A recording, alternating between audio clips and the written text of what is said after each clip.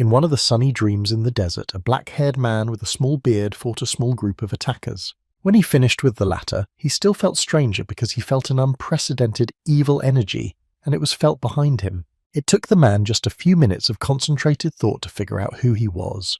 They were two young men named Chang Wan and Quan Wan who folded their hands as if in prayer, and thanked Doku Pei for defeating the demons. However, the gentleman put his hands to his sides and began to smile out loud because he did not believe in the sincerity of the words of the two young men standing in front of him. The boys were angry and began to reproach Doc P, who in turn emphasized that as soon as he defeated the demons, they immediately stood behind him. The young men then decided to explain that they had no personal animosity toward the gentleman, but would simply take his life for Miriam's peace of mind. The man sneeringly emphasized that they probably had never heard of how to pinch an opponent because they left him an opportunity to attack. One of the young men took out his sword and jumped high up and began to fall right next to his opponent, saying that he was too confident. While he was descending, he simultaneously used the magic of thunderstorm peaks, which did not take long to work, and everything around him was covered in white lightning.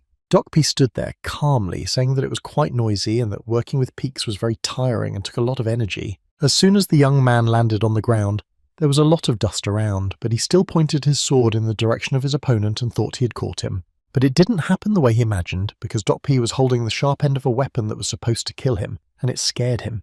At the same time, the other tried to sneak in to help his partner defeat the opponent and end it once and for all. However, he managed to push the two self-confident insolents a few meters away with just 2 fingers of his right hand. They didn't want to give up so easily, so the more powerful one decided to use the 9 Tiger Fist technique against the man. Doc P, seeing all this, emphasized that both of them were using 2 noisy techniques to fight the opponent. This made the young man very angry, and he shouted at the man to shut up and at the same time struck him directly in the chest. This caused the black-haired gentleman to fly back a few meters, and when he came to, he said that this time it was quite powerful. After that, the 2 young men decided to attack the man at the same time to prevent him from being able to fight back. Doc P was a little amused by this courage and told them to give it a little more strength and show him the full power of the young masters. Not only were these guys already angry, but these words made them even angrier, and one of them again ordered his opponent to shut up. After these words, the gentleman decided that it was enough to watch the futile efforts of these young men and climbed high up to show his full strength. A few seconds later, a powerful explosion occurred that even shook the ground and sent a large cloud of dust into the air. The attackers at this time did their best to at least stay on their feet, so as soon as it was over they were breathing heavily. Then a man appeared in front of them again, spreading his arms to the sides and smiling, asking if they were tired. The guys raised their eyebrows in anger, first mentally called the opponent a monster, and then wondered if a person could be so strong. Then they mentioned that this gentleman did not even have a weapon to fight them, and the only chance to defeat him was when he was floating in the air. Suddenly, Doc P noticed a small cut on his little finger that scared him very much, and even sweat broke out on his forehead from excitement. Holding his wounded arm carefully, he opened his mouth wide and asked the young men how they dared to leave a mark on his body. And only after this instant did he reach for his sword and pull it out, emphasizing that in this case childish games were over. A second later, he added that it was time to fight for real. The boys were scared because the gentleman's sword looked like it was not sharpened. And they were right to be afraid of it because Doc P was able to deal with 2 guys at the same time with just 1 sword stroke, and he found it boring. 10 years had passed since that battle, and the grey-haired man was sitting in a lotus position under the waterfall, his eyes closed, thinking about something. He recalled that from the very beginning he picked up a sword in order to survive. The master travelled the world and crushed many masters. He managed to defeat everyone as one, and more than once he found himself on the edge of life and death, but thanks to this he was able to become stronger. At that time no one could stop him because he was the only one who was undefeated, and he thought he could command many people. But because of this, he was mired in emptiness, and in order to get out of it, the man came to this place, and after staying here he was able to find the answer. Then Doc P opened his eyes, and his long grey hair stood up because at that moment he realised that he had reached a level that could not be raised on the ground. The martial arts are over, and now he must become a celestial to reach the highest level and fully realise himself. In the end, he was happy that he was able to succeed, and he did so after 10 years of greatly limiting himself and his desires. Then the man's souls went up high into the mountain and heading for the clouds said that now it was going there to become a heavenly dweller. After that, the soul rushed headlong to the appointed place, leaving behind a grey trail in the sky. The birds flying by were surprised and frightened by this. Suddenly, a group of large faces appeared in front of the grey-haired man, formed from the clouds, and addressed him and ordered him to stop. This did not frighten the gentleman, but instead he smilingly told him that his name was Ha Hu Yen, and from now on he would be a new heavenly resident. The faces listened attentively and began to cite facts from the man's past one by one that made it impossible for him to live with them in heaven. The man was very surprised and saddened by this information, but the heavenly inhabitants decided to give him another chance to wash away his sins of the past. Ha Huiyan angrily asked who decided not to let him through now because he had suffered so much on his way up here. So he raised his eyebrows and ordered them to make room for him, but their faces realized that this soul did not even understand the words. Therefore they have only one way left, and namely to send her to Earth by force so that she can correct her past mistakes. And in a matter of seconds they all simultaneously began to blow directly on the grey-haired soul in order to move it back to the place from which it came. However, even during such a strong airflow, the man managed to hold on, and the Celestials emphasized that he was quite stubborn. One of the men was tired of this showdown, so he angrily emphasized that they had explained everything clearly to him, and at the same time was preparing something to hit. It was a large and heavy fireplace that should have brought this impudent soul down, but they managed to break the barrier and stayed in place. The Celestials were shocked, to put it mildly, by how stubborn this grey-haired man was, and began to wonder where such people came from.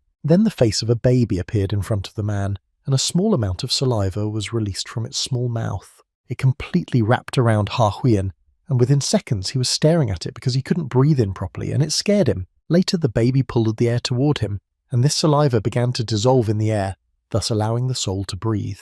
However, the celestial inhabitants still managed to throw the grey-haired man out of the sky, and he was furious about it and promised to return. Dokpi felt as if he was deep underwater and needed to immediately gather his strength to get out of this trap. Suddenly, when he opened his eyes, he saw a young girl who was happy that he had regained consciousness and immediately asked him if he was okay.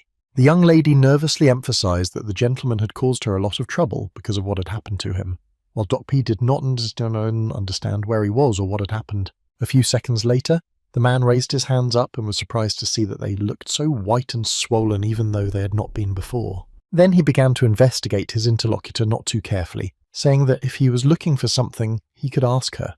Without saying anything, the man quickly went to the mirror and was very surprised to see a young handsome man standing in his reflection. At first, the young man could not understand who he was in the reflection and why he looked so young, but then he looked into his mouth and saw many teeth. Then a strange anger came over the young man, and out of excitement he fell sharply to the ground, not thinking what could have happened to him.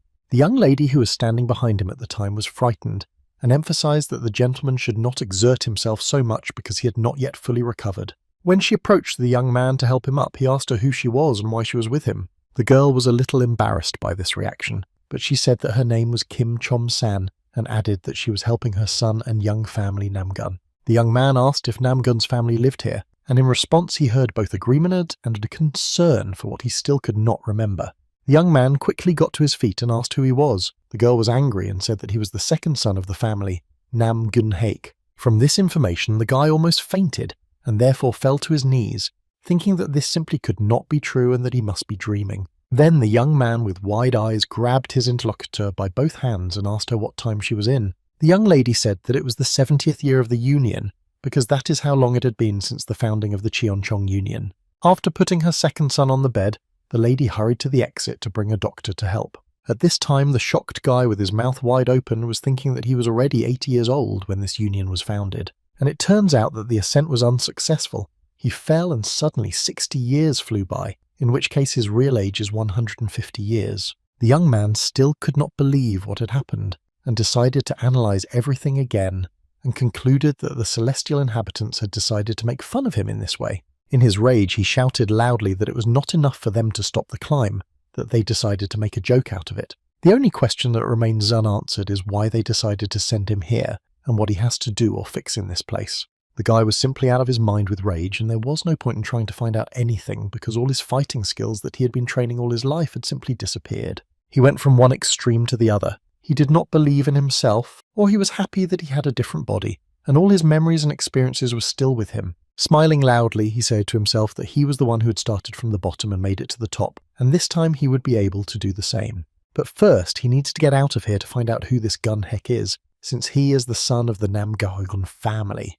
The young man decided not to postpone his escape for a long time and immediately went out into the courtyard, where he looked around and decided that no one was guarding the building. After walking a few meters and looking around one of the corners of the building, I noticed two guards talking to each other. At first, the guy did not understand what he should do, go the other way or just meet with these guards and destroy them. After a few minutes of thinking, the young man decided that he did not need to go after people on the first day of rebirth and therefore just needed to run quickly. Then the fugitive noticed a small fence and decided that he just needed to concentrate and could run over it in one jerk. Without waiting long, he began to exert maximum effort to fulfill his plan, but it was not as easy as he had imagined. For some reason, he was unable to make the leap, even though he had used all his strength and skills from his past life to do so. Feeling himself up, the young man suggested that it might be because he had not yet gotten used to his new young body and did not fully know how to use it. So he decided to try once again to concentrate and use all the power he had, and that's why white light began to appear around him. Suddenly, his concentration was interrupted by a strange sound of broken bones, and turning his head back, the young man tried to understand what had happened.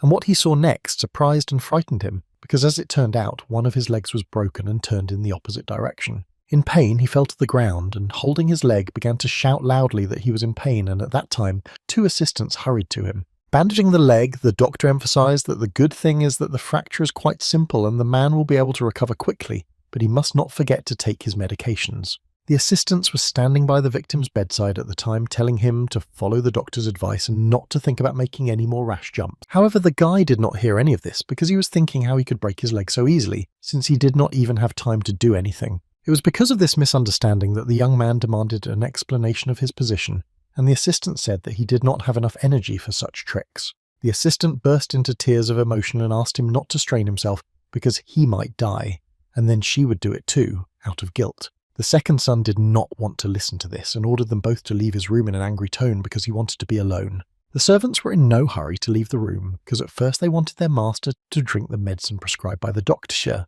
but he began to swing a pillow at them. However, after this movement the boy felt pain in his shoulder, and one of the assistants suggested that it could be a sign of dislocation, so he should be careful. As soon as everyone left the room and the blonde boy was alone, he began to think that the second son should have a base by now. So first he decided to find out why this young man was so weak, so he sat down in the lotus position and closed his eyes. In a matter of seconds, a white light appeared above the guy's head, which helped to find out that all 9 energy flows were blocked. This means that it is an incurable disease in which the yin energy clogs the streams, and because of this, patients cannot survive the age of 20 and usually disappear.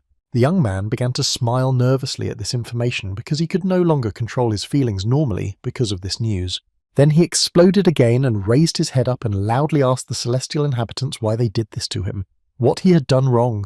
After thinking it over for a few minutes, the guy clenched his hand tightly into fists and said out loud that those who made him go through this would pay for it. Suddenly, the young man felt a sharp pain again, but this time in his arm, and as it turned out, one of his bones broke again. Holding his injured limb carefully, the young man turned to those who might be outside the room and asked to call the doctor again. While putting a cast on his arm, the doctor said that the guy should take care of himself, because his body is very delicate and it is possible that one careless hand could cause a crack. This time, the second son did not shout at the assistants, but simply said that he understood everything and asked them to leave his room. Left alone in the room, the boy thought about how he used to crush his opponents like ants, and now it's a lot of work for him to give away ants. However, this did not upset him for a second, because if there are difficulties on the way, you cannot give up, and this has been a principle of Doc P's for many years. Then the young man realized that he had only 2 ways to pass this test, the technique of light heart flow and the technique of filling with energy.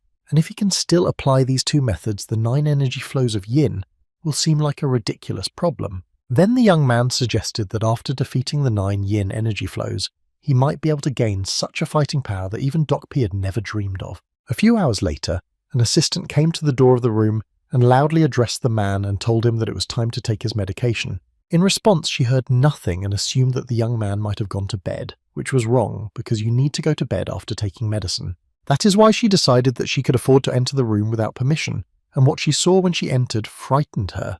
It turned out that her husband was bleeding from the head, and he was sitting quietly with his eyes closed in the lotus position and did not pay attention to it. At first, the girl did not know what to do, so she ran up to the guy and covered the wound with her hand, but later she could not do it for long. A few hours later, the blonde young man woke up in bed and realized that his entire body was bandaged, and he could not make any free movement. The assistant who had been by his side all this time leaned low to his face and asked him excitedly why he had decided to do something irreparable. The victim did not answer, because he was thinking that he had just started to control his energy and had become disabled because of it. Because of this, tears began to flow from the guy's eyes, which he first called drops of sweat, but later admitted that they were bloody tears full of anger and resentment. The assistant did not want to listen to this nonsense any longer, so she put an expensive medicine called Cheon Jin Huan into the gentleman's mouth. Hearing this name, the young man asked if this was the potion of the man who gave 10 years of energy, and the young lady replied that she did not have such information. A few minutes after swallowing this potion, the blonde man felt a great surge of energy and was even able to sit up on his own. However, the effect was short-lived because the medication worked at first, but then everything came back, and so the guy was forced to go back to bed. Lying with his back to the assistant, the man said that he had drunk the best potion to restore his energy and could not even draw water from the well. The young man cried without holding back his tears and promised himself that he would definitely correct this injustice, no matter what it took. The assistant didn't know what she could do, so she decided to leave the room and finally wished him a good rest and a speedy recovery. However, as soon as she touched the door handle, the young man asked her where they kept the books on martial arts. The young lady did not expect to receive such a question because the guy had never been interested in such things before, and this reaction angered her interlocutor. He even allowed himself to shout at her, and the girl was very upset by this behaviour and almost burst into tears in front of him. A few days passed, and the second son began to recover gradually, and during the treatment he realised that he needed to learn a new fighting technique. He was so excited about the new equipment that he went to the window and opened the door to get some fresh air. However, the air that rushed in from the street seemed rather cold to him, and he quickly hid under the covers on the bed. Wrapped up from head to toe, he was furious that because of these 9 energy flows of yin, even an ordinary cool breeze pierced him to the bone. So after a few minutes of thinking, the guy decided that if he went wrapped in a blanket, he would feel much better and warmer. After taking a few steps, the young man was forced to kneel down and pray for a while, and then stop altogether because the blanket seemed heavy. This made him very angry again, because he used to be able to move freely wherever he wanted, and now even basic things are difficult for him. It took a whole day for the guy to be able to go outside, and all this time he was sewing warm clothes for himself. When he approached the Namgung family library, its building seemed quite grand, and surely it had a lot of useful literature. Then he remembered how in his past life he had gone fishing with a member of this family, and he had boasted about this library. At first, the man did not understand why they were so proud of it, but the interlocutor explained that it preserved their 1,000-year history. At the time, the blonde gentleman thought this fellow was rather strange, because as soon as the conversation turned to his family, he seemed to lose his mind in reality. And then it's hard to stop him, because as soon as he gets the slightest opportunity, he can talk for hours about his family and its heritage. Dokpi didn't want to hear it, especially while he was fishing, so he raised his fist to his friend's face and asked if he would shut up or if he needed help. After a few moments of silence, the man holding onto his fishing rod asked his interlocutor why not a single fish had bitten yet. Now the young man realised that this friend was certainly not perfect, but he was not bad at all, and his only drawback was that he talked too much. This library was guarded by 2 soldiers who, as soon as they saw someone approaching them, put their swords forward to prevent anyone from getting closer. The young man was shocked that a warrior could point a weapon at him so easily, and he gritted his teeth in anger. And then he decided that he would not explain anything to them, but would simply deal with them as he saw fit and skip the intermediate ones. When he was behind the guards, he swung his arm, which was still bandaged, and struck the 2 men directly on the heads to knock them down. The warriors fell face first into the ground, and the young man said that there had never been anyone who could survive after being hit by a sword. However, in a matter of seconds, the young man came to and realised that everything that had just happened was just his imagination, and he was still standing in front of the 2 guards. During this time, one of the guards said that they did not recognise him at all in the dark and quickly apologised for their rudeness. The guy himself just realised that he was the second son of a respectable family, so he said that everything was fine and anything could happen. The guards had never seen this young man here before, so one of them decided to report this appearance to the chief so that he would know about it just in case. Slowly opening the door to the room, the young man entered it, and what he saw shocked him because there were a lot of books on the shelves. With his mouth wide open, the young man stood looking around for a few more seconds and then said that he felt like there were some cool secrets hidden here. So without thinking twice, he decided that he would spend tonight here reading various books to gain new knowledge. The second son of a respectable family spent the whole night in the library, but found nothing useful, and therefore questioned whether this family was the best. The figure of the King of the Sword, who had deceived him with his stories about the greatness and knowledge of this library, came to mind again. The blonde man got angry again because he hadn't been able to find anything worthwhile during the whole night, so he started throwing books in different directions. However, suddenly his heart was pounding and it made him calm down to sit down and remember that these energy flows do not allow him to exist normally. And if he doesn't solve the problem with this energy, the first person he sees will be the god of death, Yama, not the Celestials, and he can't afford that. So then the young man decided to return to his room to get some rest because he was very tired after sleeping all night and had a headache. But what happened next brought him to his senses very quickly. because someone on his right side called him a milksucker so loudly that he even fell over. Looking at the figure moving toward him, the boy could not understand who it was and why it was addressing him so loudly. The burly man was not in the mood to explain anything at first. Instead, he put both his hands to his sides and called the boy a milkman again, and only a second later he added that he had previously forbidden him to enter the library, taking care of his health and his condition in general. 2 assistants with medical education intervened in the fight and addressed the head of the family, and warned him that the young man had not yet fully recovered. It was only after these words that the young man began to analyse and realise that this man was the most important person here, which meant that he was his father. However, the warning did not work on the man. He was still very angry, and asked everyone to leave because he had to deal with it properly and not like a daddy. After these words, all those present turned in the opposite direction and began to walk away, because who are they to disobey the order of the chief? As soon as there was no one on the horizon, the man clenched his hands tightly into fists and approached his son, hugged him tightly and held him close. Then he pushed himself away and looked him in the eye and asked what he was thinking when he entered the library, because his body was like a big ice cube. The father was worried that his son was very cold, and such a reaction further encouraged the boy's thoughts that this man was a complete fool and that he could take advantage of him. So he turned to his dad with a scrunched up face and said that he needed only 2 things, a potion to boost his energy and a technique that suited him. Gently hugging the young man by the shoulders, the gentleman said that he did not have to worry about the potion, although it was in short supply, but he would do his best. But there are problems with the secret technique because his body has not been able to accept martial arts since childhood and any fatigue can kill him. The guy folded his arms as if in prayer and pitifully said that he would die sooner or later, so he should not give up without even trying. The father, with a sad expression on his face, calmly replied that he could allow his son to do anything he wanted, but not martial arts. The young man was upset and angry at the same time because this boss was stubborn and he wanted to hit him, but first he decided to change his tactic. The father held out his hand to his son and told him to stop resisting, and they finally went to rest, but he began to cough loudly, which scared the gentleman. Then the boy made a face as if he was dizzy and about to faint, and his father had to catch him to prevent him from falling.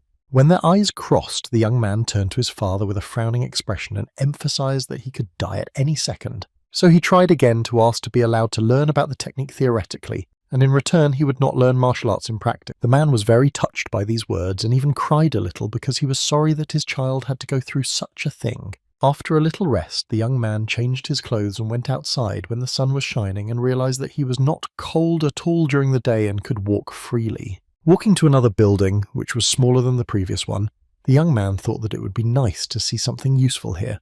Opening the door and looking around, the young man realized that inside everything was not very different from the Changchong library. The thought flashed through my mind that there are secret techniques that can only be used by those who are related by blood to the head of the Nam Gung family. The young man again stayed in the library late into the night and had to light a flashlight to continue reading. In a whole day and part of the night he managed to read almost all the volumes of the books, and from them he learned 5 new techniques that he could use later. The disadvantage was that this knowledge was not enough to create a martial art that would be suitable for his body, so he needed to find some spiritual technique. Suddenly, the young man felt a sharp pain in his stomach, and he realized that his body had no strength, but it could get hungry, so he decided that he needed to eat. Taking the first step through the books to the exit, the young man tripped over one and flew face down right into all the other textbooks. Again, he was angry because he had to be in this body, which could not even coordinate its movements properly. Lying face down, the second son noticed that one of the slabs in the floor was protruding, which could indicate that something might be under it. At first, he tried to lift it with his hands, but he failed, so he decided to use a large stick, and within a few minutes he succeeded.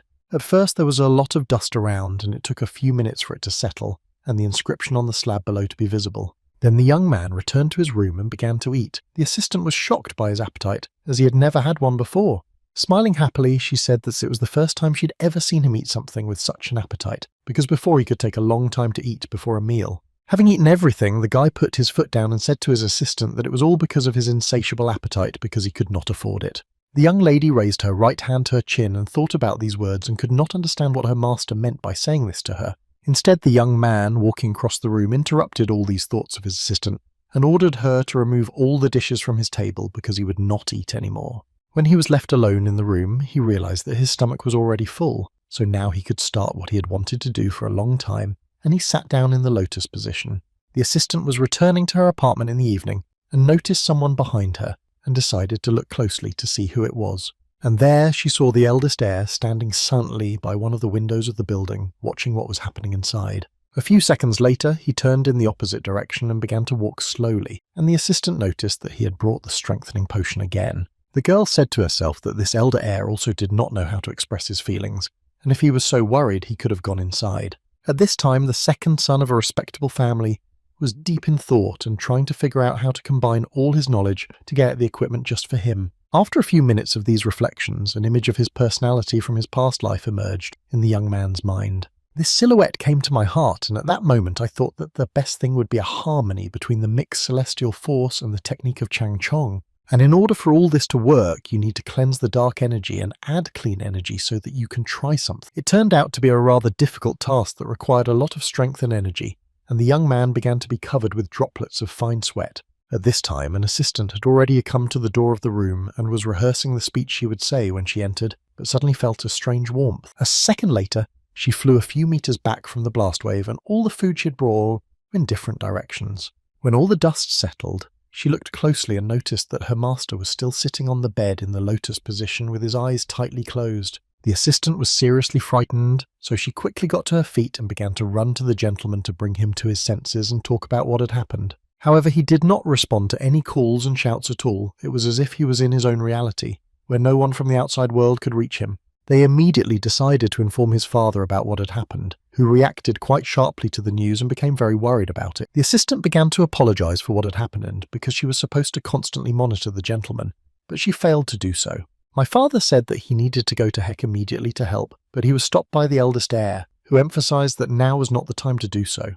The assistant decided to support the words of the elder heir and added that the doctor also said that he still had to stabilize. His father did not know how to react to such words because it looked like Heck had found something in the books in the library and ended up creating problems for himself. After a short pause, the head plunged into his thoughts and said out loud that it was his mistake because he was so worried about his son's health. The next day, early in the morning, the second son was pushing himself up from the floor and thinking that out of 9 energy flows he could hardly break through one. Because of this, he was able to extinguish a large fire. But if he cannot create a technique that is suitable for spiritual techniques, then all his efforts are in vain. Then the young man began to think about what he could call this new technique, and in a matter of seconds came up with the name of the Dark King's Chan Chong technique.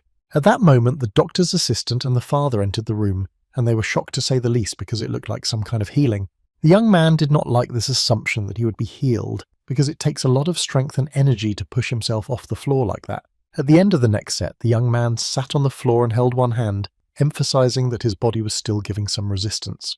The father could not believe his eyes, so he turned to his interlocutors and asked if this was really happening or if he was dreaming. Then the doctor came up to Heck, took his wrist and emphasized that the energy flows became wider and stronger, and the pulse became clearer. The young man wiped his face with a handkerchief from sweat and said that was why he told them that he was fine, because he knew his own body. After these words, his father came up to the boy and grabbed him in his arms and began to hug him with joy, saying out loud that he was proud of his son. The head of the family continued to smile broadly, saying that he did not know what his second son had done, but he was very happy that he was feeling better. At the end of this sentence, the boy turned to his father and suggested that after such a strong hug, he felt like his shoulders were broken. At first, the head was frightened, but then he turned his face to the doctor and demanded to know why he said that his son was on the mend. The man was covered with sweat from excitement, but he explained that he had started healing from the 9 energy flows, but it did not affect his body. Dad started scratching his head and looking around the room, and then said that he had forgotten about the urgent meeting of the elders. The assistant turned to the head and added that no meetings were scheduled for today, and the gentleman angrily replied that she could not know about it. At the door, the man stopped and turned to his son and told him that he was going to take care of some urgent business and wished him a speedy recovery. The young man did not like this reaction because, in his opinion, his father had messed up with his hug and just left him with this problem. Suddenly, a second later, the father reappeared in the doorway looking at his son, and he decided to wish his son patience and a speedy recovery. Heck then opened his mouth wide and shouted loudly to his guest to return his shoulders to their previous position so that he could stand up properly. It took a month for the guy to fully recover from the unsuccessful hug, and he was even able to start jogging on a path across a small lake. The assistant, who tried to constantly monitor the man's health, could not count how many laps he had already run. She informed her friend of her concern about her second son's condition, because after being ill a month ago, he woke up as if he were a different person. The interlocutor, with his hand over his mouth, began to smile mysteriously and suggested that perhaps this gentleman had changed showers with someone for the sake of feeling so good. Suddenly, they realized that they could not see the gentleman who was supposed to be running along the path they had been watching. The assistant's worst thoughts were already running through her head, but when they started looking for him around, they noticed that he was underwater nearby. The friend began to reassure the young lady, saying that the depth of this lake was too shallow to drown, so it was simply theoretically impossible. Holding her head, the girl realized that her lord so often breaks his body and gets into various troubles that it looks like her nerves are out of place. Around lunchtime, a market is set up on one of the streets of the town, where a mother buys a big red lollipop for her little girl. However, the girl didn't even have time to taste it because Heck met her on the road and simply took the candy from the child without a word and began to eat it. Walking along this street, he emphasized to himself that it was quite crowded and that there might be a place in this central area where he could have a strong drink. Suddenly, the blonde young man's attention was drawn to the sounds coming from the right side of the buildings, and he stopped and turned his head to see what was going on. It turns out that there was a fight in which a group of guys attacked one guy, knocked him to the ground and kicked him while saying something. The injured boy managed to wash himself and escape, crying bitterly at what they had done to him and calling for help. On his way, he met Heck and grabbed his hands and began to ask for help, explaining that he had been attacked and beaten by a crowd of guys. The second son of a respectable family, looking the young man straight in the eye, calmly said that he was being beaten because he was weak, so he saw no point in helping him. After taking a few steps, the gentleman told him not to try to get help from anyone and to overcome his difficulties himself. Only then would he become stronger. Having walked a few meters, the blonde boy was looking around, enjoying his candy, and couldn't decide which establishment he wanted to go to and have a strong drink. Suddenly, he was approached by a drugged man standing against the wall with a large hood over his head, covering half of his face. Then the stranger said that he noticed that the young man was always looking around, so he decided to ask him what he was looking for. Maybe he could help. He, the second son of a noble family, held his hands out and said that he was looking for an establishment with the best booze around. After hearing this wish, the man invited the boy to follow him because he knew where one of these places was and it was very close. When they walked a few meters through a deserted small street, they came to an inconspicuous door, which the stranger offered to enter. Before going inside, the guy stopped and checked to make sure there was alcohol, and then suggested that it might be a pretty popular place. As soon as he was inside, he noticed a group of men in front of him who, seeing him, began to laugh loudly, saying that it was a kind of trap. However, this did not frighten the young man at all. He continued to taste the candy, saying that it was a pity there was no booze, because that was what he was looking for. One of the impudent men looked at the guest and emphasized that he seemed to be from a wealthy family because his clothes were sparkling in the sun. The bald man began to slowly approach Heck and at the same time told him that he could put everything he had in his pockets and go home. However, the guy decided to have a little fun and anger these self-confident men, so he said that he did not want to obey this order.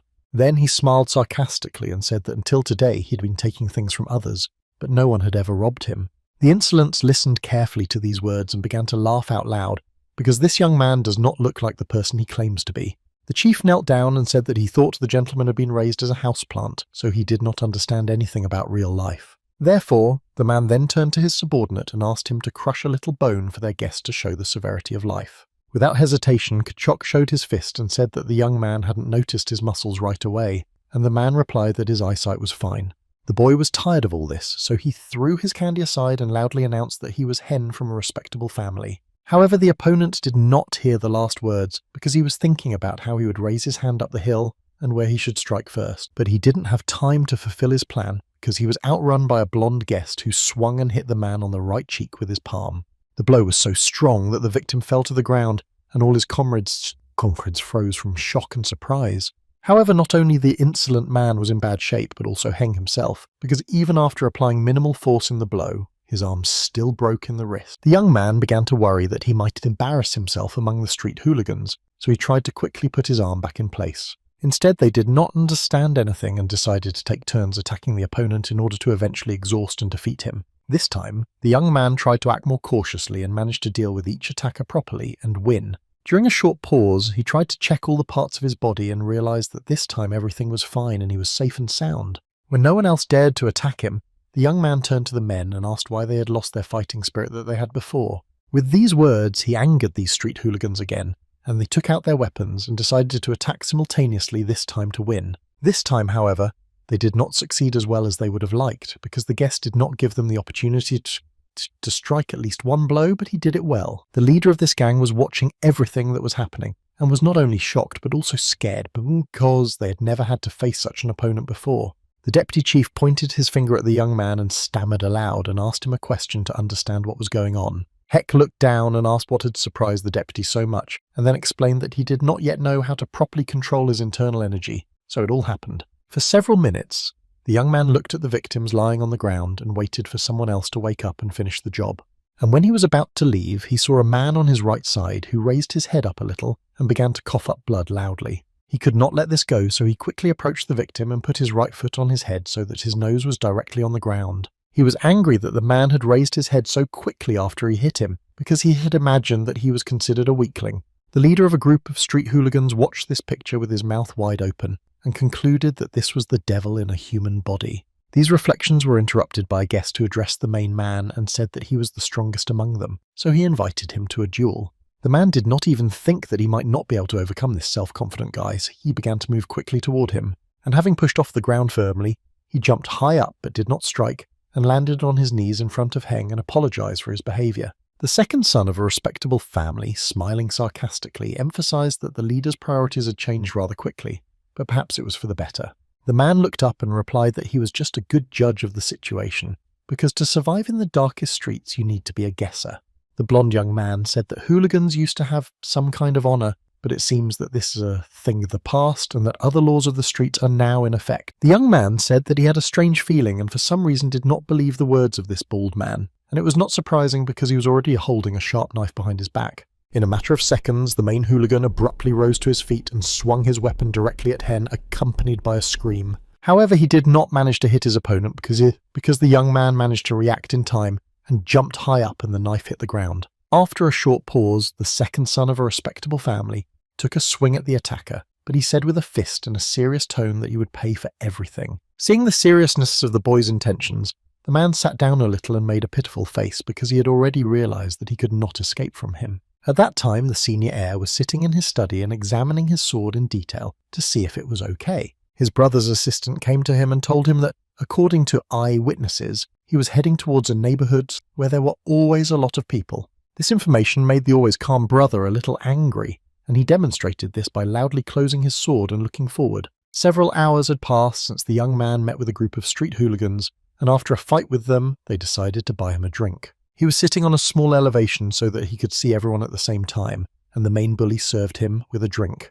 The bald man began to worry because he had poured out the entire contents of the last bottle, and the young man was still asking for more, which he did not have. From this information, the guy became furious and began to point his index finger at the maid and said that he had only wet his throat and that the drink was already over. The leader of the hooligans began to break out in small drops of sweat from excitement and quietly said that this was the 9th empty bottle. The young man didn't even want to hear it, and the man tried to explain to him that they had already spent all their money on luxury drinks and food. A second later, he added that he did not want to say that this was enough, but emphasized that everyone had the right to think that it could have satisfied the gentleman. After a pause, the bald man added that drinking too much is very harmful to health, and in his opinion, the young man has already gotten drunk enough to stop. The second son of a respectable family did not like this proposal at all, so he did not think twice about taking a swing and hitting the servant in the face. Turning his gaze to him, the guy said in a serious tone that he had no right to order him around because they were not on the same level. Then the young man turned his gaze to the audience sitting below and said menacingly that he would grind them all into powder and then make a drink out of it. He then added that these insolents can consider themselves lucky because in the good old days he would have beheaded them and scattered them on the streets. After all this, Hen put the vessel he was drinking from on the floor and sat down on it, closing his eyes, saying that he needed to rest a bit. As soon as the blonde young man fell asleep, the hooligans got to their feet and did not know what to do. Each had other suggestions, and one of them was to run away. So they decided to do just that, and heading for the exit, they suddenly heard the voice of a leader warning them not to do such things. After all, this could turn out to be a test, so the man said that he would first find out everything and then he could carry out his plans. When the man crawled up to the young man, he put his ear to his face to hear him breathing and concluded that he had indeed fallen asleep from drinking. Suddenly, the leader of the hooligans heard a strange tapping of fingers on his body, and the soldiers standing in front of him asked him how he dared to touch the son of a respectable family. Then slow but steady footsteps were heard in the room, and everyone in the room turned their heads to the exit to see who was there. The soldiers lined up so that this young man could pass without any obstacles to his brother, and the hooligans froze in their places with their mouths open. When they saw the dragon sword, they realized that the son of the Namgun family was visiting them, and they did not even know it. All the men turned white at the same time, and then began to be covered with drops of sweat from excitement because they realized that this could end badly for them. Suddenly, the silence was broken by the voice of the second son, who through his dream loudly addressed the heavenly inhabitants and asked why they had made him this way. The leader of the hooligans quickly covered his mouth because he did not want anyone else in the room to hear such nonsense, especially the eldest heir. Because he might think that they were deliberately drunk, he turned his gaze to the dragon sword and said in a calm tone that he would try to explain what had happened. The older heir, with a focused gaze and a menacing voice, ordered the bald man to remove his dirty hands from his brother's face. The leader of the hooligans immediately carried out the order because he understood exactly what could happen to him if he did not comply, and after that he began to smile nervously. As soon as the man was about to walk away from the sleeping young man, he got up and grabbed his wrist and said he needed another drink. After these words, the bald man realized that he could not escape the punishment of the dragon's sword, so he slowly turned his gaze to it. The reckoning was not long in coming. The eldest heir swung his right hand and struck the man very hard on the head. He flew back several meters and fell to the floor right in front of his comrades, who were seriously frightened. Looking at the victim with an angry look, the sword of the dragon added that he had asked to take his hands off his brother. Heng's assistant smelled the smell of alcohol on his breath and put her hands over her nose and asked him why he was so drunk when he couldn't stand it at all. As they were moving toward the exit, the second son of a respectable family noticed the eldest heir and asked the assistant who he was because he had never seen him before. The girl began to worry a lot because her master did not even recognize her older brother, and this could end badly for them all. Hen was very shocked to learn that he had an older brother at all, so his assistant exploded with emotion and shouted that he needed to sleep. So she and another soldier took the second son of a respectable family home to put him to rest, with his older brother watching. As soon as Hen and his assistant were no longer visible on the horizon, the dragon sword turned to the group of hooligans and said that he would show them how to insult young people. After walking a few meters, the young man looked at the house from which he was taken and said that the senior follower was now ordering the people inside. The assistant added that he would also punish them because they disturbed the younger gentleman's peace and did not allow him to rest properly. Then the lady added that the older one is usually calm and balanced, but not when it comes to his younger brother, when he will do anything. The second son emphasized that he had also beaten them up before, and it must be painful for them to get the second round. The next morning, a long-haired, black-haired boy was practicing sword fighting on a platform with many wooden obstacles. He was so focused on the task that all these obstacles flew in different directions, one by one, breaking into pieces. In just a few minutes of this intense fight, all the wooden opponents were defeated and destroyed, and the guy needed to catch his breath. While resting, the young man heard a voice behind him emphasizing that it was a great workout and that the guest was the young man's father. As the man came closer, he said that his son had finally reached the 10th circle of the Lonely Spirit sword technique and could now be called a tiger sword. The gentleman went on to say that they now consider Namgun to be the best heir to the family, but they just don't know yet that his son is as good as theirs. The young man bowed low and promised to live up to his father's expectations and prove that he was worthy of the best. After that, the father said that his son needed to go and get some rest because he had trained very well today and had left a lot of energy in the battle. Looking at his son's footprint, the man assumed that he would be able to defeat the dragon's sword earlier than he expected, and it turns out that the tiger would swallow the dragon. And if this really happens, he personally will have to defeat the sky that is above the dragon. During these words, the gentleman crushed a piece of wood in his hands. At this time, the second son of a respectable family was sitting in his room eating breakfast brought to him by his assistant, and he had a very good appetite. After drinking the honey drink, the young man looked at his interlocutor and asked her what was wrong with her expression, because she looked angry. After a short pause, the guy didn't get any response, so he smiled sweetly and said that the lady could tell him whatever she was thinking at that moment. The assistant did not have to ask for a long time. She opened her mouth wide and loudly asked why the young man was behaving so strangely. Without giving him a chance to answer, she continued that his bones had not yet fused properly, and he was already running away and starting a battle, even though he should be taking care of his body. The girl was simply unstoppable and said that he did not think at all about how many people's hearts were hurting because of his thoughtless behavior. Suddenly, the guy managed to say something, and it was that he also doesn't see that beautiful potion today, and it seems to him that there is not enough of it lately. The lady did not have a time to calm down, so she raised her right hand to his face and asked if he really thought he was as easy to get as the neighbour's dog. The second son of a respectable family replied that he thought it was quite expensive, and the interlocutor said that he needed to give a few pieces of gold. The young man began rubbing his chin with his hand, saying that the price had gone up significantly, but he did not understand how his family, which was so wealthy, could not afford it. In the afternoon, a father whose son wants to defeat the dragon sword met with a secretive man in the backyard of his estate. He brought a message from the Cholhan fortress, and it didn't say anything special, just that they were asking what the situation was and if they needed help.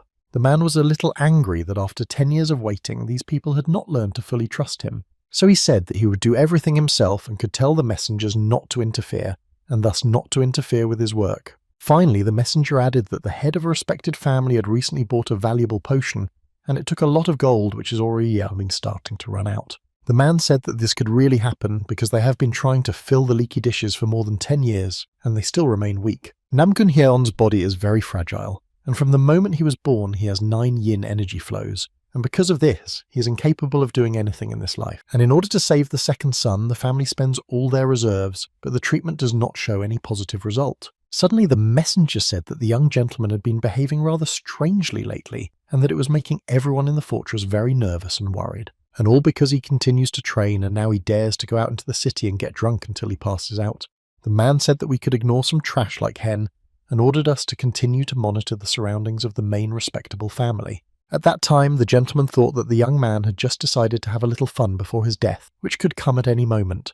The second son started every morning with pull-ups on the bench for several sets to build muscle mass. Unfortunately, today neither my shoulder nor wrists have been dislocated, and it turns out that due to these constant trainings, my body is gradually getting used to the loads. Suddenly, the young man thought that to break through the remaining energy flows, he would need an expensive and effective potion that his family might not be able to afford. Walking to the other room, Hen rubbed one of his shoulders and said to himself that he just wanted to sit on his arse and eat the potion and admire the effect. And he feels that the situation of Namgun's family is not the same as before, so he decided to put on the sweatshirt to find information. When he went out, he began to think about who he could get the information he needed, because he couldn't go around asking everyone because it would arouse suspicion. Suddenly, a brilliant idea came to the young man's mind, and it was to turn to black marketeers who would definitely not turn him in. After all, they are the ones who collect the darkest information and are constantly safe because they receive generous rewards from wealthy people. In short, these people are ready to sell any secret information, even the Emperor's secret intrigues, so they will definitely get the information he needs. At this time, in another place where the future rival of the Dragon Sword lived, evening gatherings with books under a lighted candle took place. A Fremen came to the black-haired guy and told him that he had heard rumours that a cockroach from a respectable family had gotten drunk, so he was carried home by guards. At first, the boy didn't understand who his friend was talking about, so he decided to tell him directly that this cockroach from Nam Gun's family was Hyun. The guest went on to say that this young man began to go to the library often, and also started to work out, even though he couldn't even pick up a broom properly before. After a pause, the friend added that if they drank this potion, they could have become world-class masters, and that the fact that he was slightly cured did not bode well. The black-haired guy was really angry about these facts, but he still tried to be calm and assured himself that this hen was still far from them. The interlocutor abruptly rose to his feet and loudly said that he was very interested in all this and wanted to see with his own eyes what condition this gentleman was in. When he turned to face the exit and began to walk, his friend turned to him and asked him to just look and not to do anything. A few hours later, the man found himself next to Hen, whom he had pushed as he passed by Van, and he fell to the ground and turned to his attacker. As soon as he heard the slightest appeal to him, he immediately stopped, turned his head back, and asked if he was calling him. The second son came up holding his shoulder, and emphasized that if someone is pushed, they should usually apologize and not just walk by. The stranger did not show such a desire, so Hen said that he could not pass by an uneducated person and again asked him to apologize for his actions. The interlocutor came very close and looked directly into the young man's eyes and said that it looked like he was seriously determined to die. The blonde man did not like this statement in his direction, so he raised his eyebrows and replied in a serious tone that if he kept pushing, he would pee blood. The offender did not believe it, so he said that everything he said was bullshit, and at the same time began to swing his right hand, which was clenched into a fist, to strike. However, everything did not happen as he had imagined.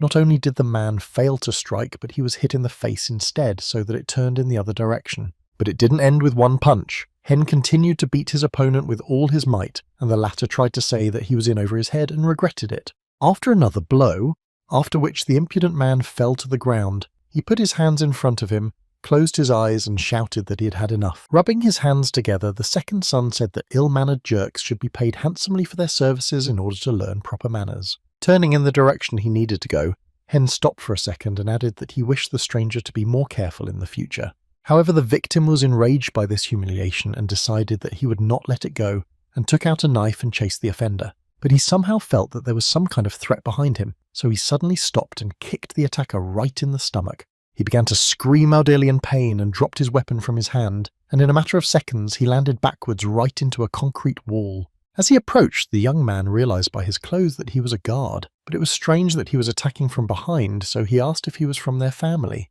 At that moment, he remembered that he had experienced similar situations in the past, so it doesn't matter which family traitors come from. Sitting down next to the victim's body, he addressed him and emphasized that one should only get into a fight when he is confident in his opponent. Looking closely at the stranger's battered face, the young man was still wondering who he was and why he would attack him in the middle of the day. At this time, on the most crowded street of the town, a little boy was buying a bun from one of the friendly vendors. However, he never got to eat it, because as soon as he was about to take the first bite, someone stole the food from under his nose, and this thief turned out to be Hen, who was passing by and thinking about where he needed to go to find the black marketeer he needed so badly. They used to hide in the corners, but now they still need to be found. Suddenly, on one of the walls, the boy noticed a sign symbolizing their residence in the house. Upon entering the room, the second son of a respectable family saw a bulky man who was sad about the low income this month. These reflections and sadness were interrupted by a voice behind him, who asked if the man was a black trader. Looking around the room, the guy emphasized that he needed to brighten up his workplace because it was no different from the rest. The owner of the premises angrily asked who the young man was and how he had found out about the place or who had told him about it, but he didn't react to these words at all. Instead, he walked over to one of the walls and pressed an inconspicuous tile to find what he was looking for. It was the door to a secret room where rare goods are stored, and the owner of the premises was shocked by such impudence, to put it mildly. Hen, smiling happily, pointed to the open door and suggested that since they had met at Peterhof, perhaps they should come in on Wednesday and discuss everything. The man was seriously angry with the impudent guest, so he started holding onto his weapon with one hand and said out loud that no one could enter the house. So he jumped up from under his counter and pointed directly at the young man, saying that he looked like a carcass lying there with no signs of life. The young man reacted quickly and threw the first punch, which caused his wrist to dislocate again, and he realized that when you do good, you make a lot of noise. Only after that did the black market trader decide to obey the guest's will and listen to what he wanted from him. When they entered the secret room, the second son of a respectable family looked around and was shocked to see so many goods. The victim's face was already swollen due to the beatings, and he could barely ask questions to find out what brought the young man to this place. Heng sat down on a chair opposite the interlocutor and assured him that he could calm down, because he only needed information. The merchant asked what exactly the guest was interested in, and he replied that he wanted to know the history of the last 70 years, including the victory over the demonic horde. After spending several hours in the secret room, the young man went outside and was clearly not satisfied with what he heard from his interlocutor. After all, he had already said from the very beginning that the winner in the battle with the demons was the martial arts god Cheon Yi Gim Dae Hyop, not Dokbai Ha Huyun. Although he didn't like the first sentence, he decided not to correct it and instead asked to know more about the victory itself, and he began to tell me that the winner had bet his fate on defeating demons and engaging in the most terrible battle in history. For more than a month, the two armies fought, and in the end the alliance was able to win, and of course the demons were defeated in the memories of the young man, who recalled that this battle lasted 7 days. Then the guy asked what the name of the demon king was, and the interlocutor replied that he was nicknamed Sung Ma, but in fact his name was Ha Huen. Stopping a few meters from the building he had just left, Hen wondered how it was possible to falsify all the facts so horribly. Walking slowly home through the narrow streets of the city, the young man was still thinking about all the information he had received because it did not match his knowledge. He couldn't understand why they changed the story, and thinking about it gave him a very bad headache and made him scream all over the street. The second son stopped in his tracks, closed his eyes, gritted his teeth and rubbed his face, saying to himself that he needed to start with something more urgent. So he thought that he had heard that the Namgun family had long been in last place among the 5 great families, and that they were inferior to everyone else in terms of wealth. The young man could not understand how this happened, because during the time of the Sword King, the family was at the very top, and he added that it did not last long. After the death of the king, the family began to go downhill, and recently, because of the second son who was ill, they sold everything they could. Hen recalled how he was happy that he was born with a silver spoon in his mouth, but it all turned out to be a lie, and was slipped to him by the heavenly hosts. When the young man entered his mansion, the assistant immediately turned to him and asked why he had been walking for so long, and he said that he had no time for that now. However, the girl finally told her gentleman in a serious tone that the head of the family was calling him, and he should go to him immediately. Everyone had long been waiting for the appearance of the second son, who had been wandering the streets doing something stupid all this time. As soon as the young man got closer, he saw that he was already being met by the head of the family, his father and his older brother Xue standing next to him. After that, he turned his gaze to the right and could not understand who the man was standing next to them with a distorted expression. The head of the respectable family turned to his second son and said in a serious tone that he had called him to ask him something. So far, the guy did not understand what was going on here, so he decided to clarify and asked what exactly they wanted to ask him. Instead, a guest with a contorted face abruptly stepped forward and asked if it was Hyun who had beaten Soa to such a serious condition. The young man froze in his tracks at this question because he was not familiar with the name and tried to figure out who it was. These reflections were interrupted by an angry guest who loudly shouted why the young man was silent and did not answer the question he had asked. The father decided to calm the guest down a bit and asked to let him listen to Hen, who was about to explain something to them. And only now the young man realized that he had beaten the man's son the other day, and since his father calls this man his brother, it turns out that they are related. At this suggestion, the young man began to smile, but this behavior did not satisfy his uncle, so he offered to look at his son. To do this, he moved his right hand a little to the side where he could see a young man with one arm and head bandaged. The second son of a respectable family was not at all surprised by the victim's appearance. He was even happy that he was alive at all. The father of the beaten son decided to ask him again who did this to him right now so that everyone present could hear the answer. The victim slowly lowered his head and then his eyes down and said that he had been beaten by Hen right on the street. After these words, the father began to address all those present, asking if they had heard what their son had said and asked what they were going to do. The first thing the head of the respected family did was to approach his second son and look him straight in the eye and ask if he really did it. The young man quickly and clearly replied that it was not him, and the victim simply exploded with anger because he had managed to lie to so many people. Then the boy raised both hands to his face and swore to his father with a sweet expression that he had not touched his relative with a finger. The man, of course, believed his child, so he turned to his brother and asked if Seoa could have hurt himself during one of the training sessions. The gentleman with the distorted expression did not like the fact that the boss was now trying to assure everyone that his son was a liar. After these words, the chief pointed to his son and added that he could not have beaten an experienced warrior so badly because his body was too fragile for that. The interlocutor calmly said that he had heard rumours that the young man had recovered and even started training. His father said that it hadn't even been a month since he woke up from his illness and his mind hadn't recovered yet, so he couldn't be stronger than Soe. The victim's father looked at him and asked him if he was lying to him, but he shook his head. And then another black-haired guest interrupted the conversation and said that he believed the words of the beaten man, although he can be too harsh. He was not caught lying. The eldest heir of a respected family also decided to speak, taking a few steps forward and emphasizing that he also believed in his brother. For several seconds, the men stood opposite each other and looked directly into each other's eyes, holding their weapons with their right hands. Hen began to rub his chin with satisfaction because he thought the situation was unfolding very interestingly, and now wondered who could win the battle. However, it was not to be, as the man with a distorted expression opened his mouth wide and ordered the two to calm down.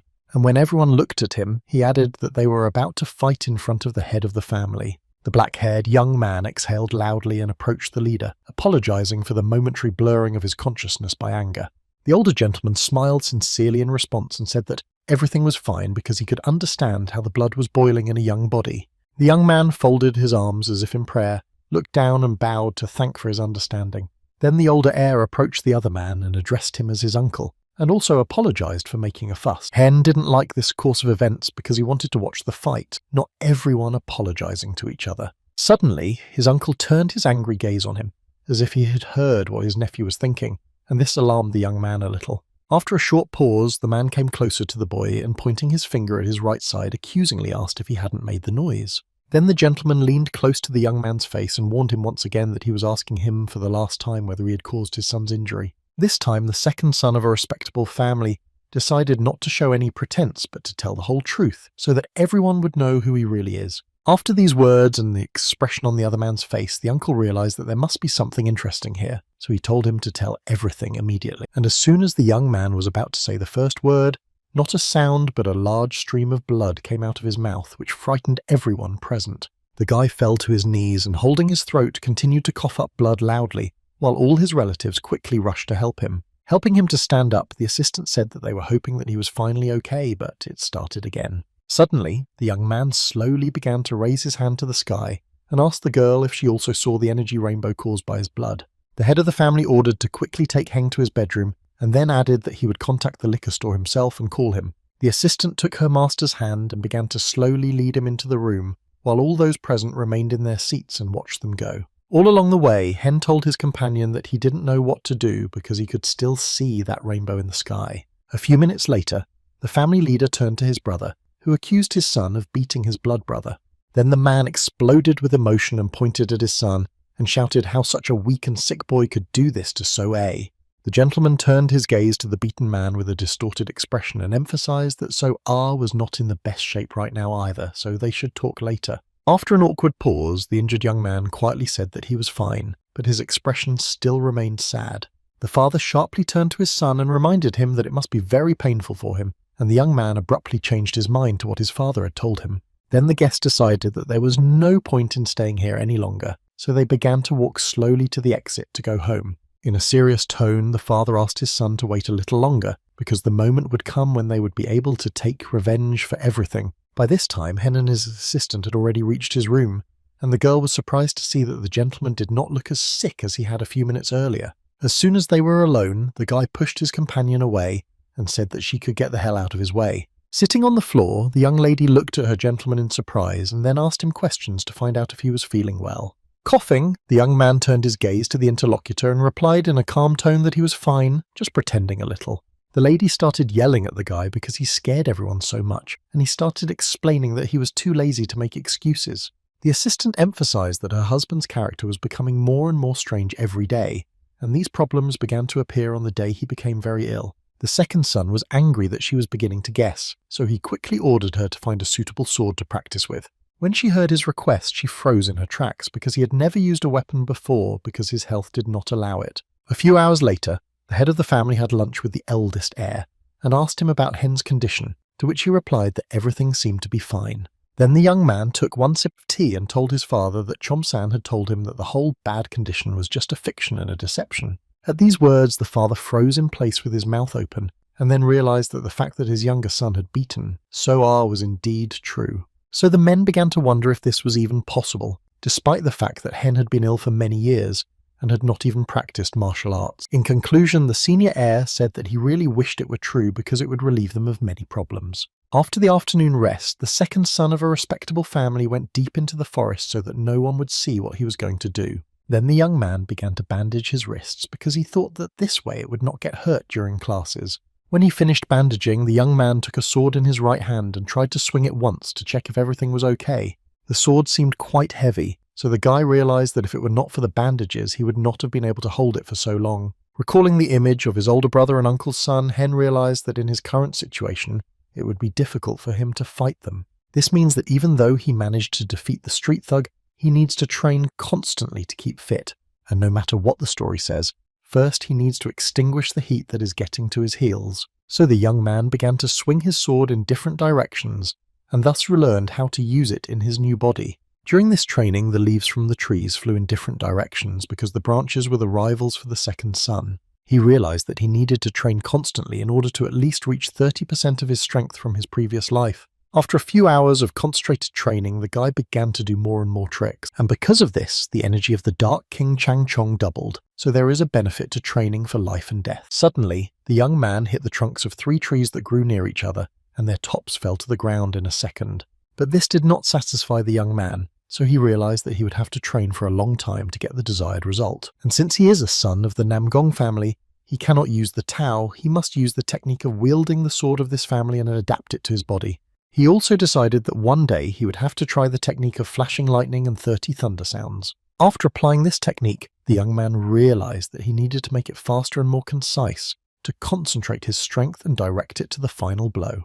And to make it work, you need to remove unnecessary actions, and immediately after all these conclusions, the guy did something. After this technique, a large cloud of dust rose on the lawn where the young man was practicing, settling very slowly, making it impossible to breathe normally. Then the second son realized that he had changed something in this technique and it could no longer bear the previous name, so he decided to call it the 3-roll sword technique. Returning home, the young man wondered how to organize his next training sessions to get results quickly. In the late afternoon, a lady entered one of the small rooms in the town and addressed her father, who was busy at the time. All day today, the man was engaged in the correct distribution of finances, which they did not really have enough for anything. The young lady was upset that things were so bad, but he hurried to reassure her and said that he would somehow deal with the finances of the respectable family. When they sat down to drink tea, the father said that he had invited his daughter here because of the younger gentleman who was rumoured to have changed a lot. The girl calmly replied that compared to a month and a half ago,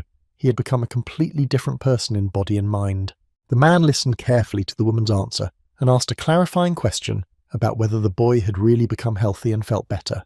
The lady said that he really started to feel better in terms of health, but sometimes he feels bad after his workouts. Then the father asked whether the other son was still taking the potion, and the girl, smiling broadly and happily, replied that he was not just taking it and just absorbing it.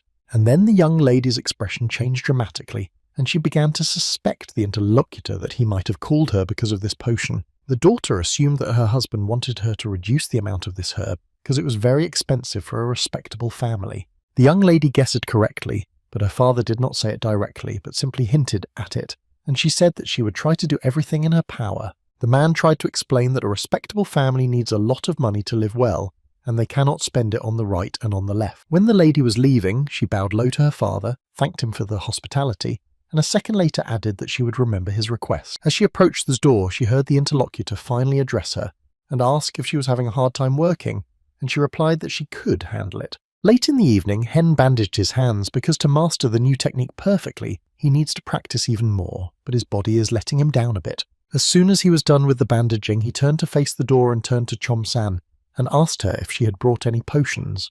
When he received no answer, he went out into the corridor and could not understand where his assistant, who was constantly hanging around him, had gone. Having failed to find the girl, the young man threw his sword over his shoulder and decided to eat a healing potion after he had practiced. Suddenly, the young man recalled a conversation with a black market vendor who told him that his family was having some financial difficulties because of his second son. Looking around, he saw no one and began to think about not going far to train and doing it today right here in the yard. After swinging his new sword once, the young man felt quite strange sensations that he had not felt in his body during the first training. Suddenly, the sword hit the ground with its sharp tip, and despite his best efforts, the boy could not pick it up, and this upset him. After a few minutes of effort, the second son of a respectable family decided that he should rest today until Chom-san brought the potion. That evening, a man sneaked into the estate with the intention of monitoring what was happening at night and who was doing what, but he couldn't stay unnoticed, because Hen noticed him anyway, and began to speculate that a scout had snuck in.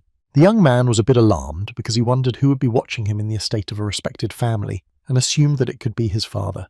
And this was the only correct assumption in the young man's mind, because the man was too worried about his second son to put such a person in charge of him. When the gentleman in black returned to his uncle, he told him that his nephew had been training late in the evening, but that he should not worry about it.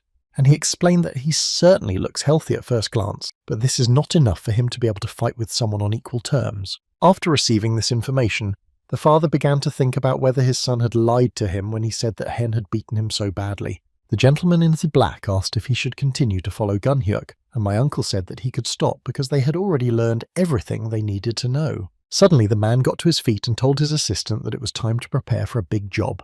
During a regular training session in the forest, Hen used his new technique so well that a powerful explosion occurred, destroying everything around him. Although it was a successful attempt, it did not go unnoticed by the young man, and his nose began to bleed from the amount of effort he had expended. The young man was upset because of this, so he sat down on a log and thought about what to do next, because he had such a long way to go and his body was constantly resisting. He is also so sad to train among these trees that don't even offer any resistance, and therefore he cannot feel the full taste of battle. Walking slowly home, the guy convinced himself that one day there would be a holiday on his street and he would be able to use his body properly. As soon as Hen entered the mansion, he was approached by an assistant who was approaching her master with quick steps. The boy immediately asked her to bring him a large amount of the potion, but the lady said that now was not the time because something terrible had happened. The young man folded both arms across his chest and angrily emphasized that his assistant always had bad news, but still asked what happened this time. The girl pointed to the door of one of the nearest buildings and said that a meeting had just started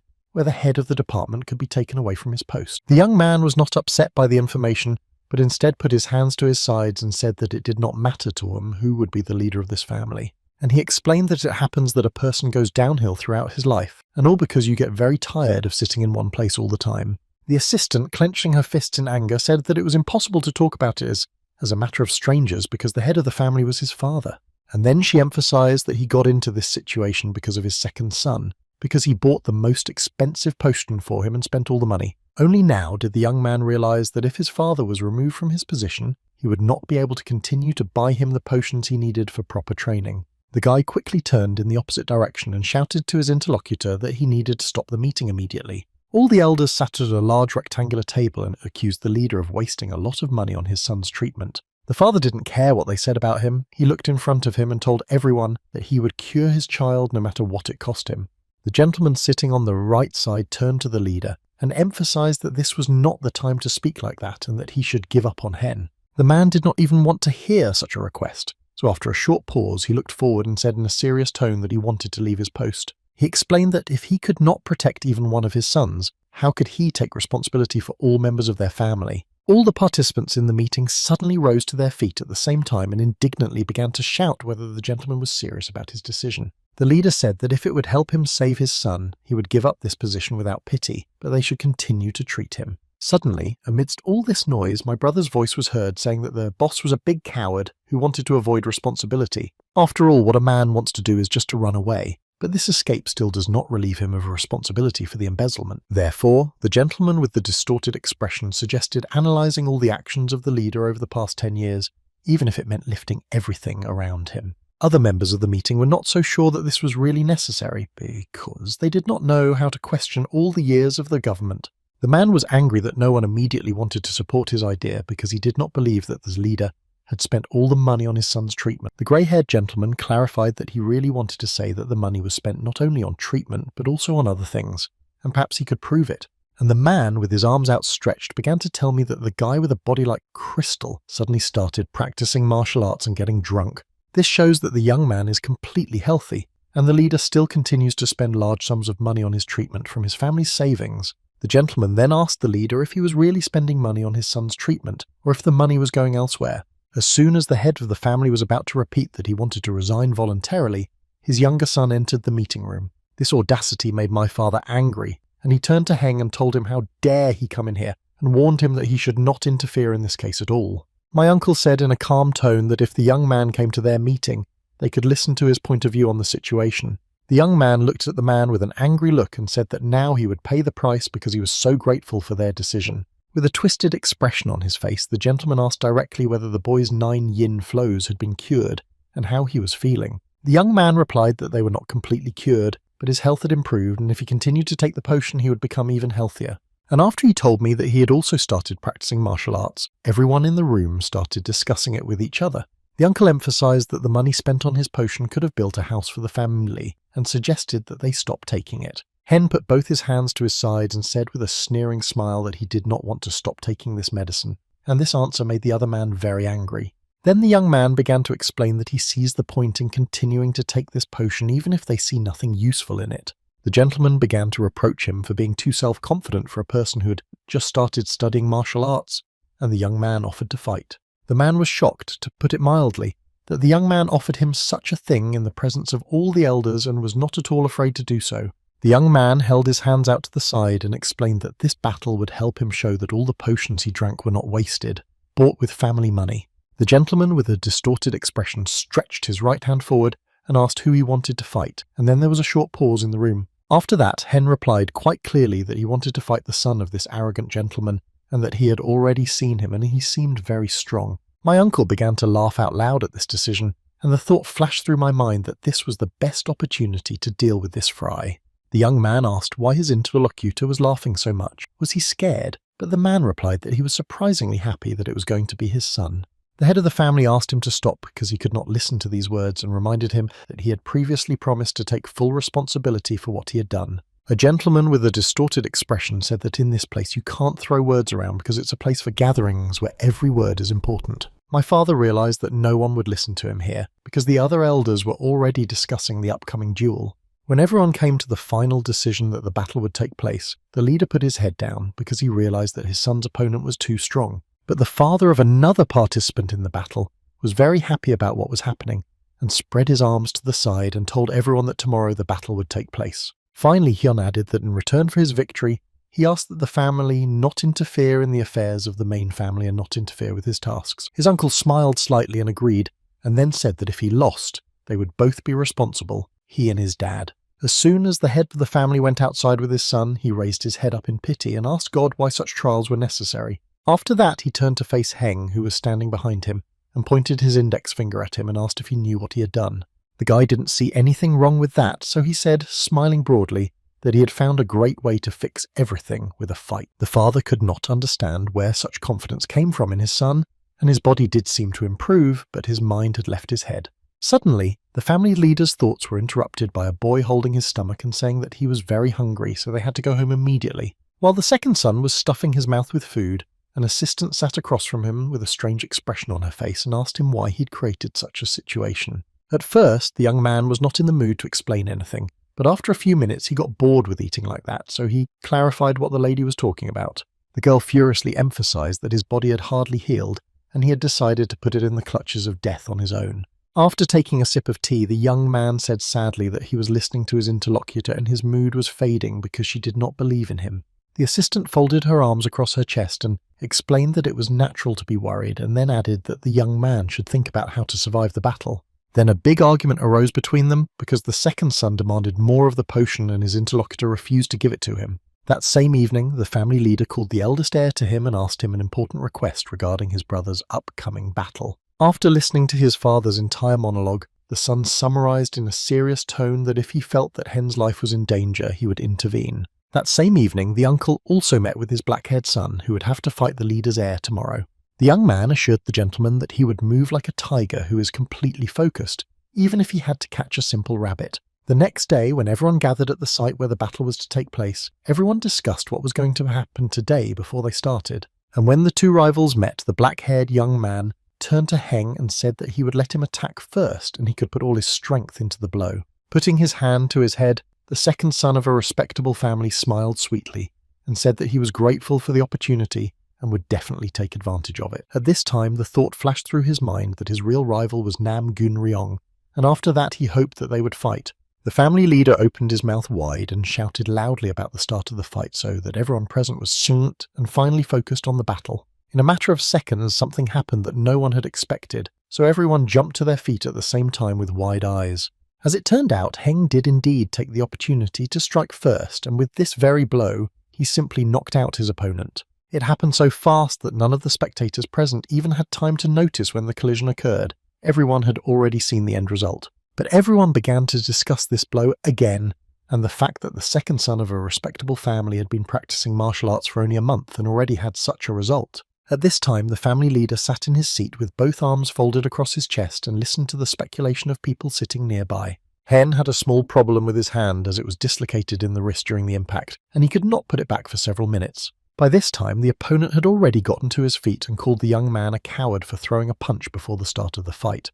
The young man, picking at his little finger in his ear, replied that this was complete nonsense because as soon as the sword is in your hands and you enter the battlefield, it is considered the beginning. Suddenly, the father of the black-haired young man jumped to his feet and with his arms outstretched began to address the people, saying that Hen had attacked earlier. The elders discussed this case with each other and could not come to a final decision because they believed that both ways would be right.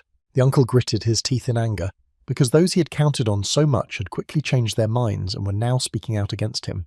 Therefore, all that was left for the man to do was to address his son and encourage him with his words to fight with dignity in this fight.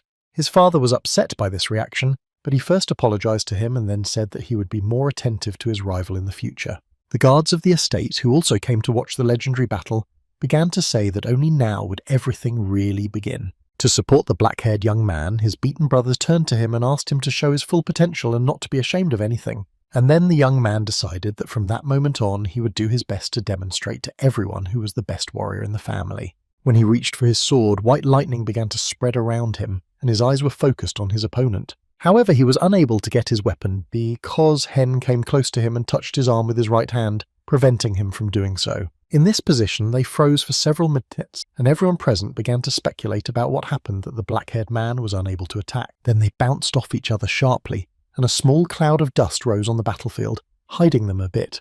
The second son of a respectable family did not intend to give up so quickly, so he approached his opponent and this time kicked him right in the chest. This blow was so strong that the opponent was knocked several meters away like a fluffy feather, landing on the ground with his legs up. The beaten brother was upset that it was happening, and the rest of the audience was shocked that Hen had managed to successfully deal with his opponent again. The uncle froze in place with his mouth wide open in surprise, because he clearly did not expect his son to be so easily defeated. Hen's father, on the other hand, lightly clenched his hand into a fist with joy, but tried to do it without anyone noticing because it was too early to think about victory. The second son was not doing well, as his wrist still did not work properly, and he had to make his last kick with his elbow. When the victim was slowly getting to his feet, he looked his opponent straight in the eye and called him a treacherous person. Then he began to threaten that as soon as he managed to get the sword, in a minute there would be nothing left of Hen, and all his efforts would be in vain. Instead, the blonde young man smiled broadly and said that he was giving his opponent the opportunity to show his signature one punch of the lonely spirit. These words made the black-haired boy very angry, so he quickly jumped to his feet and sharply pulled out his sword and began to swing it. However, Hen was able to dodge this blow by simply throwing his head back, and to tease his opponent, he asked if that was all he could do with his sword. The family leader began to worry about his son because a single stroke of a lonely spirit is dangerous because it leaves a lasting impact. The black-haired young man did not give up and moved quickly around his opponent to finally wear him down and deliver the first blow that would show who he really was. For the first few minutes, the blonde young man managed to avoid a collision, and the black-haired man asked how long he could dodge. Hen, dodging another punch, told his interlocutor that he was currently the slowest young man he had ever fought. Of course, these words could not help but catch the opponent, so he just hung in the air for a few seconds, but then continued to attack faster. The second son of a respectable family had the opportunity to strike, but he was worried about hurting his wrist again, as it was very painful. But the desire to demonstrate his capabilities to everyone present won out, so he began to slap his opponent in the face with quick movements of his hands. My brother, who had already been beaten by this guy before, grabbed his head in excitement because he had beaten him earlier in the street with the same technique. The beaten black-haired young man fell to the ground and began to cough loudly because the blood on his face blocked the path for normal breathing. However, Hen did not intend to let him rest for even a minute, so he went up to him, put his right hand on his head, and asked why he was sitting down. Without waiting for any response, the young man struck again, throwing his opponent back a few meters and dragging him to the ground. Being so engrossed in this battle, the guy did not notice that this time he hit his hand, which began to hurt him a lot and in a few seconds increased in size. Naturally, this made the second son of the family leader very angry and decided to accuse his rival, who was already throwing his hands up in the air at the sight of him. Then Hen began to slowly take out his sword and smiled broadly, because he had forgotten that he had it and now he would use it in battle. While looking at the weapon, the young man said to himself that he could have used it earlier, and therefore would not have had to fight with his bare hands and hurt himself. When the black-haired young man saw his opponent's intentions, he pitifully raised his hands in the air to show that he was not ready to fight with swords. One of the elders became too worried about the further course of the battle, so he nervously asked the judges if they should stop the two. However, what happened next surprised everyone a bit, but also alarmed them, because Hen threw his sword away and it got stuck in the ground next to him. The opponent continued to sit on the ground with his mouth wide open, wondering if the second son of the family was going to use the scabbard. Because of these guesses, the victim began to be covered with drops of sweat from excitement, and the opponent showed the sword sheath and said that it was a severe flogging. And of course, in a matter of seconds, the guy approached his brother and began to beat him with this metal case on all parts of his body. All the spectators covered their mouths with their hands in shock, because no one expected that today's battle would unfold in this way. Everyone thought otherwise. Suddenly, Hen stopped and held his right hand, saying that it even hurt his arm a little bit, so he was done with this weapon. The black-haired young man's face was already very swollen from the blows, but he had no strength to resist it. After a short pause, the blonde young man came to the conclusion that he could use his other arm and could use the case for a while longer. The uncle could not stand to watch his son being destroyed, so he put one hand forward and asked them to stop the battle before it was too late. The black-haired young man tried to ask his abuser to stop doing what he was doing because he had no more strength to endure it. However, he didn't even want to hear it, so he struck him in the face again and was going to do it again and again. But the uncle could not stand it and decided to take matters into his own hands, so he opened his mouth wide and shouted loudly for Hen to stop and stop beating his son. After these words, the young man did not hit his opponent, but managed to stop a few centimeters from his head, and it turns out that the father saved his child. It was painful and unbearable for the man to hear that his son had lost, because this was not the course of events he had expected when he started all this. Hen turned his gaze to his uncle and emphasized that he should not take his words back later, because next time he would not stop. At that moment, the black-haired guy became dizzy and collapsed to the ground in front of everyone, and his family was very scared for his condition. When the father came closer to the child, tears appeared in his eyes because he saw how his son was beaten and the wounds on his face. The blonde young man said to take the victim home immediately and start treatment right away, and a second later added that the first days would be the hardest. At the end of the day, the 3 guards of the estate gathered together to discuss today's battle, as it has already become legendary. One of them held his hands out to the side and said that they say that if you can defeat the disease of energy flows, you will become a better warrior. The boys laughed out loud and then began to suggest that their Hen might actually become the best warrior in the whole world, so they should watch him. On the same day, the father of the assistant of the second son, who who was in charge of the financial department, came to the leader's evening tea party and asked if the leader was happy for his son. The man was quite reserved, so he replied in a serious tone that it was too early to rejoice because Hen had only just won a small duel. The guest emphasized that the young man could not even hold a spoon properly in his hands, and here is such a success, so one cannot devalue such an achievement like that. Pouring another cup of tea into his glass, the head of the family asked his interlocutor if he also thought that Hen was a genius. The gentleman clearly replied that he agreed with this 100%, and only after these words could the leader smile broadly with the joy that overwhelmed him. Then the guest put his hands to the side and said that the financial situation was not the best, but he would still direct all his efforts to support Hen. The father put his hand on his heart and emphasized that Hen's son is a great kid, and it is not because he is his child, but because he learned martial arts. The interlocutor enthusiastically added that not only the technique inspires respect, but also courage and the right attitude simply know no bounds in the ratio. Then both men began to laugh out loud and sincerely because they could not afford to show emotion immediately after the fight, because no one would understand them. At the same time, in another manner, a doctor was bandaging the entire body of the injured young man in a duel, while he just lay motionless on his bed. The father quietly entered the room and asked the doctor how his son was doing and how long he would have to stay in this condition to recover.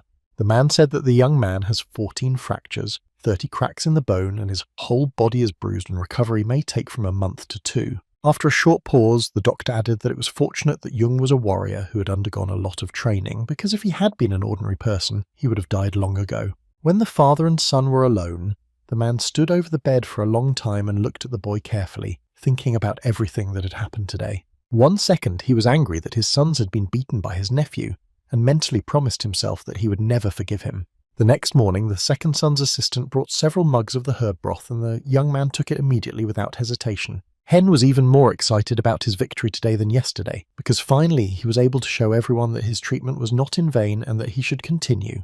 The girl was a little angry at this self-confidence, so she demonstrated it with her whole body, and the young man asked what was wrong with her face. The lady clarified what he didn't like about her expression, and he said that her eyes were glowing with suspicion. As Hen poured himself another 2 cups of drink, his assistant asked him a question to find out what secret he used to win. Then she put her hands to her sides and explained her question by saying that the result was so unbelievable. Later, she said again that she just wanted to know how the leader's second son managed to defeat the sword, the tiger, because he had studied the art of fighting for many years. After listening carefully to all the questions, the young man tipped the jug and began to drink the contents, and when he finished, he said that it was definitely not a tiger sword, but a kitten. The assistant did not react to these words, but instead put forward a new assumption of her own, that the senior heir had used a disguise and came out instead of Hen. This made the guy very angry, so he didn't think twice about throwing the bowl in the other woman's face and told her in a rude tone to bring snacks. The upset girl went out into the corridor and angrily said that he would continue to drink without snacks so that later he would get gastritis and get what he deserved.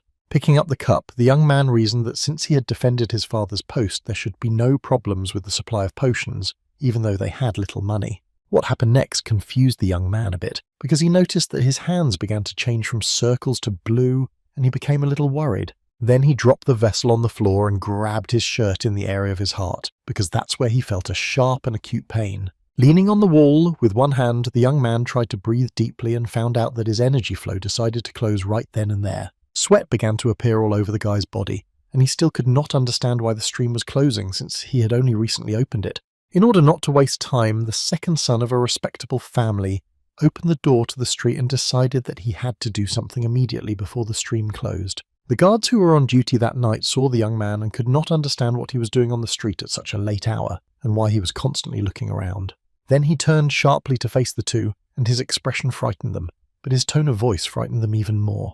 The guy came up close to them and, with his mouth wide open, loudly asked where they had some medicine because he was feeling unwell. While the young man was looking for something suitable, he said to himself that he had finally put this body in order and she wanted to go back to the past again. And it turns out that the technique of the Dark King Chang Chong is not enough, and in order to control his condition, he definitely needs his potion. Opening box after box, the boy convinced himself that if he could find Dai Huandan's or Dai Changdan's potion, everything would be even better. Finally, he managed to find some potion in one box and decided to eat it all at once, because according to his version, quantity goes into quality. That same evening, a doctor came to the gentleman in charge of finances and told him that the potion that came today was of the highest quality. Then the financier said that it took a little bit of extra money to do this, and that the doctor now had to treat the young man properly so that he would not have any claims later. The guest put his hand on his heart and happily said that he could rely on him because they had a potion that could treat Heng for almost a year. When the meeting was over, the doctor went outside and said to himself that if he managed to cure the young man, he would have a higher status. Before he went home to rest, the man decided to visit his workplace and once again review the new useful potion. However, as soon as he grabbed the handle of the front door, he flew back a few meters with it because someone pushed it. As soon as the dust settled a little, the doctor began to carefully get up from under the door and looked around, trying to understand what had happened. The guards quickly rushed to the scene and also began to discuss among themselves what had happened to the warehouse of medicines because nothing is clear yet. In a few minutes, everyone simultaneously felt a pungent odor that was very unpleasant, and so everyone quickly covered their noses to avoid breathing it. A few minutes later, the dust and smoke finally cleared and the guards noticed and heard someone coughing loudly in the room. And when we looked closer, we realized that it was a young man who was in the room during the explosion and was heavily inhaled by the acrid smoke. And because of this, he just collapsed to the floor unconscious, and the soldiers quickly went to him to get him and find out about his condition. However, as soon as they approached, they saw that the gentleman began to slowly rise on his own, and large veins began to appear on his naked body. The senior guard turned to his partner and told him that everything that had happened had to be immediately reported to the family leader and it had to be done now. At that time, the victim was standing in one position, almost unmoving, taking deep breaths and long exhalations, and concluded that he had first died and then revived. In a matter of seconds, he jumped to his feet and looked simply stunning as there was not a single bruise or scratch on his body. The security guard, with his mouth wide open in surprise, asked what had happened here, because there had been an explosion that had been followed by unpleasant smoke. At this time, the doctor had already run into the warehouse with the medicines and picked up one of the boxes and began to shout loudly that his newest medicine was not there. Hen cautiously approached the man and calmly told him that he had eaten it all, and the man asked if he had done it all in one go. The young man then came even closer to the doctor and exhaled dark, stinky air from his mouth into his face, asking if there was a problem. The gentleman hid from the unpleasant smell, then covered his nose with his hand and said that he could not take them without permission, even in a small dose. This statement did not embarrass Hen at all, so he began to walk to his house, smiling broadly and emphasizing that his body had become better. The doctor was so upset and worried about what had happened that his nose was bleeding and tears were flowing from his eyes. At this time, Heng's assistant was walking down the hallway toward the gentleman's room, bringing him the snacks he had requested on a tray. However, when she entered the building, she did not notice the young man and, looking around, could not understand where he could have gone. Suddenly, she heard a voice outside and went out to see the leader's second son sitting on the roof with both legs dangling. The young man said that he had come up here to think about something in silence, and if she had nothing else to say to him, she could leave. After he was left alone, he raised his head high up the mountain and began to think about how he needed a lot of potions to break through all the energy flows. After an hour of such thinking, Hen came to the conclusion that in any case he had done everything right, so these threads should not be closed anymore. Then he was going to carefully jump off the roof, but when he landed, the ground beneath him cracked, and so the young man discovered that his bones had become stronger. Studying his body, the young man realized that his joints no longer fall out and even stopped crunching, and all because all the energy was released. Walking to his room, Hen couldn't even imagine how much more energy he would have when he could break through all the streams, but he was very interested.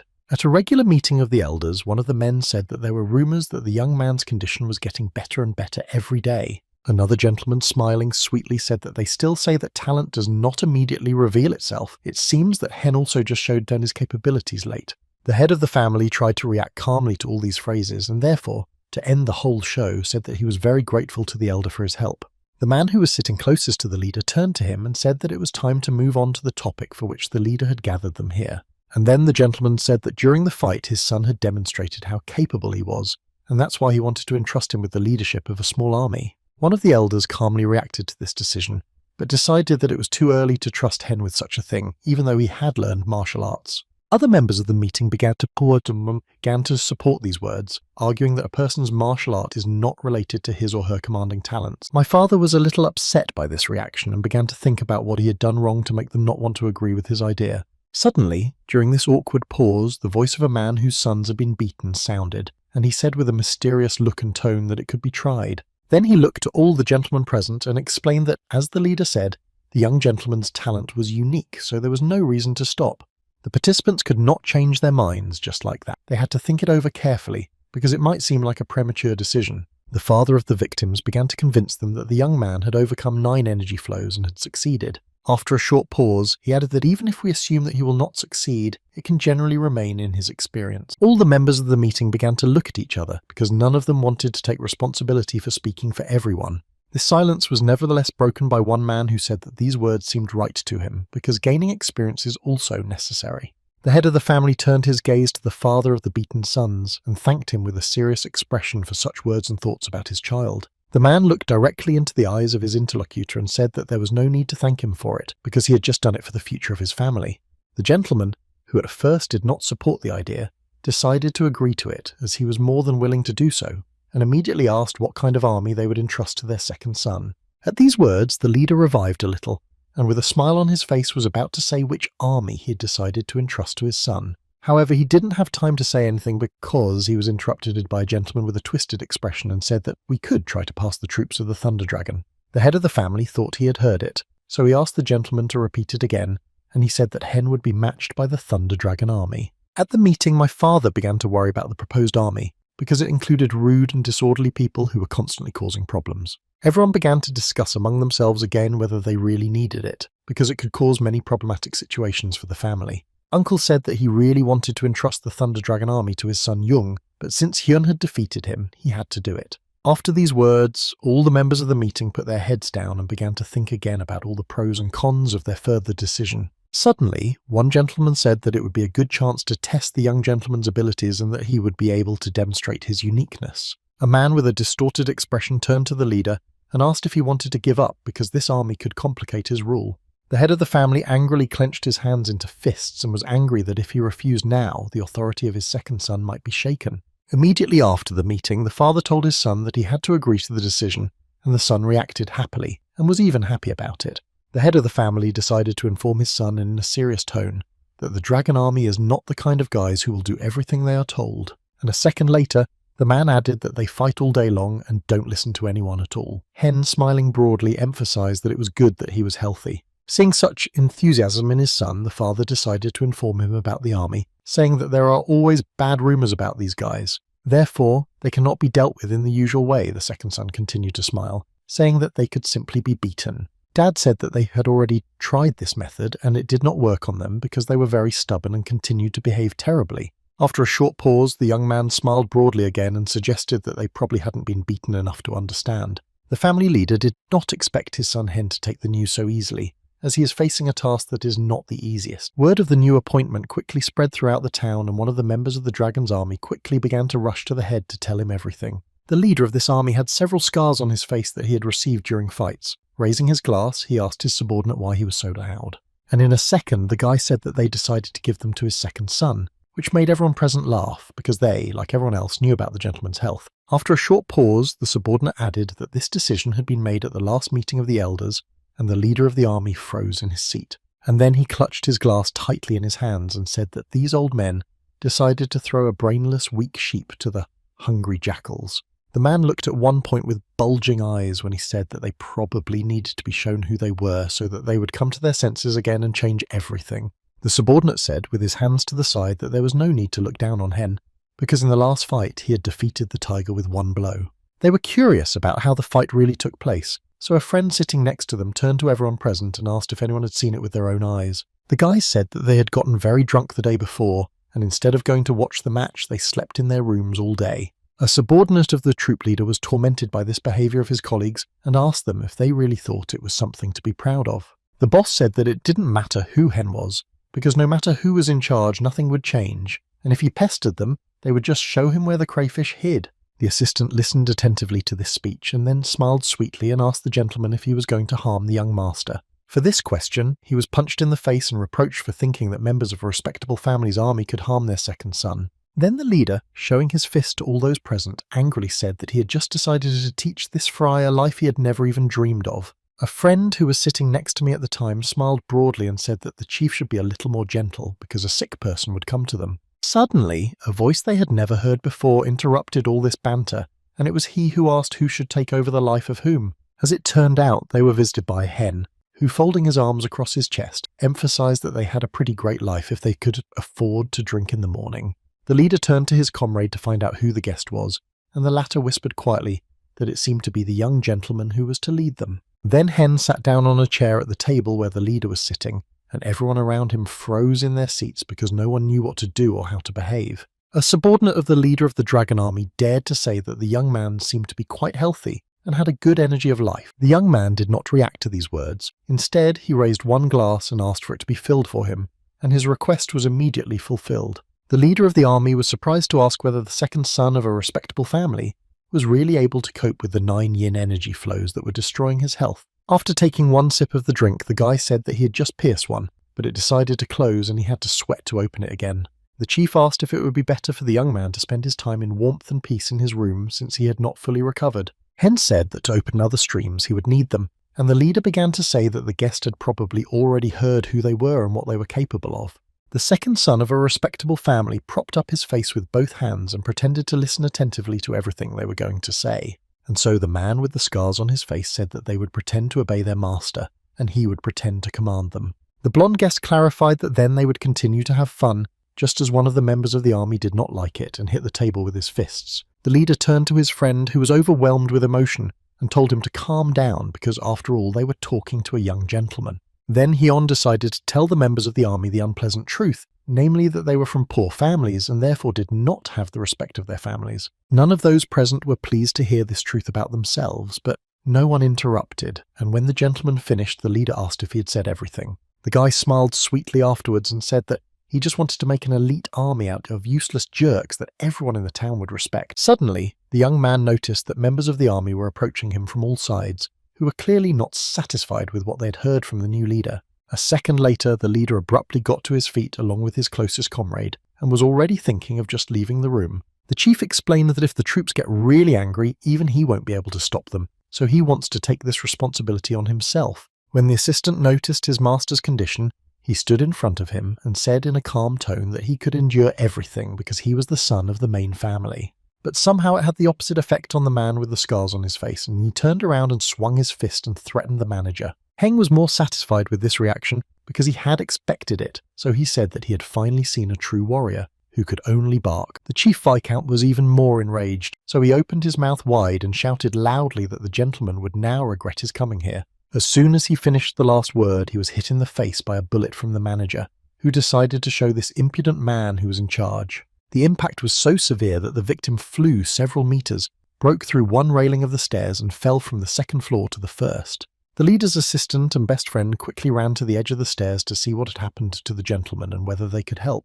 The man was lying on the floor with his legs and arms spread wide in different directions, and it seemed to everyone that he had fainted. Seeing this state of the man, the two simultaneously drew their swords, turned to Hen, and threatened him with retribution for this act. In a few seconds, the young man was surrounded by other members of the army, who called him a bastard and asked him how he dared to do this to their leader. The new head did not answer. Instead, he quickly set fire to the thin sticks he was holding in his hand, and as soon as they started shooting, everyone was hit. Looking at everyone on the floor, the second son of a respectable family said that he had just seen that they knew what loyalty meant when they stood up for their leader.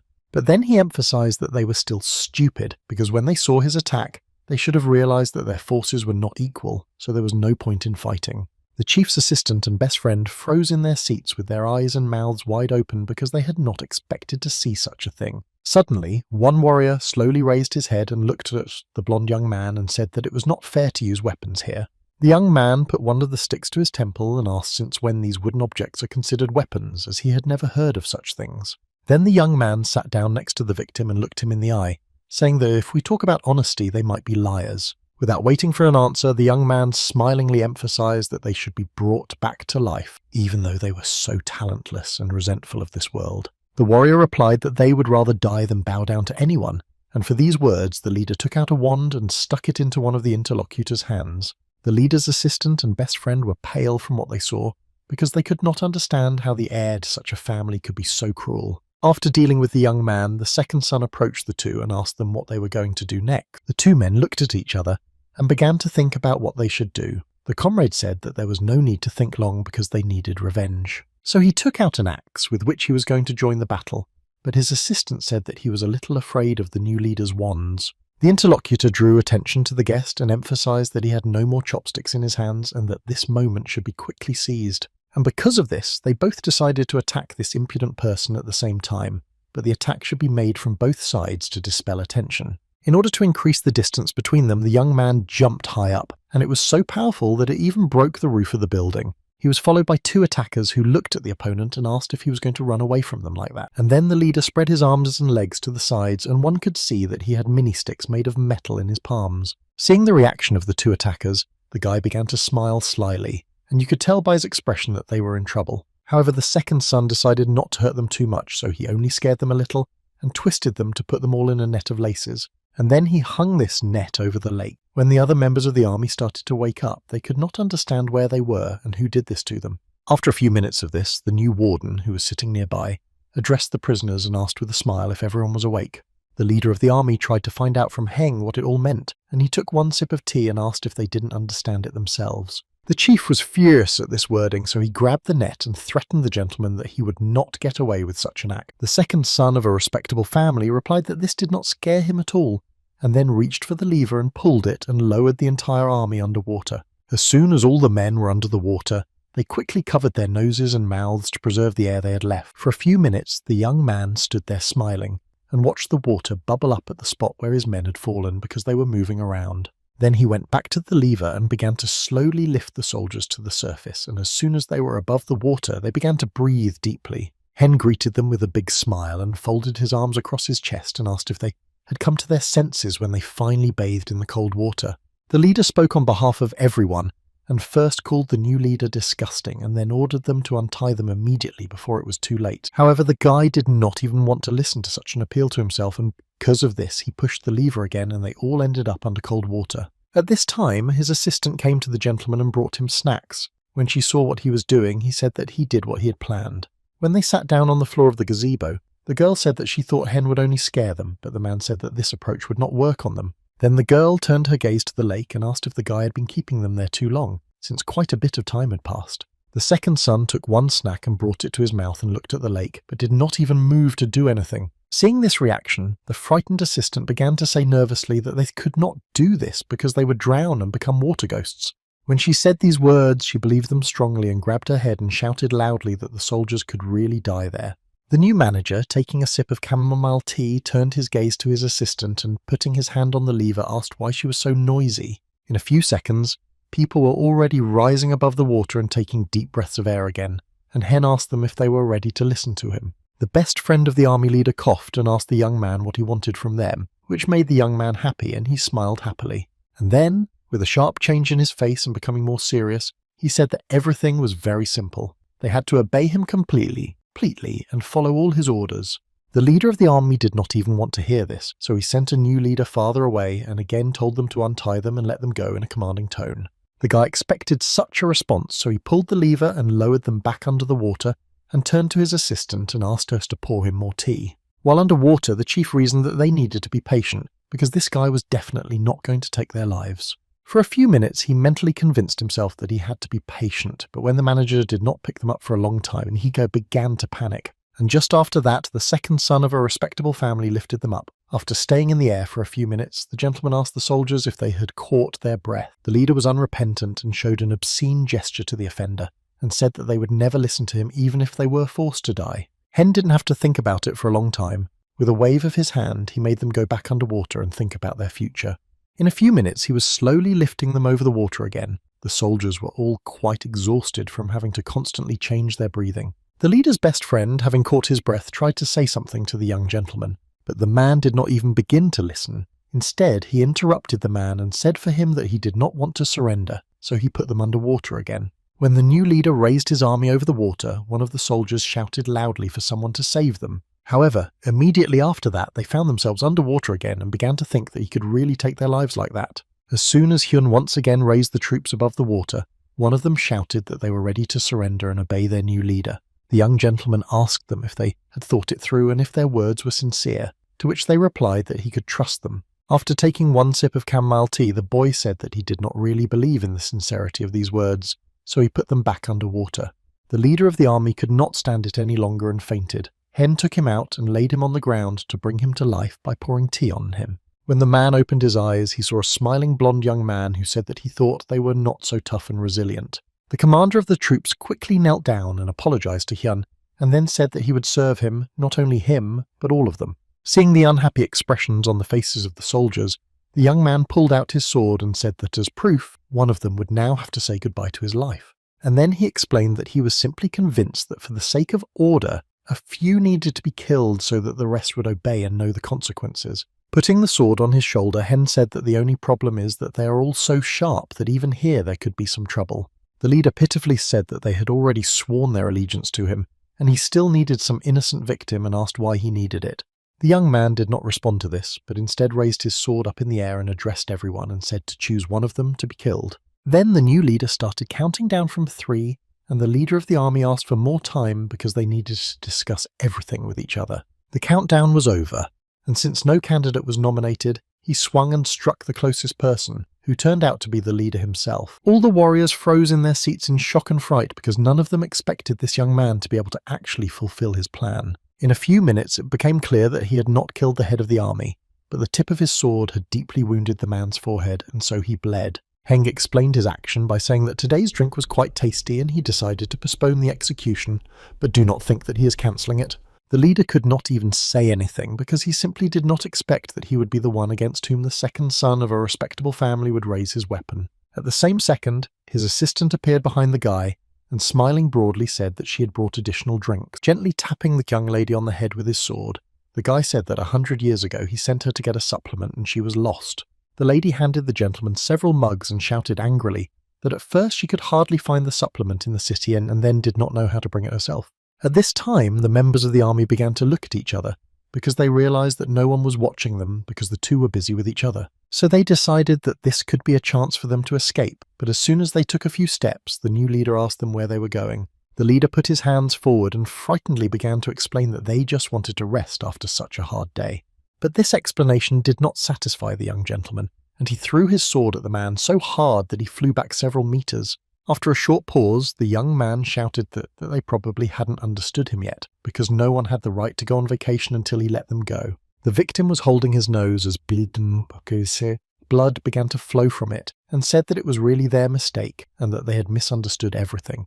Then Hen pointed back with his right thumb and said that before they left they had to clean up some things behind him. When everyone looked back, they couldn't figure out what exactly they needed to clean up, so the guy showed them the structure for lowering underwater. Smiling sarcastically, the young man said that it was built specifically for their training, so they were the ones who had to disassemble it. The men were shocked, to put it mildly, because it would take at least several hours, and they were so tired that they had no strength. However, they had no other option, so after completing the task in many hours, the men carried the logs on which Hen was sitting all the way to the town. Everyone was so overwhelmed that they could no longer walk evenly, so there were interruptions and everyone exploded with their emotions and shouted at their neighbours. The new manager was angry that his cart was constantly shaking, and the drink he poured for himself spilled and he couldn't drink it properly. Early in the morning, one of his subordinates came running to the man with a distorted expression and wanted to tell him about the Thunder Dragon army. Without hearing a word, the gentleman already assumed that these weirdos had already done something and that it was not in vain that he had decided to give them to Hen as a bail bond. Recoiling, the subordinate began to say that when he saw their appearance, he was frightened, to put it mildly, because they did not look the same as before. The uncle smilingly said that he knew that this army was full of bastards, and then asked how badly they had beaten the second son of a respectable family. The confused guest tried to say that the gentleman seemed to have misunderstood him, but the man was already getting angry, so he clarified what was going on. He replied that it was not Hen's appearance that raised questions, but the soldiers, and then added that they had come to the town and were completely obeying him. After listening carefully to all this information, the man with a distorted expression opened his mouth wide in surprise because he had not expected this. This morning, the blonde young man had breakfast with his favourite dish, namely dumplings, which his assistant had prepared and brought to him. It turned out that he and the girl were sitting on the logs that his subordinates were carrying again, and he wanted to hear the phrase total devotion clearly and loudly. The men were so tired that they could not even carry anything. They could barely stand on their feet, but they tried to say everything that was wanted to be heard from them. The lady folded her arms across her chest and asked the gentleman if it was time to stop because people were already feeling bad and he might overdo it. The guy replied that it was not time to finish yet because he needed to bring these impudent people to the end of their rope, and the girl was sure that he had already done it to them long ago. Then the young gentleman went to the edge of the logs and looked down and said that the most effective way to make the opponent surrender was through pain and fear. Only when they feel this will their horror reach their very bones, and they will truly obey him and be ready to follow all his orders. At the same time, their uncle was watching from a high mountain and could not believe his eyes because the Thunder Dragon army had so strongly submitted to Hen.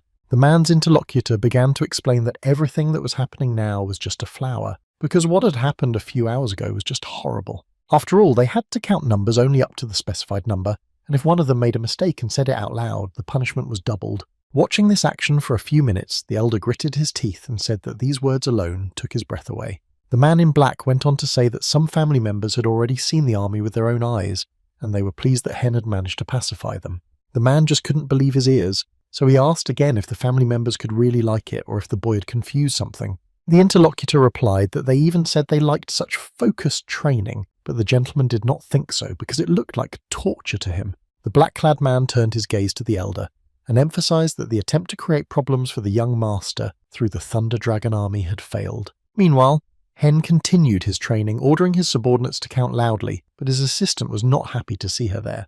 As soon as the training was over and all the members of the army were free, they went to the dining room where they lay down on the tables because they were very tired. Some of them did not even have the strength to lift a spoon, while others tried to have a snack to recuperate a bit for further training. When the leader of the army was about to drink the soup, someone passed by and pushed him, and the bowl fell to the floor and all the contents spilled. The man was very angry about it, but he simply did not have the strength to prove anything to anyone. All he could do was look at the person who did it. It was a young man with black dreadlocks on his head, and he raised his hands in the air and apologized, saying that he did not know that the leader was so weak. It turns out that he is not a simple guy, but the head of the army, Hyun-Moo, but the leader did not want to talk to them, so he asked him to leave as soon as possible. However, he had no intention of leaving, so he looked around and said that the young man had treated them a bit harshly and they had already obeyed him. The best comrade of the leader of the Thunder Dragon army loudly banged his fist on the table and said angrily that there was probably someone here who wanted to die. The boss turned to his friend and asked him to calm down, because they didn't know how their new boss would react to the noise. The man held back his emotions and put his head down, suggesting that as soon as he found out he would get angry and beat them all up again. Then the guy with the dreadlocks asked if they were really going to endure all this, and after a short pause added that they could get sick from so much stress. The leader jumped to his feet and asked the interlocutor to be moderate in his statements, and the latter in turn began to provoke him by recalling this past. Of course, this could not but anger the gentleman, so he quickly turned his face in the opposite direction and closed his eyes and tried to control his state. The guy who was standing behind me continued to say offensive things, namely, that as soon as the young man called them with his finger, they would immediately run to him. This statement of the facts seriously angered the chief of the army, so he grabbed the interlocutor by the shirt and threatened to punch him. The guy with the dreadlocks, smiling broadly, asked the gentleman why he was threatening him, and then suggested that he would have to answer to his boss for everything. Just as he was about to strike back at him for saying that, a rather familiar voice was heard behind him, which frightened and confused the commander. At that moment, Heng entered the room, stopped at the entrance, folded his arms across his chest, and asked if his subordinate was really fighting. The other members of the army also got to their feet and turned to their master, because none of them expected him to witness such unpleasant events. Instead, he laughed out loud and asked why they had all stopped eating, since he had not come here to distract them from an important matter. Then the young man turned his gaze to the leader of the army and the young man with dreadlocks and looked them up and down and asked what they were doing there. The main man quickly bounced off his opponent and explained that the latter's clothes were simply wrinkled and he decided to help him straighten them out a bit. However, the guest began to deny all this. Holding his throat, he began to say that they started to attack him here, and at the end they grabbed him by the throat. The subsequent reaction of the second son surprised everyone present, especially the leader, because he said that they could complete everything they had started. Seeing the misunderstanding in the eyes of the audience, the man explained that the two could fight, and once they started, they had to finish it. Stopping at the exit, Khan added that if the leader of the army is beaten and sees this, he will regret not dying immediately because he will be punished. After closing the door loudly, the gentleman said that they should decide for themselves whether to fight or not, and immediately after that his subordinate punched the guest in the face. This made the guy take a few steps back and fall to the floor, and his comrades in the lead troop began to support him with words. Then the gentleman showed his fist to the victim and explained that his supervisor had ordered them to deal with the guest because they had to be worthy of their teacher. A guy with dreadlocks holding his nose, which was bleeding, asked if the man really thought he would be unharmed after that. The leader said that there was no difference and then ordered his troops to attack, and so everyone chose an opponent and fought with him. Various techniques and methods were used, and different parts, from the head to the legs, were used until the young lord's warriors won. When the guest saw that his friends were losing, he shouted with his mouth wide open that they should immediately hit back because it could end badly. After a short pause, the guy wanted to add that they were outnumbered, but he could not do so because the leader of the army was already flying at him.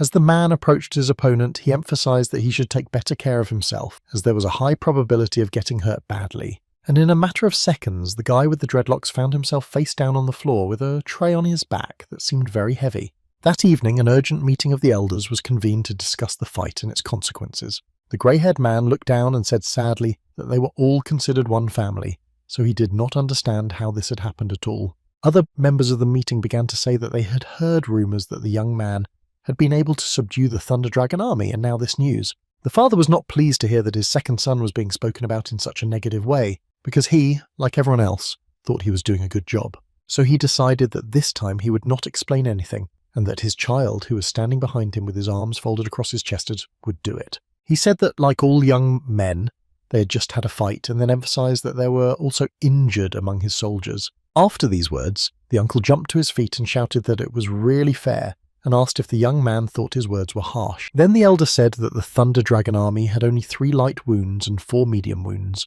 and that was nothing compared to the others. Hen replied in surprise that this simply could not be so his uncle asked him again whether he had finally realized the seriousness of the problem. At this time, the commander of the army was thinking out loud that the enemy managed to wound a total of 7 of his men, so he would teach them a lesson because it was a big number.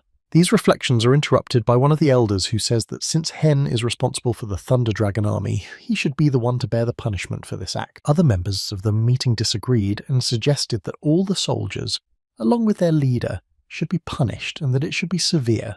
My uncle was very happy about this decision, and the thought crossed his mind that due to the severity of the punishment, his second son's authority could fall sharply. But then something happened that no one expected. The silence was broken by the new commander of the army, who asked if they really had to endure the attacks. Then he began to explain that they did not start the conflict, and asked again that shouldn't we respond to such an attitude in kind. Only then did the members of the assembly realize that these words might be true, and even one of the elders said out loud that they should not be the ones to be punished. The uncle was very angry that his colleagues could be manipulated so easily and could change their minds in a second. So he quickly approached Heng and told him not to try to change the conversation because there were more serious injuries in the other army. After this accusation, the guy made a pitiful expression on his face and said that if they decide to punish them, they are ready for it. But a second later he added that they were ready to be punished only after the enemy troops who started the fight were punished. The uncle was shocked by these words, and the young man asked questions to find out under whose responsibility Hyunmu's army was. The elders said that Nam Gun Pek was responsible for this army and that he would be punished for the conflict. The man was seriously angry and nervous that he had been betrayed by his own people like that, because he could not even imagine that there would be such consequences. Looking directly into the eyes of his interlocutor, the young man held his hand to the side and said that all those responsible would be punished fairly. And after a short pause, the guy smiled broadly and emphasized that their family has been proud of its honesty between all members for centuries. This statement of facts did not make the uncle very happy, and he gritted his teeth in anger and began to sweat on his face from excitement. For several minutes they stood and looked into each other's eyes, each trying to prove their confidence and ability to respond according to their deserts. At that moment Hen thought that this was his uncle's way of teaching him a lesson, but he was not young and had experience in such matters. Then the gentleman turned to his colleagues with a distorted expression and asked if it was possible for each manager to order his subordinates independently. The grey-haired elder looked around and said that he fully agreed with this idea and that there was no point in making a big deal out of it now. The second son of a respectable family was very pleased with this decision and, folding his arms as if in prayer, turned to his uncle and thanked him for the idea. The man was angry about this, and it could be seen in the way he drew his eyebrows together and clenched his teeth tightly to keep from saying anything unnecessary. At this time, all the perpetrators of the fight were put in prisons guarded by a large number of guards to ensure that no one could escape. The army leader's best friend was lying on the floor holding his stomach and regretting that he hadn't finished all the dumplings during lunch and had gotten into a fight. And the assistant chief said that he was not sure what he was thinking about, because they were sitting here and did not know what punishment the elders would impose on them. The leader of the Thunder Dragon troops turned to his comrades and said that they should not lose heart early, but simply wait calmly. After these words, the door to the cell opened and a guard appeared, who said in a serious tone that they were all being released. All this looked strange to the soldiers, so they kept asking the guards if they were being released without any punishment from the elders. When they left the prison, the soldiers could not understand how they were released so easily after what had happened, but later it became clear that Hen had done it. The assistant leader was glad that they now had a reliable rear that could stand up for them, but the main leader said it was too early to rejoice. When the leader of the army stopped, he began to look at his subordinates and realized that they had indeed begun to trust and obey the new leader completely. The guard, seeing such joy, turned to the former prisoners and told them that the young gentleman himself would come up with a punishment for them, so it was too early to be so happy. When the leader heard these words, he just froze in place because fear permeated his entire body, because they know better than anyone what their new leader can come up with. The warrior, seeing the confusion in the eyes of the prisoners, pointed his index finger up and emphasized that this decision was made at the meeting of the elders. As soon as all the soldiers of the Thunder Dragon heard these words, they went to their cells and said in fright that they would rather stay here than go free. The guards were trying their best to kick these insolents out into the street because they had been released, and they had no right to keep them here without a proper order. However, after a few minutes, the prisoners slowly left the room, holding each other because it made everyone feel more comfortable. A young gentleman was waiting for them at the exit, and when they saw him, they all simultaneously folded their hands as if in prayer and bowed low, saying that they had come by his order. Heng looked at them all carefully and said that he had heard rumours that they had all asked the prison not to let them out. With excitement, the leader and his subordinates broke out in a cold sweat and raised their hands in the air to explain that they had actually been misunderstood. Then the manager said that he might have heard something wrong, and the chief took the opportunity to ask how he was going to punish them for the fight.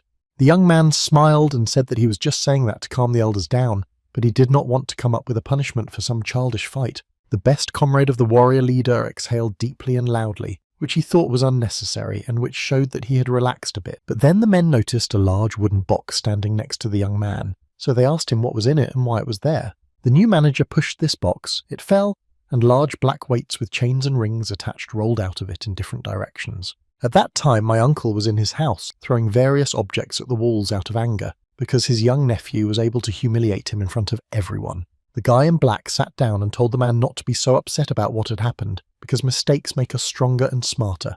The gentleman was also worried that the elders had already begun to listen to this young man, and the interlocutor clarified whether the conflict had gone too far. The gentleman with the distorted expression on his face asked if the interlocutor had forgotten who Sun Hyun was, and the stronger he became, the more his authority grew.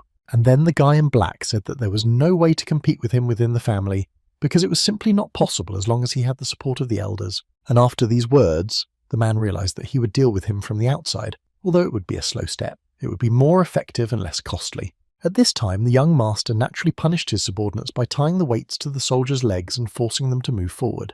They were walking very slowly and the leader did not like it, so he shouted at them that they could not be an elite army if they moved like turtles. All those soldiers quickly became covered with drops of sweat because it was so hard for them to walk, and with every step they took they regretted leaving the prison at all. A few days after the punishment, the town was covered with light snow, which covered everything like a white sheet. In such cold weather, Hen felt bad because it was in such weather that yin energy began to come out more actively, and because of this he constantly sat wrapped around the fire.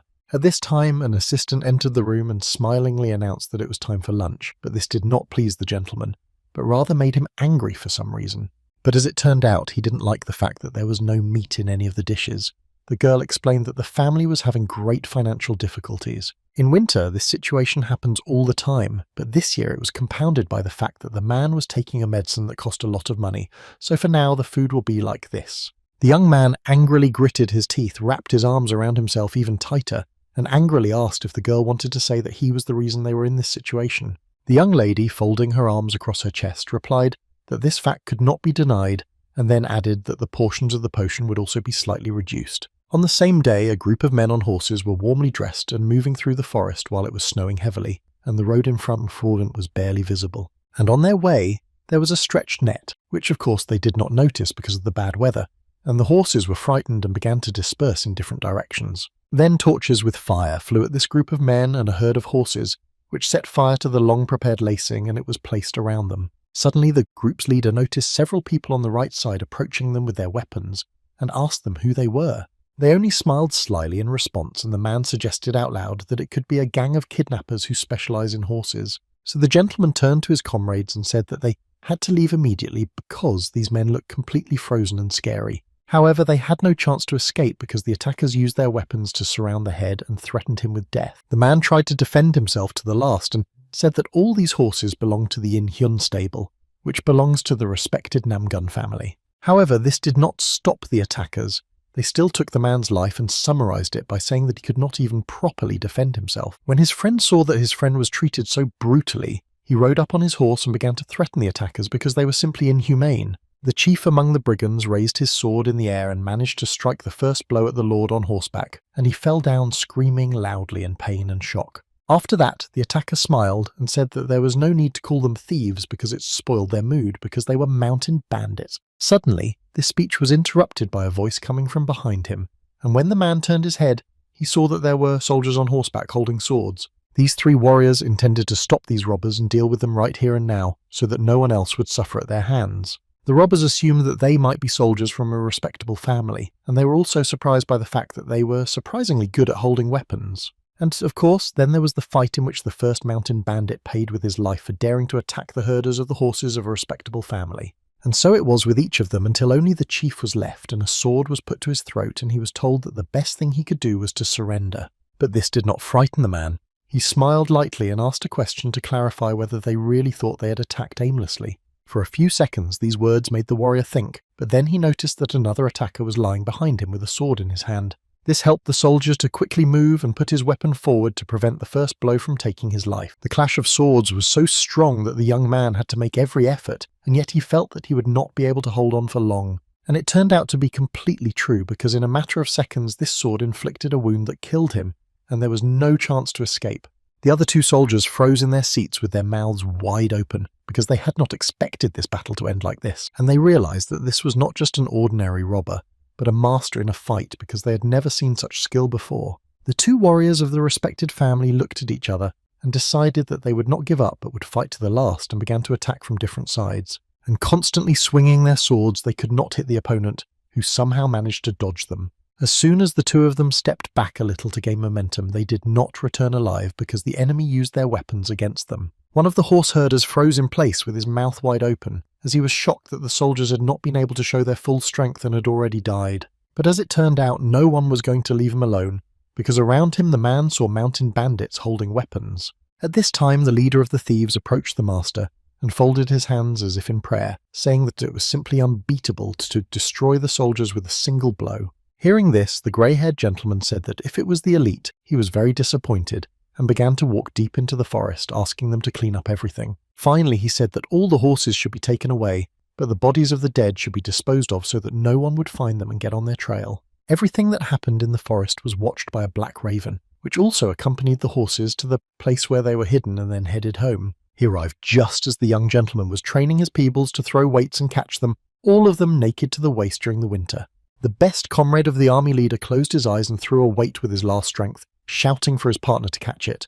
But he froze in place with his mouth wide open in shock when he saw that it was not flying in his direction at all, but slightly to the right. However, having come to his senses in the last seconds, he still tried to catch the kettlebell and even fell to the ground to do so, but it was all in vain because he did not catch it. Everyone started shouting at the leader for failing to catch it, and when the leader saw this defeat, he said that they should all throw 100 times. While everyone was standing there doing nothing, Hen asked them why they weren't moving, or if he needed to leave them a little bit.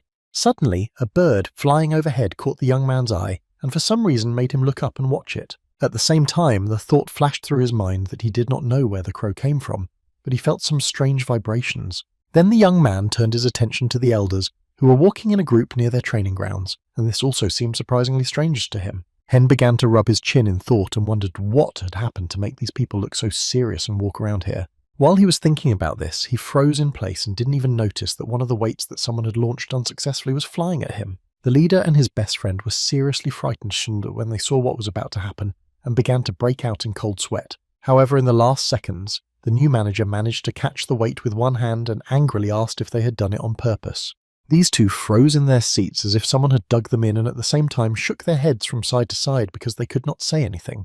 The angry second son said that because of this situation he was adding another 1,000 throws, and if someone didn't like it, he was ready to deal with him. Ready to deal. At that time, the family leader was told the disappointing news that mountain bandits had attacked in Hyun's stable during a horse race. The person who brought the news emphasized that this was clearly not a simple enemy, and clarified how simple mountain bandits could attack them like this in the middle of the day. The grey-haired elder looked down sadly and emphasized that their warriors should not have fallen at the hands of mountain bandits, so it was quite strange. The meeting could not decide what to do about it, because the financial losses due to the kidnapping were great, plus the human cost. Today everyone wanted to express their assumptions, so they talked to each other on the interruptions, and the leader just sat quietly immersed in his thoughts. And then he interrupted the whole show by saying that he needed to send the best soldiers to the stables as soon as possible to deal with this situation. The grey-haired elder emphasized that their family needs to catch these robbers and restore family dignity and financial compensation. But immediately after this decision, the next logical question arose. Who can they send there, since all the elite troops are not in place now? The uncle decided that this was a good chance to get even with his nephew, so he called on everyone to nominate the Thunder Dragon warriors. At this suggestion, the leader froze in place with his mouth open, because it could also mean that his own son would be forced to go here as well. The gentleman with the distorted expression continued to say that they had not used them for a long time because there was no one who could properly manage them. However, now they have a young gentleman who is doing a good job with them, so they can be entrusted with this task. The father looked down sadly and began to think about all the words he had said, while the other members of the meeting still saw the sense in this proposal. Everyone had almost agreed that this was how it was going to be. The only thing stopping them was that Heng had no experience in any serious combat. My uncle, clenching his hands into a fist, said that sooner or later he would need to gain this experience and that he would not be defeated by mountain bandits. After these words, everyone wondered how the young man managed to defeat the Sword Tiger and how he was able to subdue the troublesome army of the Thunder Dragon to his will. Then the grey-haired elder turned to the leader and said that he could not protect his son all the time, and it was time to let Hen prove himself. The man was in no hurry to answer. Instead, he turned his gaze to his brother and mentally asked him what he was up to and why everything was so complicated. Nevertheless, the decision was agreed upon, and in a few minutes the task was communicated to Heng, who was not at all confused but rather excited. When the young master was joined by his assistant, he said that he was very happy because he had received a request to defeat the villains who had stolen the horses. The girl was surprised by such joy, and a few minutes later emphasized that 3 soldiers of their respected family were killed in the attack. Smiling, the guy said that by completing this task he could bring some money, which they lacked so much now, so he would not miss it. Then the young man thought that if he could get into the hideout of the mountain robbers, he could find a mountain of money. The best comrade of the main army jumped up and down with joy because he had finally gotten rid of the weights and could rest and recover properly. They had already been told that in the morning they would have to go hunting for mountain bandits, and some of them were happy about it, while others were not. Suddenly the soldiers heard a rather familiar voice in their room, and as it turned out it was a young gentleman who smilingly said that they needed to go earn money. At that time the uncle was looking at his faithful friend the pigeon when a guy in black came to him and said that Hen and his army had already set off. Then the man picked up his bird and attached a small piece of paper to its leg and brought it to the window and released it to carry the message. The gentleman, with the distorted expression, smiled broadly and contentedly and said that he had probably lost the chance to see his nephew for the last time. Early in the morning, the owner of the stable, Sam Manchu, and his friend watched the horses calmly roaming and grazing in the corral. My friend told him not to be so upset because nothing could be done in this situation, and he said that the family suffered great losses because of this. Then the black-haired man drew his eyebrows together and told them that they should calm down because a respected family had sent their soldiers to help them. The owner looked in front of him and said that there might be some problems with this visit, and the interlocutor did not understand what they were at first. And then Sam Manchu was forced to explain that the elders had decided to send the young lord along with the Thunder Dragon army. A friend said that they were bad helpers because Hen suffers from 9 yin energy flows, and the army is generally known for hooliganism.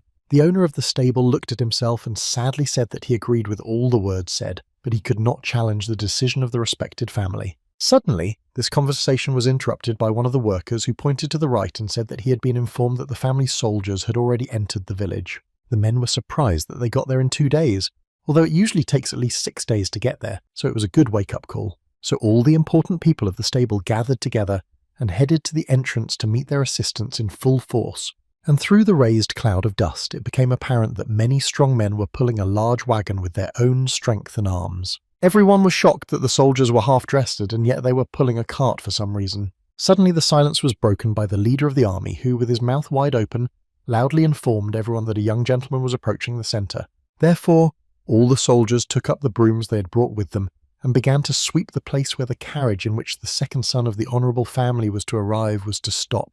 The horse in the carriage was driven by the master's assistant, so as soon as she gave the order to stop, a red carpet was already laid out next to the carriage door. When Hen went outside, he first stopped in his tracks and yawned widely, saying that he was very tired from such a long journey. He then asked if it had helped his subordinates train in any way, and they said that it had made them stronger and more resilient. Straightening a strand of hair, the new manager said that in his opinion the road was too short, so next time he should take a longer route.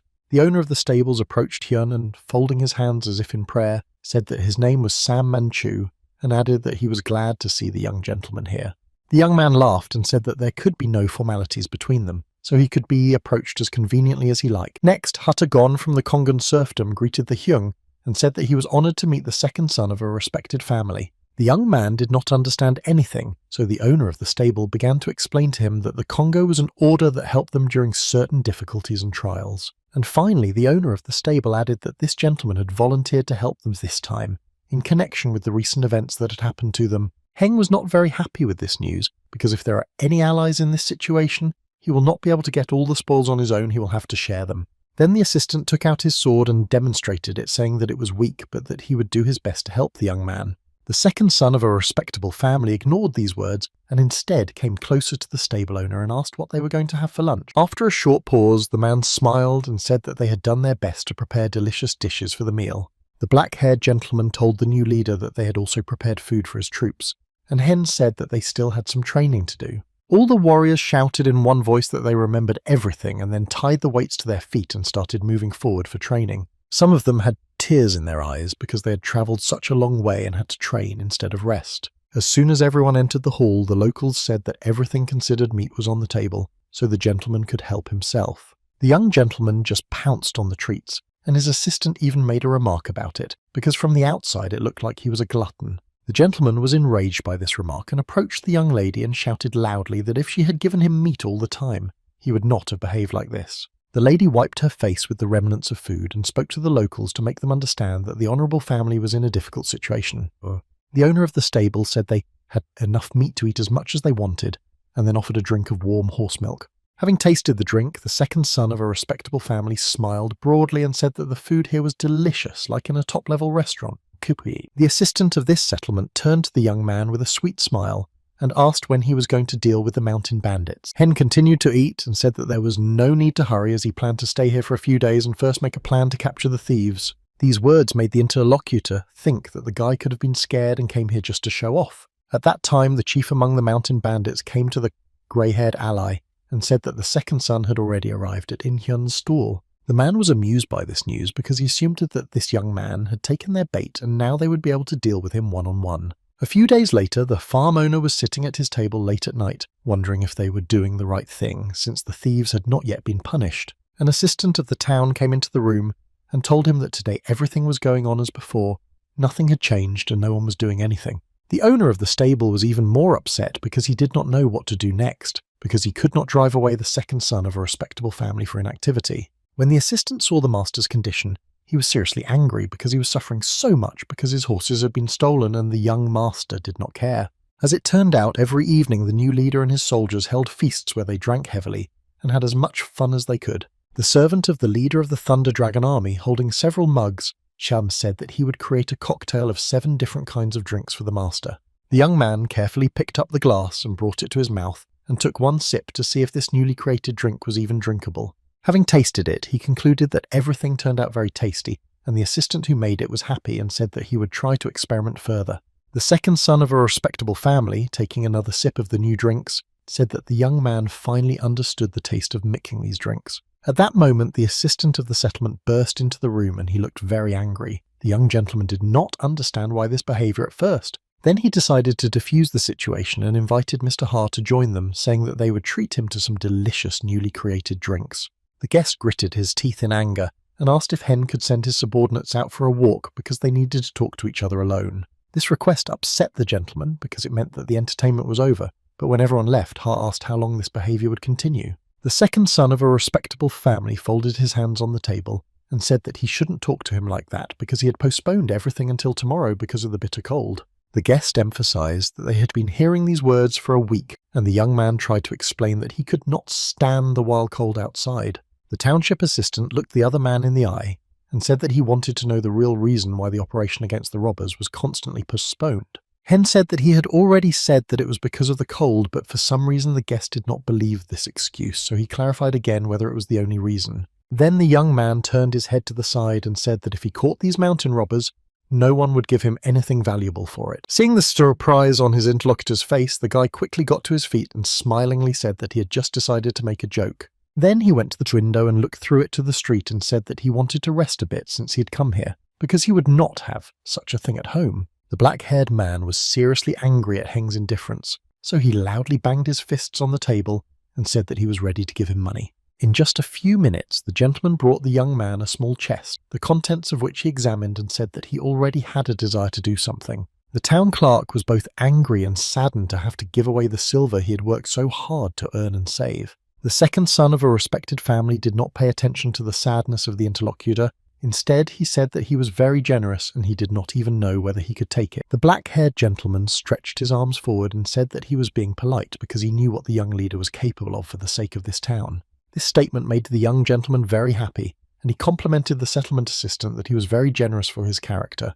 Then Hen began to count the number of silver balls he had been given, but this began to irritate the guest, and he lightly coughed and asked if he had forgotten anything. In his mind, the black-haired man was thinking of finishing off this impudent man here and now, but he reminded himself out loud that he had to deal with the robbers. After this remark, the young gentleman quickly began to move towards the exit, explaining that he had completely forgotten about it, but was already going to catch them. For several hours, the carriage in which Hen, his troops, and the town's assistant had been travelling to the scene of the theft, and there was still a lot of snow on the street. Of course, the cold was bothering the second son of a respectable family, and so he tried to find out from the black-haired gentleman how far they still had to go. The interlocutor replied that he still had to move for a couple of hours, and then the young man said with a grimace that he was constantly feeling sick on trip. At this point, the township assistant had the urge to kill the guy right there, but he said with a slight smile that he would pay him afterwards. After this promise, the new leader closed the window to his carriage and said that he was ready to suffer everything. Hen was lying in his wagon chewing on a snack when he heard someone outside telling him that they were almost there, but that the wagon would not go any further.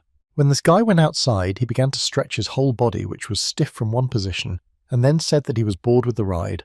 The black-haired gentleman asked his partner to be quiet for a while because there might be an ambush and they should be careful. The boy began to look around but did not notice anyone yet, but two men from the highest mountain were indeed watching them. One of them began to smile broadly, saying that these people do not even know that this road will lead them to their inevitable death. As soon as he finished speaking, the next phrase was spoken by an unknown voice, which said that they would most likely lose their lives. It turned out that the assistant leader of the Thunder Dragon army was sitting on a tree branch above them, folding his arms across his chest and smiling mysteriously. The men froze in their seats with their mouths wide open in surprise and fright because they could not understand how they had been found so easily. Then the warrior jumped from the branch to the ground and found himself a few meters away from the two robbers, who were still standing in the same position. However, as soon as they realized that they were about to be attacked, they began to talk to each other to develop a defense plan. However, before they had time to discuss anything, they drew their swords and began to run at the enemy with a quick step to be the first to strike. But this warrior has a lot of experience in fighting different opponents,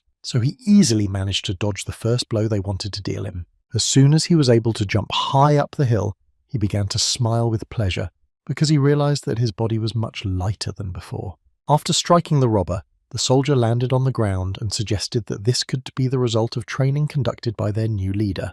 The town assistant was a little alarmed by the sounds coming from them, but Hen, smiling, hurried to reassure them and said that they should not worry about it. After a short pause, the young man made a serious expression and told the interlocutor in a rude tone that his subordinates had caught the scouts. To put it mildly, Chornyavi was shocked by this news because he did not even expect that the young lord and his army would be at least capable of doing something, and here it is. Then the second son of a respectable family smiled again and said that he also had an observer who would be stronger than those who were watching them. At this time, the thought flashed through the township assistant's mind that this young man was not as stupid as he seemed at first glance, because he was acting strategically. When Jang Un came to his supervisor, he happily announced that he had killed all the spies at once. This news surprised even Hen himself, and his subordinate explained that he was a member of the glorious Thunder Dragon army. However, the lord struck his warrior, reproaching him for leaving one to prepare for a fight with their enemy. The blow caused a large lump to appear on his head, and tears of pain to appear in his eyes, but he decided to apologize for what he had done. For a few minutes, everyone present was just silent, because no one wanted to be punished for saying something, but Chan Un had already gotten his chance to be in the vanguard. When everyone was moving along the forest paths, the assistant leader of the army was walking ahead of everyone else, who still had a headache from being hit by the leader. Suddenly, a few meters away, he showed everyone a sign to stop and be quiet, and then told his master that he could see the town ahead. After looking around, Hen concluded that this settlement could not even be called the home of the mountain bandits who had attacked so brazenly. In a second, the gentleman's thoughts were interrupted by the fact that he and his soldiers began to scream loudly throughout the forest from what happened next. After all, mountain bandits began to approach them from all sides, each of them holding his weapon and shouting loudly.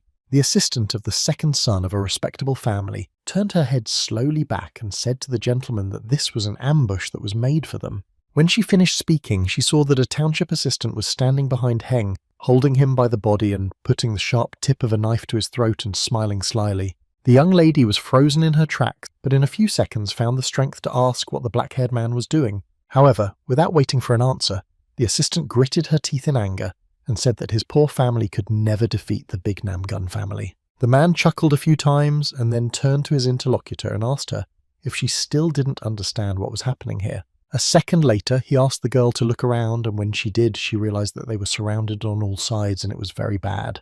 The black-haired man continued to hold the knife at Heng's throat and at the same time addressed everyone, saying that if they did not want to die, they should lay down their arms. The leader of the army and his comrade looked at each other because they remembered the leader's words about how if someone helps them, they have poison up their sleeve. While the two were talking so calmly, the main attacker could not understand why they were acting so relaxed in such a situation. Therefore, the assistant of the town decided to address everyone again and remind them that if they do not lay down their arms now, their master will be the first to be punished. But the man obviously did not expect what happened next, because the young gentleman calmly addressed the first line of his soldiers and told them to attack. And the rest of us should attack the traitor, but not take his life, but catch him alive, because that way we can sell him on the slave market. As soon as all the warriors of the Thunder Dragon army realized their task, they immediately began to fulfill it, scattering in different directions. As a result, a large-scale battle between two groups of troops broke out in a clearing in the middle of the forest, with each trying to destroy the other.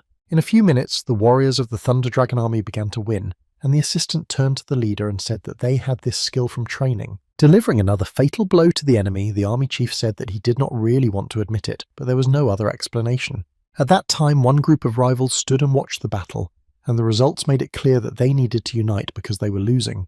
However, the best friend of the leader of the Thunder Dragon army appeared on their way, and with a mysterious smile he said that he was their rival. In a matter of seconds, the warrior was killing his opponents one by one, but in such a way that they would remain alive because they still needed them.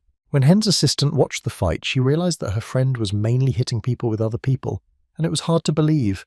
A black-haired man holding a knife at the young man's throat began to say in a frightened voice that his people were completely stupid because they did not care about their master's life. The second son of a respectable family decided that it was time for him to be free, so he lightly touched the knife and threw it several meters away. Even the attacker himself was not prepared for such a trick, so he simply froze into place, and at that moment the new manager began to quickly turn around to him, and as soon as he got to the distance he needed, he kicked him right in the sternum, and it was so hard that he flew backwards. But as it turned out later, he was not just flying, but there were moments when he touched the ground, rolled over, and continued to fly. When the attacker finally landed, he coughed loudly and a small amount of white foam and saliva that had been in his mouth during the flight came out of his mouth. After that, the assistant rushed to her master because she was so happy that he had remained unharmed during the ambush. The young gentleman did not like such tenderness, so he held the young lady at arm's length, and at that moment he was informed that the fight was over. As soon as the beaten, black-haired traitor came to, he looked at one point on the ground,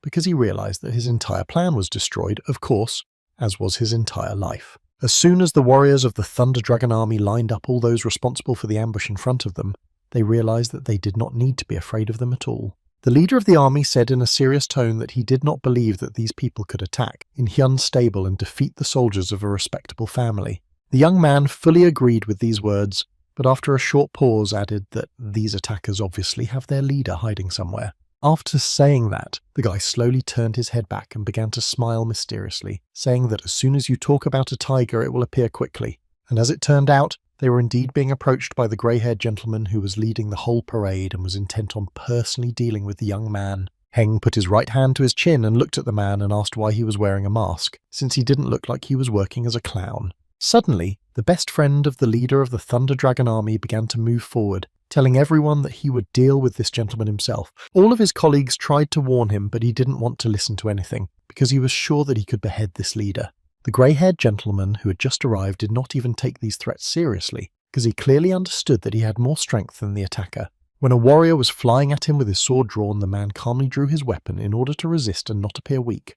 And of course, he was able to stop a punch that could have hit him right in the head, but it didn't, and that's why the attacker was a little shocked. A not-so-good thought flashed through his mind that this grey-haired gentleman had managed to stop his punch, and now he didn't know how to proceed to win. The leader's assistant said with a wide-open mouth in amazement that this gentleman was able to easily repel their strongman's attack, so it turns out that he was stronger. The strongman simply could not stop himself, so he again raised his weapon to try to strike again and called the gentleman a bastard. But again he could not even wound his opponent, for the latter in turn touched the warrior's face with the sharp blade of his sword and managed to cut him. And when he took his weapon, he said that the attacker looked quite pathetic because he was trying so hard, but he was never successful. Then the man pointed a strange weapon at the strongman, which moved independently and hit him in different parts of the body, making it impossible to dodge. The young gentleman calmly watched this battle, because that was the only way he could analyze all the techniques and find the weaknesses of the grey-haired man. After the terror, the warrior of the Thunder Dragon army held onto his weapon and breathed, because he was tired of moving quickly. But the leader of these mountain bandits did not intend to stop there, so he came closer to his opponent and punched him in the stomach. All of the strongman's colleagues were shocked by what happened, to put it mildly, because after the blow he fell to the ground and even dropped his axe. However, this was not the end of it, because the leader of the warriors had already appeared behind him and pointed his sword at the grey-haired man and said that he would not allow such an attitude. The man managed to react to this attack in time, and quickly returned and repelled another attack, but this time from a different opponent. The main warrior did not like this very much, so he gritted his teeth in anger and called his opponent a bastard, which still needs to be searched for. At this time, the leader's assistant ran up to the strongman and put his hand on his stomach and asked if his colleague was alive and able to move. The victim slowly opened his eyes and sadly told the interlocutor that he was fine, but that his honor was slightly damaged and he felt bad about it. The leader, hearing the words of his best friend, said that he was not worried about his honor, because this opponent could not be defeated alone. So the three lined up in a row and concluded that they needed to join forces and attack together to defeat this grey-haired monster. The attacker was a little amused by this decision and even laughed out loud, and then after a short pause told them to come over and not waste time. They immediately decided to stick to their strategy, so one attacked from the air and the other two had to attack simultaneously from different sides. However, the man realized that there was no point in using a sword this time, so he used a magical weapon that began to spread rapidly. The first injury was to the assistant leader of the Thunder Dragon warriors, and he began to cough a little, and for some reason it became difficult to breathe normally. But then he was still able to put his two swords in front of his face, and this saved him from the light streams of the opponent's magical weapons, which were quite strong. When he decided to look ahead a little to see what was going on, the attacker's heel hit him in the face right then and there. It struck him quite hard, and he flew back several meters and immediately had no strength to get to his feet. When the comrades saw that their partner had been so brutally dealt with, they simultaneously decided to attack the grey-haired man who'd been so cruel. However, they did not even succeed in doing so, as the gentleman was able to repel this brazen attack again,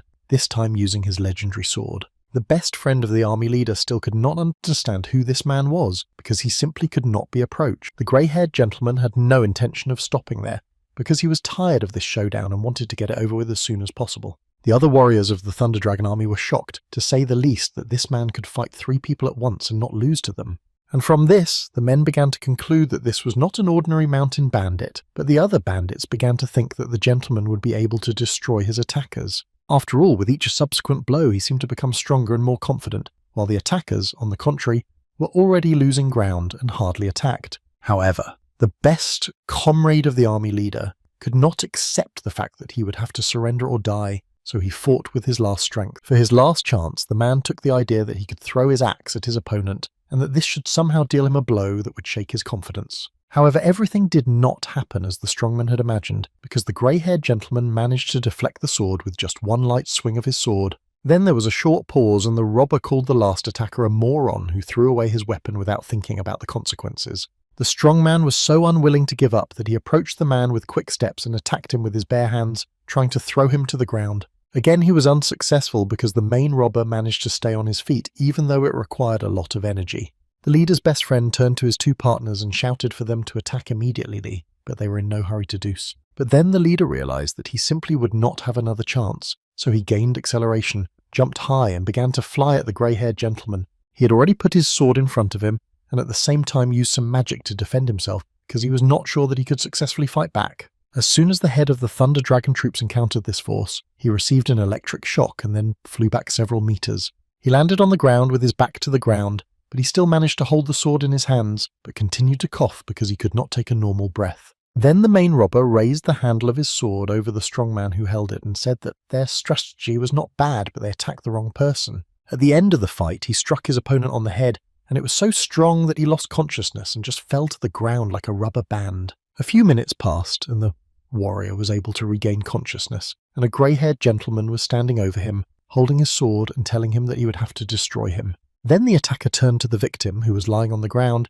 and asked him not to move much, because he would have to say goodbye to his life today anyway. The leader of the Thunder Dragon army froze in shock as his best friend was now in mortal danger and he could do nothing. However, the fatal blow never happened because a small thin stick flew into the sword blade and prevented the attacker from doing so. When the main robber saw what had prevented him, he turned to all those present and asked who dared to play such a bad joke on him. No one answered, but in a second a young gentleman appeared in front of the man, who came without any weapons and felt quite confident. And for good reason, because in such cases he does not need it at all, because he can strike with a clenched fist so hard that the gentleman will fly away. The subordinates opened their mouths wide again, for they could not even imagine that the young gentleman was so strong in his hands and brave in general. With his hands at his sides, Hen looked at the grey-haired gentleman, but at the same time turned to the strong man to ask if he was okay and could get up. After a pause, the second son of a respectable family explained that he did not do this because he felt sorry for his subordinate, because he was not capable of such a thing. Therefore, he added that until they bring some benefit to this world, they cannot die, even if they want to very much. Then the young gentleman ordered his subordinates to watch those who were unconscious, while he went to deal with their leader. As soon as they locked eyes, Hen said that he was thinking about the fact that he had successfully attacked him by surprise, but he still managed to close at the last moment. Then the second son of a respectable family asked where this gentleman came from, because he did not look like a miserable and insolent mountain bandit. The interlocutor replied that the one who will soon die does not need to know this. The young gentleman put his hands to his sides and said that he was going to live for 100 years. Throwing his damaged sword aside, the grey-haired man confidently asked Hen if he could be so injured after just one blow, and putting both hands out in front of him, the masked man said that he would have to lower the bar a little bit and bring the young gentleman down from heaven to earth. The second son of a respectable family began to stretch his body parts because he realized that a fistfight might happen, and he needed to warm up for that. To annoy his opponent a little, the young gentleman wagged his index finger and called to the grey-haired gentleman to come to him because he was waiting for something. This made the so-called robber very angry, so he called Hen a bastard and then began to approach him with quick steps. And so a fight broke out between them, in which each of them tried to behave with dignity and at the same time strike and sometimes successfully dodge them. Within a few minutes of the fight, the new leader of the Thunder Dragon army concluded that this was no ordinary mountain bandit. During their clash, he used techniques that are rather obscure to ordinary people, and also used magic that enveloped his hands. Suddenly, Hen had the opportunity to hit his opponent in the face with his fist, and this blow damaged the mask on the gentleman's face. Wiping his busted lip, the chief of the robbers could not understand how it was that this young man was so confidently dodging his blows. The new leader pointed his finger at his rival and said that he was using the art of the Dark Dragon's blood claw, and that he was the one who chose the bloody path. Hearing this assumption, the grey-haired man froze for a few seconds and then asked in a surprised tone how he knew such information about him. The young man explained that he felt an inner energy that was filled with evil intentions, but it is not yet known how he was able to complete the creation of this art. The gentleman just couldn't believe it because he had just recently finished, and this guy managed to recognize this technique, and people with experience can do it. Then they began to smile mysteriously at each other, and at that moment the older man thought that he was rested enough to continue. So he decided to use his new technique because Hen had already guessed about it, and there was no point in hiding it and not using it to its fullest. The expression on the young gentleman's face showed that he was not at all afraid of this manifestation. Instead, he clarified that the gentleman had decided to go all in.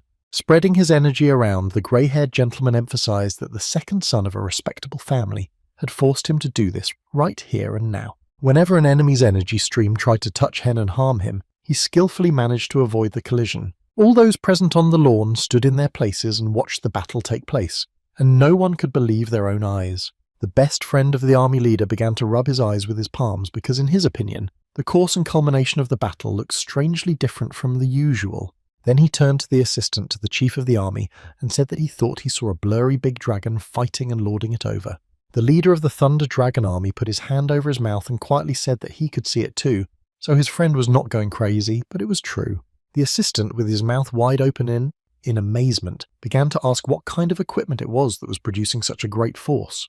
The leader had nothing to say to this question. All he could say was that this opponent was terrible, but of the two the young gentleman was more terrible. The interlocutors did not fully understand all the words spoken by their leader, so they looked at him with expressions of misunderstanding, giving him a sign. Then the man understood everything and began to explain that Hen was so naturally evasive as if he knew how to escape from this technique and how to fight it. During the fight, the second son of a respectable family, dodging another blow, was glad that his opponent had not managed to master his technique. Then the guy realized that since he was here from his past life, he could have quickly dealt with this attacker, even if he was 10 times stronger. But now he is not in the position and body that would allow him to fight back against this leader of mountain bandits. However, in a few minutes, he gathered all his strength into a fist and assured himself that he could still deal with a gentleman of this level using his own technique. At first, he decided to piss off his opponent a little bit, so he asked him if he knew that even if he learned all the strong techniques, he would still not be able to defeat him. Of course, this angered the grey-haired man to no end, so he loudly shouted at Hen to shut up and sent another stream of energy in his direction. This time, the young man decided to put up a good fight and not just dodge, so he directed his energy at the approaching one. When these two energies met, the young gentleman's clot broke the robber's energy into several parts, and the robber was shocked because he did not expect this. While he was standing in one place and could not gather himself, the second son of a respectable family was already approaching him, and he was quite confident.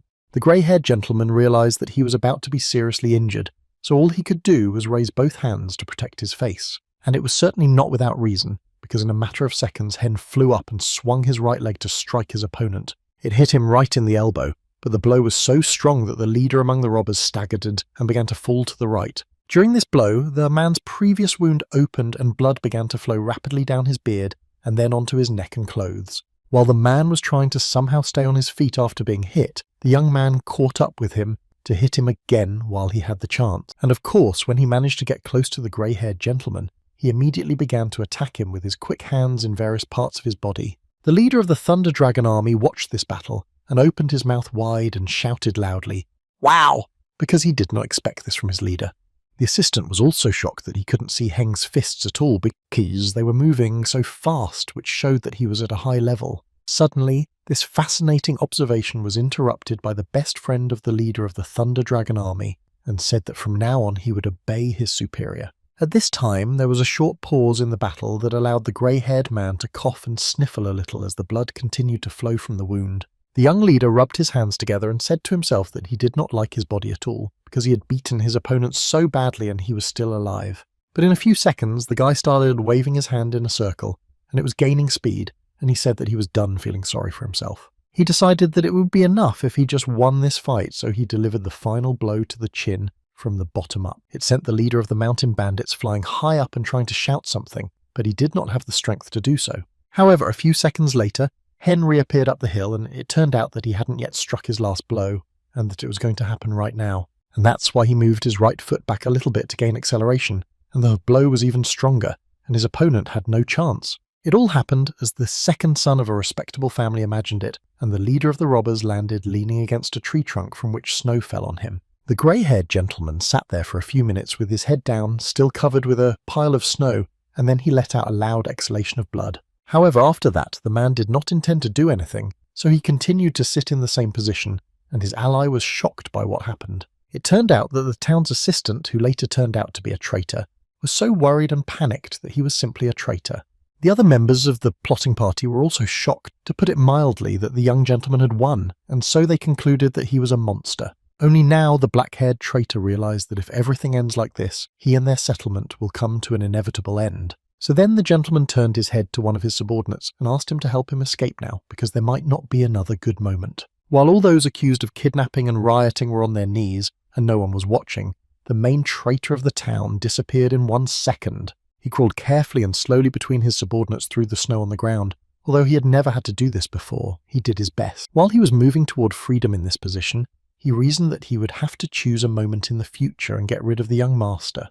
At this time, Hen came closer to the grey-haired gentleman and looked him up and down and asked him in a serious tone where he came from. The victim did not say anything, so the gentleman sat down opposite him and advised him to say everything now while he was being spoken to in a kind way, because it would not always be like that. The leader of the mountain bandits again did not answer, and to bring him to his senses, the second son of a respectable family kicked him in the face. Only then did the victim ask his attacker who he was, and he laughed because he was the first to ask but did not hear any answer.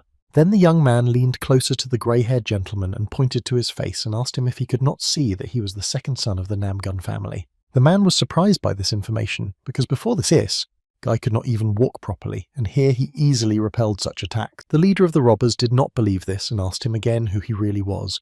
And then this interrogation made Heng angry, and he said that it could cripple the gentleman. Again, without hearing a word from the interlocutor, Hen said that since he was not in the mood to talk, they would simply take him with them. And a second later he added that he would try to split this gentleman at home, so he turned his head to his subordinates and told them to tie this robber up immediately. The best friend of the army leader volunteered to carry out this task, so in a few minutes he was standing opposite the grey-haired man with the rough rope. The strong man told the prisoner to stand up, but he realised that this was the end of his usefulness, and that he needed to act radically. So he did not hesitate to use the magic of self-destruction, and in just a couple of minutes only one skeleton remained, and everyone was shocked by this. After this act, a very unpleasant smell spread around, and everyone present even had to cover their noses with their hands to avoid breathing it.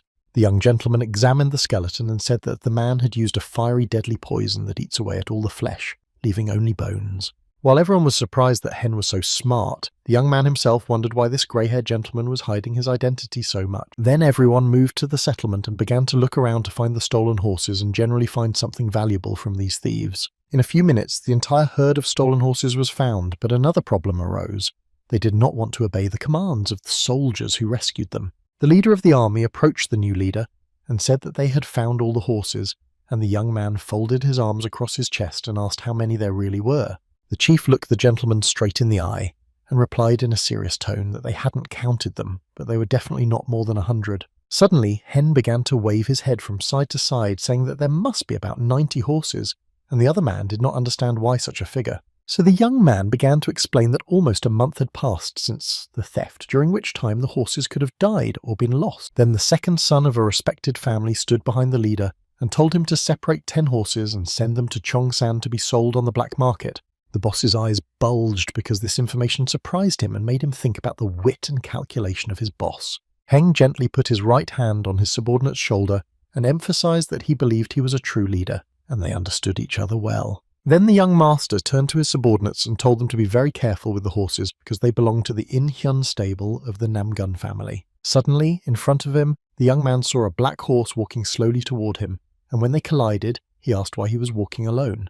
After stroking the creature a little on the head, the boy turned to the soldiers and said that they could not be trusted because they had managed to lose one horse. Not receiving any decent answer, the manager added that they had lost their discipline, so he said that he would be more strict with them in the future. While he was saying this, a black-haired traitor who had run away earlier crawled quietly along the ground behind him, and this one came back to get even with this young man. The attacker was holding a sharp knife and looking at Hen's back. He was thinking that if he killed him now, the situation would turn to his side. But by some miracle, the young man felt something strange behind him, so he turned his head sharply and saw a black-haired traitor with a weapon on the ground. The second son of a respectable family calmly asked the gentleman what he was doing there, but he did not get a calm answer because the man shouted that he would destroy him. After all, when he is gone, everything will be for the better. So as the man approached Hen, he asked him not to blame him from the other side because he did not deserve it. The guy calmly replied that he was not accusing him anyway, and at the same time used a technique that did not allow him to approach him and instead threw the attacker away. Then the second son of a respectable family approached his attacker, and watching him writhing on the ground, asked him what he should blame him for. After these words, the victim lost consciousness, but in a few minutes he woke up and opened his eyes to see a smiling Heng right in front of him.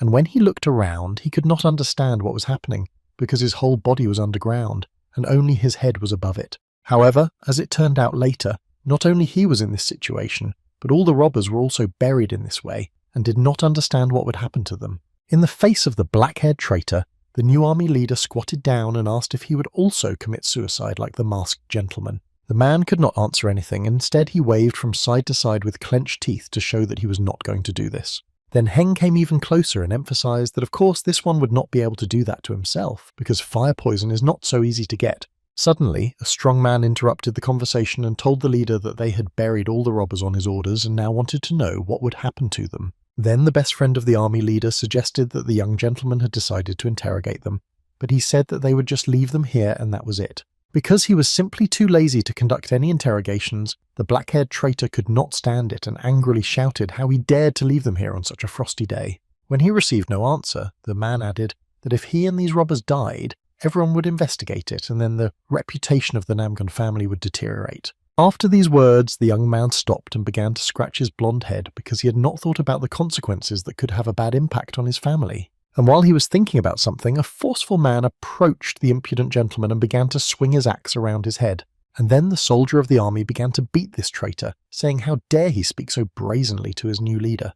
A few minutes later, the weapon in the strong man's hands broke and he shouted how this bastard could lead them to a meeting where they were to be killed. After a short pause, when everyone got over their emotions, they started throwing fresh meat around the people buried up to their neck. The black-haired traitor asked why they were doing this, and Hen said, smiling, that they wanted to feed the wolves, who were very hungry. It's not easy to find nutritious food in the midst of winter, so they will simply come here by the smell and then figure out what to eat. After these words, the former assistant of the town began to imagine that when night fell, a pack of big wolves would come to them and attack them, destroying them.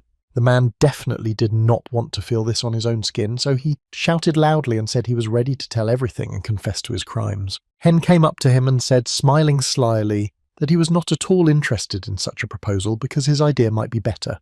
After a short pause, the injured man asked if the young man was not at all interested in who was behind it all.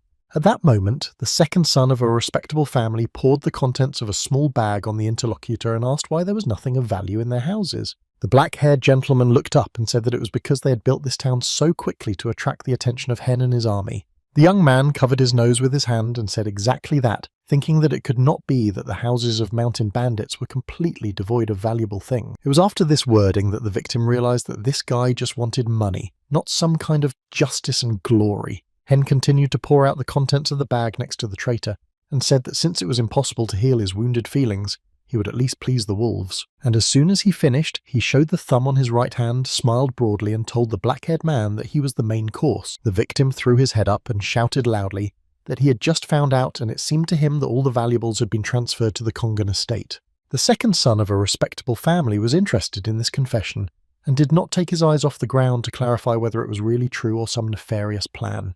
The beaten man said that all this was true, and that if they let them live, he would give the head all the keys he had. For a few seconds there was silence on the lawn, and then Hen said that he liked these words the most of all those he had heard today. A few hours later, the farm owner and his best friend stood at the entrance to their town and met the people who came to help them. In the distance, I could see a wagon with stolen horses moving around it and a group of unidentified men, driven by the young man's assistant. When the owner of the farm noticed that his animals were coming home, his expression changed dramatically and he was so happy that he didn't know what to do with himself. When they met with Heng, he immediately began to tell them what had happened to them and at the same time reported everything about their so-called assistant. The owner of the farm and his best friend was seriously angry, so they grabbed the traitor and threw him to the ground and began to kick him. As soon as the new manager realized that this could end badly, he pulled the two away from the traitor and offered to talk to them inside. A few days after his arrival from the mission, Hen told the locals that he was going to leave today for home because he had been here long enough. The owner of the farm said that he had not rested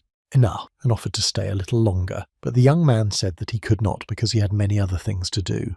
The locals did not insist and handed a small bag to the young man and said that although it was a small payment, it was all they had. The second son of a respectable family quickly grabbed the gift because he likes them best and said he would tell the leader about their good intentions. Then the commander turned to the head of the army and asked what was going on with the Kongan storage facility, and he told him that they had cleared everything out at night. After a short pause, the man said that the vault was full of gold figurines and silver, and there were also various pieces of art. This information made the guy very happy, because he would still have money from the sale of horses, and then he would not have to worry about the potion he needed. He put his hands to his mouth and loudly addressed his subordinates and ordered them to get ready, because it was time to return home.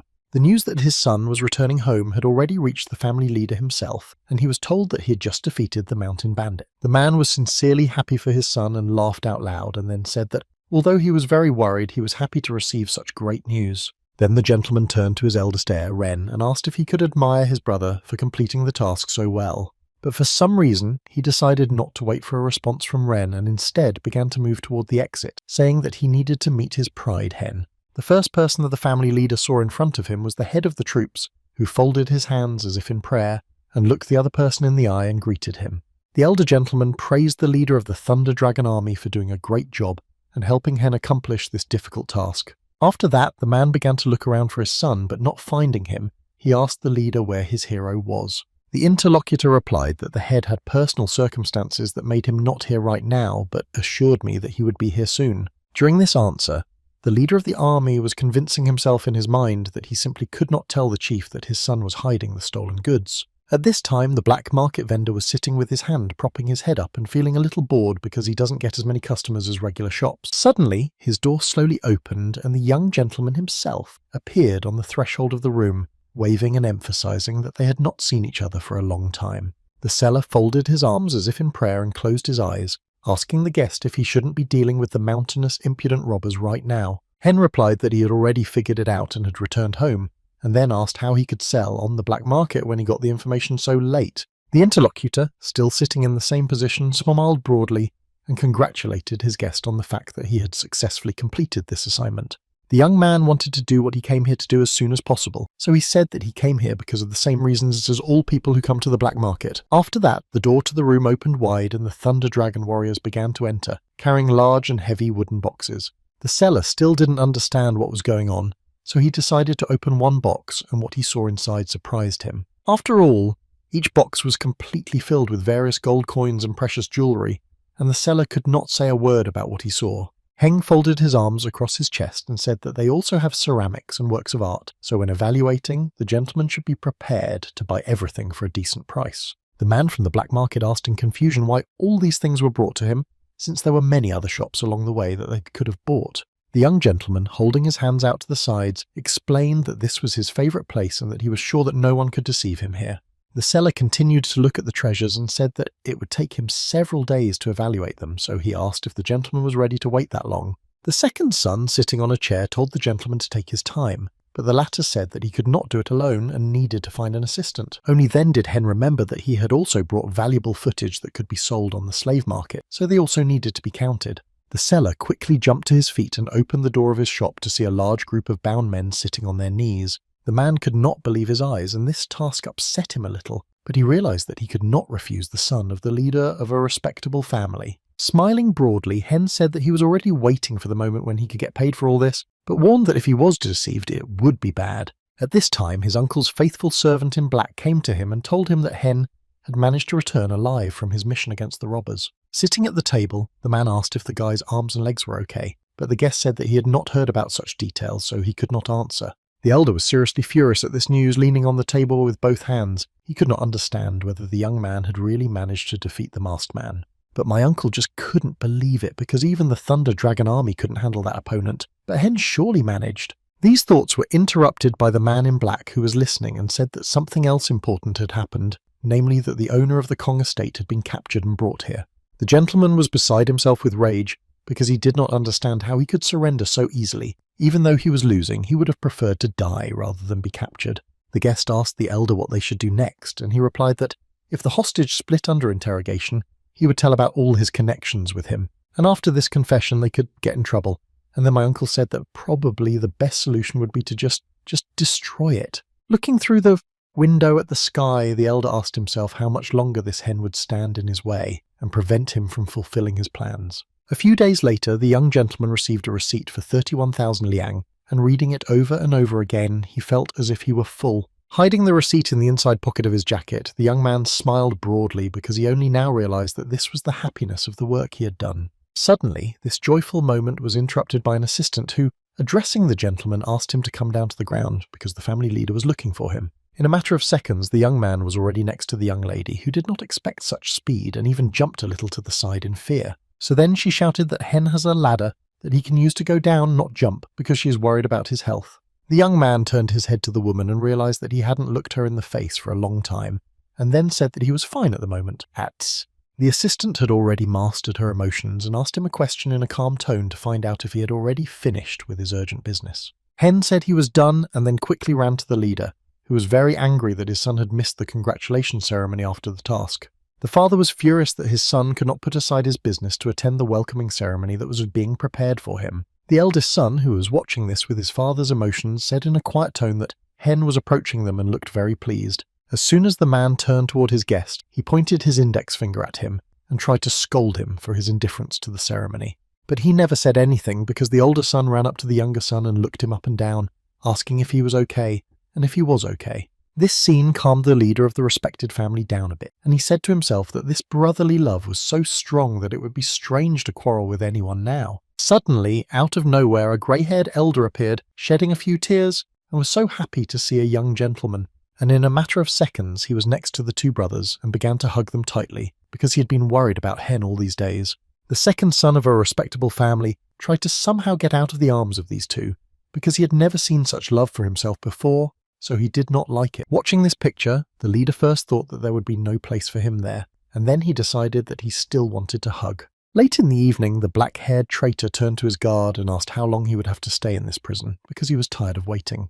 The soldier, who had to listen to the whole monologue about the prisoner's life, said that tomorrow everyone would find out the truth during the interrogation, and now the gentleman could rest. Finally, the traitor asked whether his request for a visit from Elder Nam Gun Peck would be fulfilled, since he had already said so long ago, but no one had come. The guard said that they were not obliged to fulfill all the requests of the prisoner, so he could simply forget about meeting with such a respectable person. The black-haired man did not want to give up so easily, so he continued to say that as soon as the elder found out about the meeting, he would come right away. Suddenly, the guard's partner entered the cell carrying a bundle of some kind, and the officer on duty emphasized that he had come a little early. The soldier who had just arrived handed a snack and a drink to his comrade and said that he could go have a snack and rest elsewhere. As soon as he left the cell, the new guard addressed the prisoner by name and asked him how he was doing here and how he was feeling. Hearing these words, the black-haired traitor smiled broadly and asked if Elder Peck himself had sent this young man to him, and he confirmed it. Then the guard asked the prisoner not to be upset because the elder was being cautious because there were so many prying eyes around. Then the new soldier said that his master would come after 12, and in the meantime the man could have a freshly baked chicken for dinner and handed it to the cell. After the meal, the traitor washed down his meal with a drink and was asked if he had told anyone about his union with the elder of a respected family. The man was enraged by this suspicion of him, so he shouted loudly that despite the young man's threats, he did not blink an eye. The guard emphasized that these words calmed him down a lot, and the prisoner, drinking the last drops of his drink, wanted to say that he was taken away but could not. But he could not do it because his whole body was pierced by a sharp pain, and the man even dropped his mug on the floor and began to cough loudly. The new guard said that since the man had failed in his task, he should have killed himself back in his town. The black-haired traitor did not hear any of these words because he was so hot and had such a sore throat that he just coughed and fell down. That evening, the young gentleman sat on the floor in lotus position in his room and learned to effectively manage his energy for good use. He also wanted to break through another stream of yin energy today, but his heart was pounding and he realized that he was not succeeding yet. He was also annoyed by the fact that he could not use the Dark King technique, which he had learned very well, but his body could not use it. While he was training so hard, the morning came, so he jumped to his feet and decided to go to the prison to visit the traitor. On his way, the young gentleman met 3 elders who were discussing something with each other, and stopping near them, Hen asked why they were not interrogating him. After this question, there was a short pause, but then the leader of the venerable family looked down and said that Hartai Gon had died. The grey-haired elder said that it was a rather stupid death because the man had simply choked on a chicken bone that had gotten stuck in his throat during dinner. The young gentleman began to smile mysteriously, and then said it was strange that he had died the day before the interrogation while eating, and suggested that he could have been helped. The uncle told his nephew that doctors are currently studying the matter, so they will soon be able to find out the exact cause of the prisoner's death. The elder did not like the expression on his relative's face, so he asked why he had so many suspicions and asked if he was thinking about one of them. Hen began to inquire about poisoning this traitor, and someone might have liked this method because many poisons leave no trace. The man could not answer because he did not want to give himself away, and the only thing that flashed through his mind was that he was annoyed by his nephew who felt confident. The leader turned to his son and said that there was no need to make any guesses until the doctors made a conclusion and sent everyone home. The young gentleman spread his arms to the side and smiled happily, because this death is to his advantage because no one will know about the property he took. Turning to the door to go to his room, the young man stopped for a few minutes and wished everyone a good rest. This behaviour made my uncle very angry, and he just didn't know how to control himself so that he wouldn't explode in front of everyone and attack the young man. The elder also left after Heng, and after being outside and breathing fresh air, he got a little control over his emotions and made his way home. When the man entered his chambers, his 2 sons were already waiting for him, and they immediately rose to their feet and greeted their father. The uncle came and sat down in his seat and looked at the boys and asked them how they felt and whether they had fully recovered from the beatings. The black-haired, long-haired son smiled lightly and said that a few days ago he had returned to training with his sword. The father praised the boy and told him not to be upset about what happened. He just needed to keep practicing to improve his technique. After a short pause, the man added that he would continue to get potions for his son and that he should remember that his talent was greater than Hen's. Then the second son took a red apple from the table and, taking a bite, asked his father why he had called them over so late. The uncle drew his eyebrows together and said that the atmosphere in the family was not very good, so it was better for the boys to keep their heads down for a while. The black-haired boy looked at his father and said that it was because the owner of the Kongan estate had died in prison just before the interrogation. The man said that it was really because of this that the second son suddenly banged on the table and asked why they should suffer because of some strange death in prison. The father did not understand why his son had said that, so he asked him questions to find out what his son meant. The young man simply exploded with rage and said that all this happened because of Hen, who brought this traitor, so it was he who should suffer, not them. A black-haired boy with long hair turned to his brother and asked him to calm down because they were now in front of his father, but he could not do it. So he continued to say that this Hen was no hero, and that if he also had such an army, he could easily accomplish this task. And just at that moment, a glass flew at the guy, hitting him a little bit and hitting the wall, and then the father emphasized that his son should have some kind of conscience. After all, while the young gentleman was engaged in some kind of business, he did nothing but get drunk and have fun with other local boys. After these facts, the boy became quiet because he realized that he had really been a bit of a drag, so he quietly began to ask his father for another chance to prove himself. However, the man told the young man to shut up because he did not want to hear or see him, so he told him to leave the room immediately. After he went outside, he went to the first shop and bought a drink, which he opened and drank on the way because he was upset. He was annoyed and angry that everyone around him was just talking about this Hen and not noticing anyone else but him. Suddenly the man threw the bottle on the ground, and after that a group of men gathered behind him who did not like this behaviour. And when he returned to them, the interlocutors asked if a member of a respectable family shouldn't behave with dignity in front of all the people. But as it turned out later, it was he who invited these guys to come to him, because he had a certain request which he would tell about elsewhere, because there are unnecessary people here. A few days later, Hen came to the doctor and brought a box of silver with him and asked if it would be enough to buy the potion. And after a short pause, he asked if the doctor would have the right amount of the potion in the near future, and then added that it should be of the highest quality. The medical worker froze in his tracks and said with an open mouth in surprise that money alone was not enough to get the medicine. But the young gentleman did not like this answer, and said that if you try hard enough you can get anything for a higher price. After these words, the doctor realized that he had no other option but to get the necessary medicine, no matter what it cost him, because Hen could kill him. When Hen came out of the doctor's office, he was jumping up and down with joy, thinking that he had a lot of money and time and needed to plan what to do with it all. Closing his eyes, the young man stopped in his tracks and began to imagine that he would first drink a glass of drink and then eat a variety of fatty snacks. These dreams were interrupted by the assistant, who turned to the gentleman and folded her arms across her chest and asked what he was up to again, since his ideas had been very strange lately. The young gentleman did not understand what the lady meant at first, so he asked her to clarify, and she said that he was walking around very joyful and it looked suspicious. Only then did he understand everything and asked in a serious tone why he should tell her everything, since she was not even his wife, so she would not say anything. The angry girl clenched her fist tightly and said that it was her duty to take care of his health, and it was before and now and in the future. As soon as the girl finished speaking, her gentleman turned his head to the right and put his hand to his forehead and asked the person who was approaching them if it was his father. However, when she turned her head in that direction, she saw no one there, and by this time Hen had already disappeared, and she was quite angry because he often did this. A few hours later, the uncle's second son was sitting in a cafe where you could order food and drinks and telling his new friends about his troubles, namely the fact that the young gentleman seems to be a completely different person from the one he used to be, and now he is the most beloved boy. The two guys who were listening to this suggested that Hen might have been lucky, because according to their guesses, a person cannot change completely overnight. The eldest son hit the table with his fist in anger, because he remembered how his father had shamed him for not seeing any positive results. The comrades looked at each other, and then asked their interlocutor if they needed to deal with this second son of the leader. After a short pause, the young man asked them if they were really ready to do this, and then they asked him a counter-question about why he had invited them here. At that time, the eldest son thought that 10 strong and talented warriors could really handle some Hen. On top of all this, the heir to the white spirit named Chuja Chul is the best warrior of all, knowing the spiritual techniques of the great tribe. But the younger warrior, Ma Un Ren, also possesses a power that simply cannot be ignored, so together they can destroy the young master. So the young man agreed to this offer, but finally decided to remind his allies that Hen was not the same as he had been in the past. The leader of the army said that he alone would not be able to stand up to the 10 of them, because no matter how strong he was not a hero. Taking a bite of food to his mouth, the gentleman added that they would deal with the leader's second son, and the customer would take care of the consequences. The The boy put his hand on his heart and happily said that there was no need to worry because he would ask his father to make sure that there would be no consequences at all. Immediately after these words were spoken, a rather familiar voice was heard in the hall, asking from a neighbouring table to bring him another bottle. The customer was looking at his brother and couldn't understand when he could come here, because when they came in, he was obviously not here.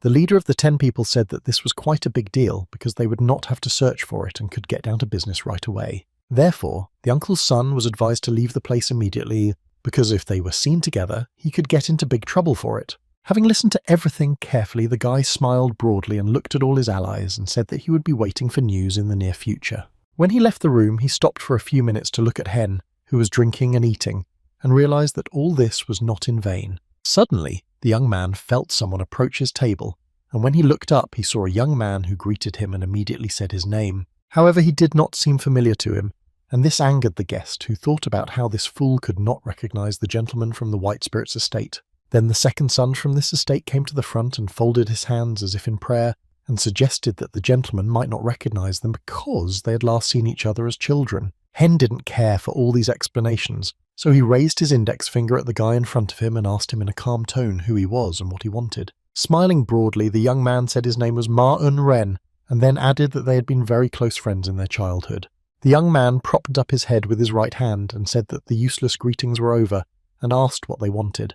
When he didn't get an answer, Hen said that males soaked in sweat gathered in such large groups only for a specific reason. The interlocutor was furious that the bastard had become so harsh, but he said out loud that everyone already knew what had happened at the stable with the robbers. And a second later they said that they had decided to throw a party in honour of this task, and that they had prepared a ship and were offering to relax. After all, there will be lots of drinking appetizers and loud music, and Hen smiled slightly and said that it could be a good offer. In a few minutes they were on their way to the ship and the road went through the forest. The leader reasoned that this young man did not know what he had signed up for. Every few meters, the main man tried to look cautiously at the second son of a respectable family and thought that it might be enough to break his limb. These thoughts were interrupted by the Hen, who stopped abruptly and said in a serious tone that they had gone through enough and they had to say their true intentions. The leader of the 10 men, trying not to get burned, clarified what the gentleman meant since they were still a few meters away from their destination. The young gentleman said that these words were complete nonsense and then explained that he knew for sure that the road in this direction did not lead to the river and the imaginary ship.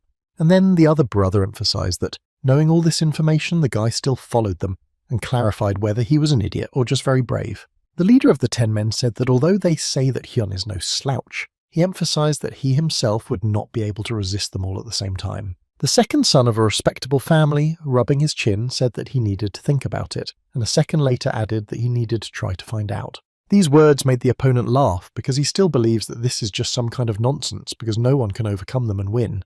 However, within a few minutes of the fight, everything happened in a way the attackers did not expect. The leader opened his eyes and was buried up to his neck in the ground. Then he saw Heng throwing a pebble in front of him and asking how they could grow up to be so stupid if they were brought up in a respectable family. The other members of the army did not like this statement, and they all simultaneously rushed at the young man to teach him a lesson.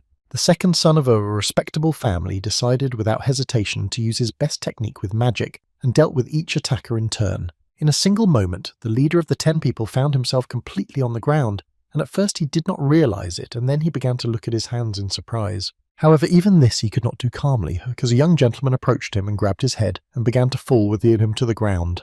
A few minutes later, all 10 attackers were lying unconscious on the ground, and Hen had just finished dealing with their leader. A few minutes later, all the victims woke up and were shocked to find themselves buried up to their necks in the ground and did not know what to do next. At that moment, his subordinates approached the young gentleman and told him that they had already buried the last man, and this could not but amuse Heng. The leader of the army, looking at the attackers, said that these guys must have lost all fear because they decided to attack the second son of a respectable family. The strong man looked at his colleagues and said, smiling, that even they could not defeat the young master, so how dare they think they could.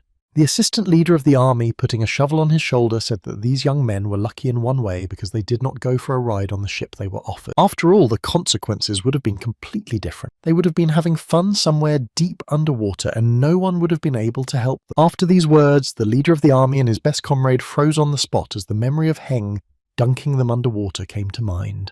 The leader of the attackers, looking directly into the eyes of the second son of a respectable family, asked him questions to find out what he was going to do next. The young gentleman sat down next to the boy and said that when children partisan, parents come to pick them up and are ready to do anything for their children. Then Heng poked the leader of the 10 with his brush and said that if he wanted to stay alive, he had to write down everything he was about to dictate to him. After a short pause, the attacker looked up pitifully and said that he could not write anything down because his hands were buried deep underground. Immediately after these words, the young gentleman abruptly shoved the brush into the boy's mouth and asked him, loudly smiling, what he needed the jaw for. The victim was a bit outraged and upset by this, so he spat out the brush and wanted to respond sharply but got hit in the head with a shovel. It turns out that this blow was delivered by a force who continued to beat the young man, saying how dare he behave and talk to their leader like that. The leader of the 10 could not even speak normally because of the beatings, so everyone barely understood that he was apologizing and promising that it would not happen again. All the other attackers were covered with sweat from fear,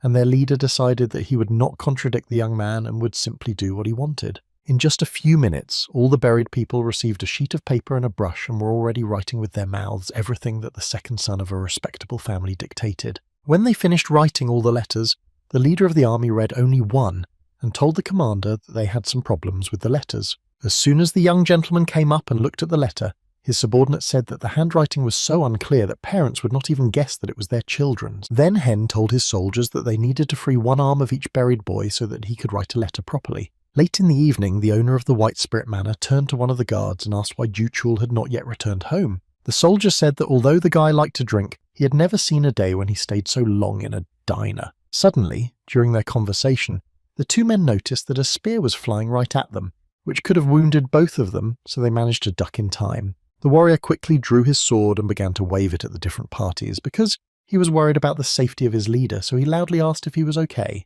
Then the owner of the White Spirit's estate picked up a spear and said that there was a letter attached to it, so he quickly unfolded it and began to read its contents. After reading it, the man crumpled the sheet in anger and said, "How dare someone kidnap the young lord of the White Spirit estate and his son?"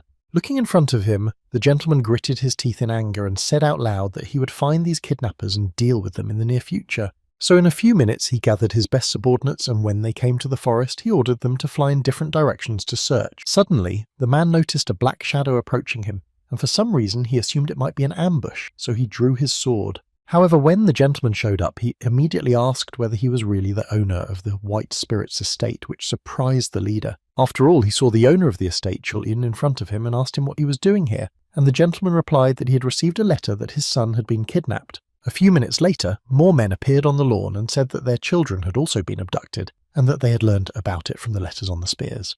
The owner of the White Spirit estate could not understand what was happening, and who was so brave as to kidnap the sons of 10 influential families in the country. At this time, my uncle came to a secret place in the forest where there was a small hut with a roof made of large and thick straw. When he approached the building, the door slowly opened, and through the darkness he could see only 1 foot of the owner, who told the elder to tell him everything. The man was a little scared by the situation, so he did not immediately respond to the request, and because of this, the owner of the building folded his arms across his chest and repeated the request. Only on the second attempt did the uncle start talking, but not telling, and immediately asked why his nephew was still walking on the ground. Then the elder of a respected family emphasized that it was because of this self-confident young man that the plan could not be carried out to the end. The owner of the building said that if everything had gone according to plan, there would have been no such problems, and he was most surprised that Hen had defeated the mercenary. The uncle was seriously angry after stating these facts, so he threw his arms out to the side and shouted that this was the reason why his nephew's authority was growing. Such a reaction did not go unnoticed, so the interlocutor, using his power, loudly addressed the elder and let the energy flow into him. Instead, the man decided to show what he was capable of and used his power to release energy flows in opposition to his ally in the plan. Then the owner of the building went outside. He had a mask painted on his face and told the uncle to calm down because they had the same goal. Then the elder said that some of his colleagues were friendly to Heng, but 4 who had always been on their side lately had doubts. The masked gentleman folded his arms across his chest and clarified that the plan they had been preparing for so long could fail because of some young man. The uncle put his hand to his head, pretending that he didn't like the way things were going either, and confirmed that the assumption was quite correct. The owner of the building in the forest still couldn't believe that their mercenary had died, but then added that the whole plan could not be postponed because of one bug. Realizing the seriousness of his ally's intentions, the elder with worried eyes asked him to wait a little longer in order to better study his nephew. But the masked gentleman emphasized that they had waited long enough and said that the plan proposed by his uncle was cancelled right then and there. A member of a respected family was upset that everything turned out this way for him in the end, and all because of some Gong Heng who suddenly began to behave confidently. The masked ally looked at his interlocutor carefully and said that from now on they would come into play themselves to implement the plan more effectively. My uncle was out of his mind from the shock he had just received, and in a matter of seconds he was pierced by fear and began to sweat. The owner of the house in the woods said that this was the decision, and the gentleman had to accept it and actively join them in the near future. The elder emphasized that there should be at least some order in the actions, because otherwise they would make a lot of unnecessary noise for a respectable family. The masked man said that everything had been decided long ago and was not subject to discussion. Then the interlocutor asked whether it was necessary to do so. The gentleman from the forest hut fell violent after this question and just looked at the uncle, because he did not understand what exactly he was being asked. The elder, not receiving an answer, realizes that there was nothing to talk about, so he said that as soon as everything in the town settled down, he would contact them, because since the plan failed, he had to be even more careful. And finally he told his ally not to even try to find him. On this note, their meeting ended, and the masked man turned in the opposite direction and began to walk quickly, but the elder remained standing. Then the uncle looked down because he realized that something terrible could happen to him now, and all because he had contacted the tiger to get rid of Hen. It's not for nothing that they say that those who have tangled with a tiger go all the way, because they have no other option but to go all the way because there is no turning back. When the masked man moved away from his ally a few meters, he angrily said to himself that he knew he shouldn't mess with the man. Suddenly, the man stopped in a forest clearing and said that he thought he would have to put a leash around his partner's neck to keep him from kicking and obeying. As soon as the lord felt his subordinate floating in the air behind him, he ordered him to bring Nam Gun Pek, his second son, who was a bit stupid. After that, the man turned his gaze to the sky, and looking at the moon, concluded that this winter a westerly breeze would blow around him.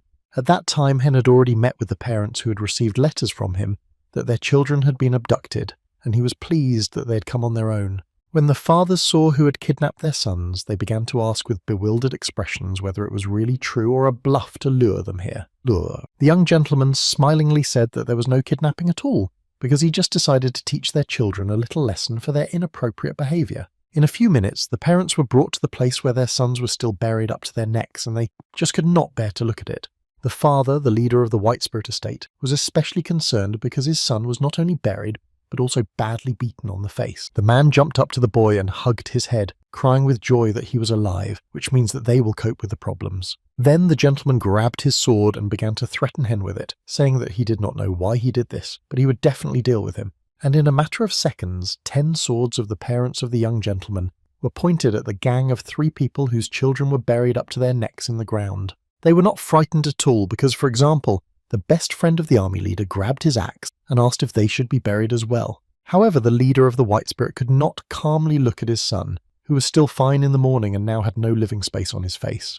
And so he promised the boy that even if their family was destroyed, he would still deal with this Hen for what he dared to do to him. At that moment, the young gentleman turned to his subordinate Deeds and asked him a question to find out who he was going to bury there. Without waiting for an answer, he turned around to face his parents and said that he was not such a cruel person, so he offered to talk first. But they did not even want to listen to him, so they suddenly and simultaneously raised their swords and rushed at the second son of a respectable family to finish him off. While everyone was trying to choose an angle for a successful shot, the young man stood calmly, because he had a plan in his head for a long time. So a second before the first clash, he said in a calm tone that these 10 guys were the first to attack him, and then everyone stopped abruptly to clarify. Heng said that these young men invited him to ride the boat and then pointed guns at him, all at the same time. The men were very angry about these facts, so they turned to their daughters and angrily asked if all this information was true. The leader of this gang had tears in his eyes, but he was able to say that this was not the case at all, because they were not going to take his life. Hearing these words, the boy's father exhaled a loud sigh of disappointment, because he never imagined his son behaving like this. Seeing his father's reaction, the young man realized that he had disappointed him, so he looked down and added that they just wanted to scare Heng.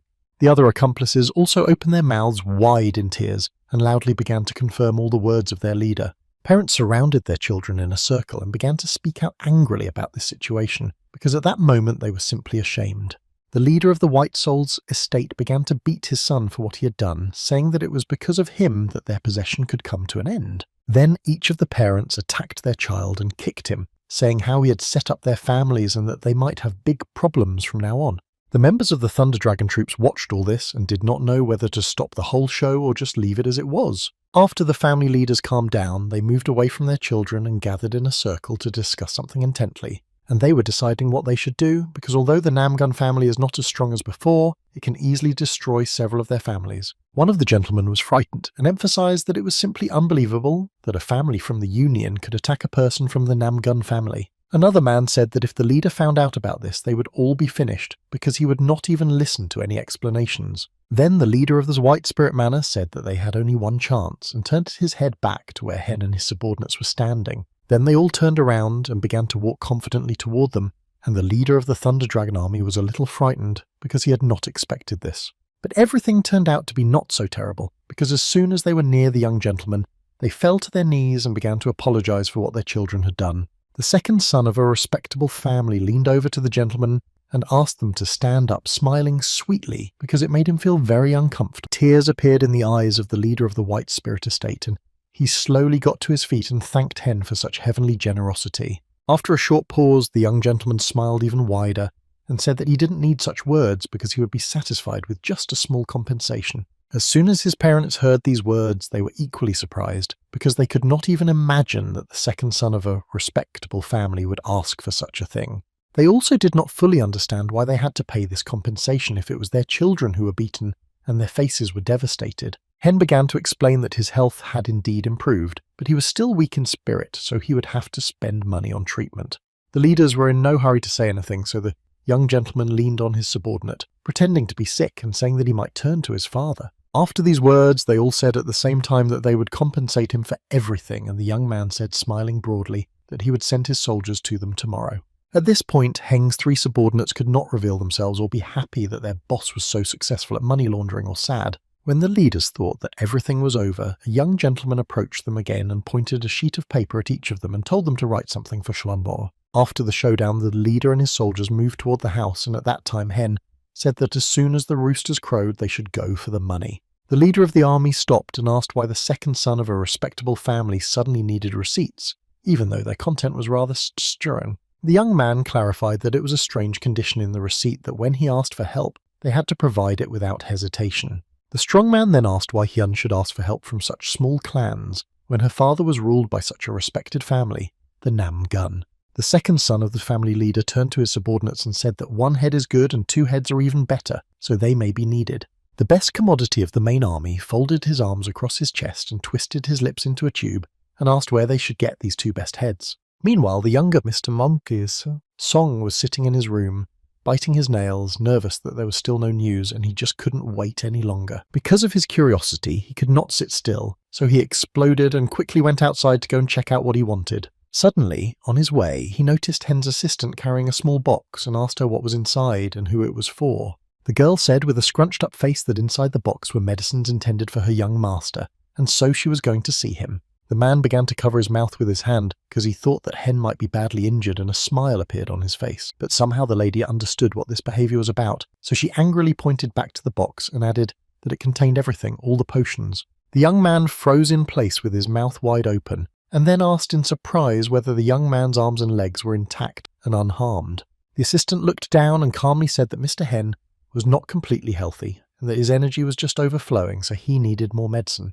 These words made the young man even more surprised, because he could not believe that after what could have happened in the forest, Hen came back so energetic and whole. While the young Mr. Song was trying to get rid of his negative emotions somehow unnoticed, the leader's second son had already called his assistant and asked for his potion. Then the angry young man could not understand how this young man could do such a thing, so he decided to immediately meet with the 10 strongest swords of the towns. Suddenly, the young man noticed the soldiers of the Thunder Dragon army carrying large sacks, but he did not know what they were filled with, but they looked heavy. In order to find out, he hid behind the corner of one of the nearest buildings. At that time, the soldiers were talking about raising funds since the morning. However, no matter how close he stood, he still could not hear what the soldiers were talking about, so he began to wonder what was inside the bags. When the assistant came to her master and showed him the potion in the box, he was surprised to ask if this was all there was. And this made Hen angry because he had paid a lot of money and received only a box of potions in return, and it should be of the best quality. The girl looked away to avoid seeing the young man's angry face and added that the shop owner said he had done everything he could. After a pause, The young lady began to explain that it is difficult for a soul to get a decent potion nowadays because sellers are constantly changing the price and each time by several hundred. After listening to everything, the young man took a few balls of the potion and threw them into his mouth in one fell swoop and then told him to find out the ingredients and make it himself. The assistant clarified that he would indeed succeed because they say it is a whole lot of work to find a way to make the best potion from good ingredients. Heng was once again angry at the Skyvests who sent him to this earth, but then decided to raise all the money across the country. At this time, the younger Mr. Song was walking to the cafe because he was sure that the soldiers of the Thunder Army were there and he would be able to learn something from them. This young man was being watched from the roof of the building by 3 attackers in black who decided not to attack him because it was still daytime and there were too many unnecessary eyes on the street. So we decided to be close to each other in order to realize our plans at the best possible time. Sun seemed to feel something and looked up but saw no one. As soon as he entered the cafe, he met the 10 best swordsmen of the towns and angrily asked them why Hen was still alive. When the boys turned their faces to him and the guest came closer and looked at them, he asked what had happened to them and why they looked like that. Even after a short pause, no one answered, so young Mr. Sun angrily asked why they were silent, as if they had taken water in their mouths. The young man from the White Spirit's estate, with his head down, calmly replied that they really had nothing to say to that, so they were silent. The guest was seriously angry and without restraining his emotions began to shout loudly, emphasizing that it was clear from their appearance that they had screwed up. Young Mr. Song could not stop himself, so he kept shouting that from now on they were not the 10 best swords but the 10 worst warriors. The leader of these 10 boys was furious at this accusation, so he grabbed the guest by the shirt and told him to stop and calm down because he was talking nonsense. At that time, 3 of the young man's subordinates came to his room and told him that his belongings were in the warehouse and could be picked up at any time. The young man put his hands behind his head and looked up at the ceiling and asked when the right moment would come when he could use them. The soldiers looked at Hen with bewildered faces and did not fully understand his intentions, and the second son continued to say that the prices of medicines would steadily increase, so it would be necessary to provide a safe cash fund. Suddenly, he stopped talking and pointed his index finger at the assistant leader of the army and asked what he thought he needed to do to make a good fortune. At first he was frightened, but then he closed his eyes and suggested that he could save a little on some things and constantly put aside unspent money. The young manager did not like this answer, so he threw his glass at the young man and emphasized that there was already constant saving and saving. To diffuse the situation a little and help his friend calm down, the strong man raised his right hand up and said, smiling broadly, that he needed to invest. After all, this can be done in gold and silver, in horses and silk, and he emphasized that if you sell when the price is at its highest, you can make a lot of money. Hen didn't like this idea either, because once he had already waited for the price of a product to rise, but during that time the price had fallen and he had only made a loss. Then he angrily pointed a finger at his subordinates and told them to think about it because they needed to make a lot of money for capital quickly and at the same time. The leader of the troops put his hand to his head because it was starting to hurt from the excitement and began to think about what their new leader wanted them to do. Then the second son of a respected family said that their head was not a place to store stones, and all he had to do was to give them this knowledge. Then he turned his hand to the leader of the army and asked him if he was pretending so well, because he should know that he was talking about black money. All those present were shocked, to put it mildly, because they never wanted to even get involved in this, and here they want to teach them about it, and in such a place. The head of the troops looked down and decided to clarify that the money fund was run by black organizations that were banned by the family leader. The young man added, smiling, that there are large and medium-sized organizations around and it can be profitable if they start receiving the funds they manage. After these words, the leader of the troops loudly and nervously shouted that it would not work, and the head asked why. After a short pause to calm down a bit, the chief said that the venerable Namgun family could not be involved in dirty deeds. As soon as he finished speaking, a kettle flew into his face and fell in the opposite direction, and the man was forced to take a few steps back. Rising to his feet, Hen said that these are not reasons to do nothing, because if there is a hole in the ship, it needs to be patched as soon as possible. A second later, he added that it all looks like they are following the rules of the faction, and this is how they manage to protect their reputation.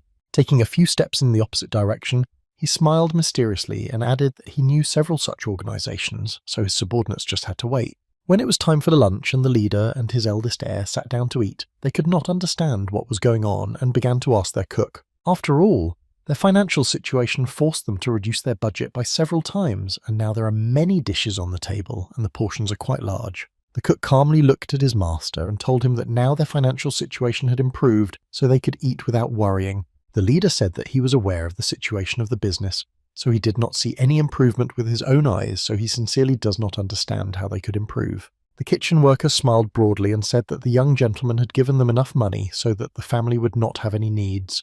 A few days ago, Hen came to the man who manages the family's money and gave him the money, and asked him to spend more on delicious food, especially snacks. The gentleman was surprised by the generosity of the leader's second son, and even more interested in where he got the money from, so he asked him openly. The young gentleman was reluctant to tell us where he really got the money, saying that he thought it was payment for his efforts in the permanent yard. The man, looking at all the money I brought, said that it was simply not possible because it was an amount that could not be earned even by selling a permanent yard. Hyun, smiling mysteriously, demanded that the topic be closed, and then added that there was no way to break the Namgun family because their authority would not go away.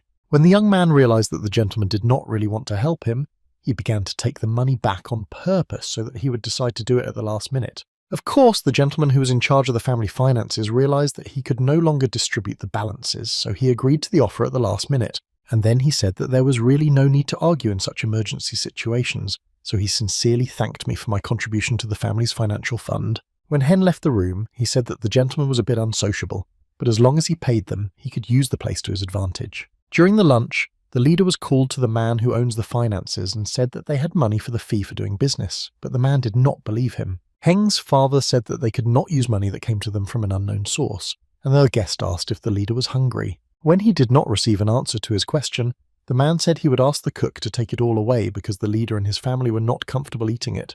The leader pretended that there were no questions to him and then told the guest that he would call his son to see him and question him about the source of the funds. The man who manages the family's finances smiled happily, folded his hands as if in prayer, and said that he was ready to return to his business on this occasion. As the man walked down the stairs, he put his hands behind his back and reflected on the fact that since the young man's recovery, the family's energy has been running over the edge. At this time, the second son of a respectable family came to the black market cellar and asked which force on the side of darkness now dominates this land. The shop worker was frightened, but said that it was against their rules to give such information without prior payment, so he paused for a moment. And not in vain did he do so, for immediately after he spoke, the entire steely with the dishes was destroyed by a blow from the young gentleman, and so everything was shattered. After that, Hen directed these small particles at his friend to scare him, and he finally gave out all the necessary and useful information. All these particles were so well stuck in the wooden wall around the perimeter of the cellar's body that the man froze into one position and was afraid to move. In a matter of seconds, the young man was sitting in a chair and listening to the fact that the Chilong M1 Tudon and Theun groups are now the most influential in their area. The seller went on to say that the Chilong live in the north and have more than 6 men who know the best fighting arts. This group gets its money from the fact that they smuggle everything and the price is constantly rising. Then the man began to say that the Mvan group lives on loans at high interest rates, so they are the real evil because they can get juice out of even dry meat. Members of the Toden faction usually settle in public additions and allow themselves to engage in dirty deeds by bringing girls to work there. The young gentleman did not like the way the latter group made money because it was just low-level human trafficking. At that time, the thought flashed through my mind that he had also done a lot of bad things during his life, but sometimes he defended them, and these guys had already crossed all the boundaries. The seller, putting his hand on his head because it was hurting him, said that Toon's main business was a gambling house and they took it from those who looked rich. After these words, Heng had a thought about how his respectable family allowed this group to spread so much, but he was happy about it. So he then asked what the total income of these 4 groups was, and the interlocutor replied that it was about 10,000 silver nyang per month. The young gentleman emphasized that these idiots had done well, and then pointed his finger at the seller and told him to report to him all new information. At first, the man froze in place in shock, but then he managed to collect himself and clarify that he really had to report all the information he'd received to Hen immediately. The young man smiled and decided to reassure the frightened gentleman, and said that he was not going to leave him without proper payment, so he asked him not to be upset. After a short pause, he stretched out his hand to the seller and added that this was a deal, and if you make it with a respectable family, you will become a respectable person later.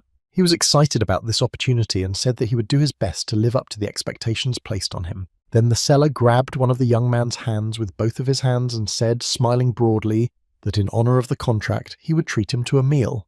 The second son of a respectable family abruptly turned his face to the door and said that he would come back another time, as he had important meetings scheduled for today.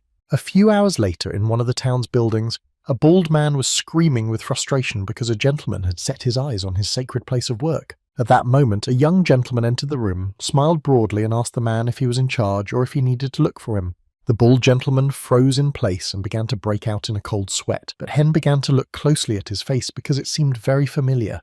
The man began to turn away and cover his face and then said that they had not been able to see each other before. and then added that this was the first time he had seen the young man. But Hen didn't believe him and put his hand on his head, smiled sarcastically and said that before he came in he had heard that the bald man was going to destroy him. Then the young gentleman folded his hands as if in prayer and said with his mouth wide open that thanks to this gentleman he would be very happy to take this place for himself. Suddenly, another man appeared behind him and angrily asked his friend what kind of nonsense this dog was talking about, calling the leader's second son the same name. The gentleman who approached held a knife in his hand and threatened Hen with cutting off his sharp tongue and forcing him to eat it right there and then in front of everyone. However, the threat never came true because right after finishing his sentence, the man received a strong fist in the face from the bald owner of the premises. As a result, the victim fell to the floor and his boss continued to kick him for speaking so harshly to a young man of a respectable family. Hen decided to intervene and said that it was enough to beat his subordinate because he was going to teach such people good attitudes and behavior himself. He smiled sarcastically and asked if they could start handing over all the cases to him right away because he wanted to get to work as soon as possible. A few hours later, the second son of a respectable family came out to his soldiers waiting outside and said that he had decided everything so they could come in and take what they needed. His subordinates quickly moved to complete the task, and after that Hen wondered if they could do it without him, or if he should also come in to control everything. The men were doing well. They entered the room abruptly and loudly, and managed to knock the main Emmanuel Sue to the floor in a matter of minutes.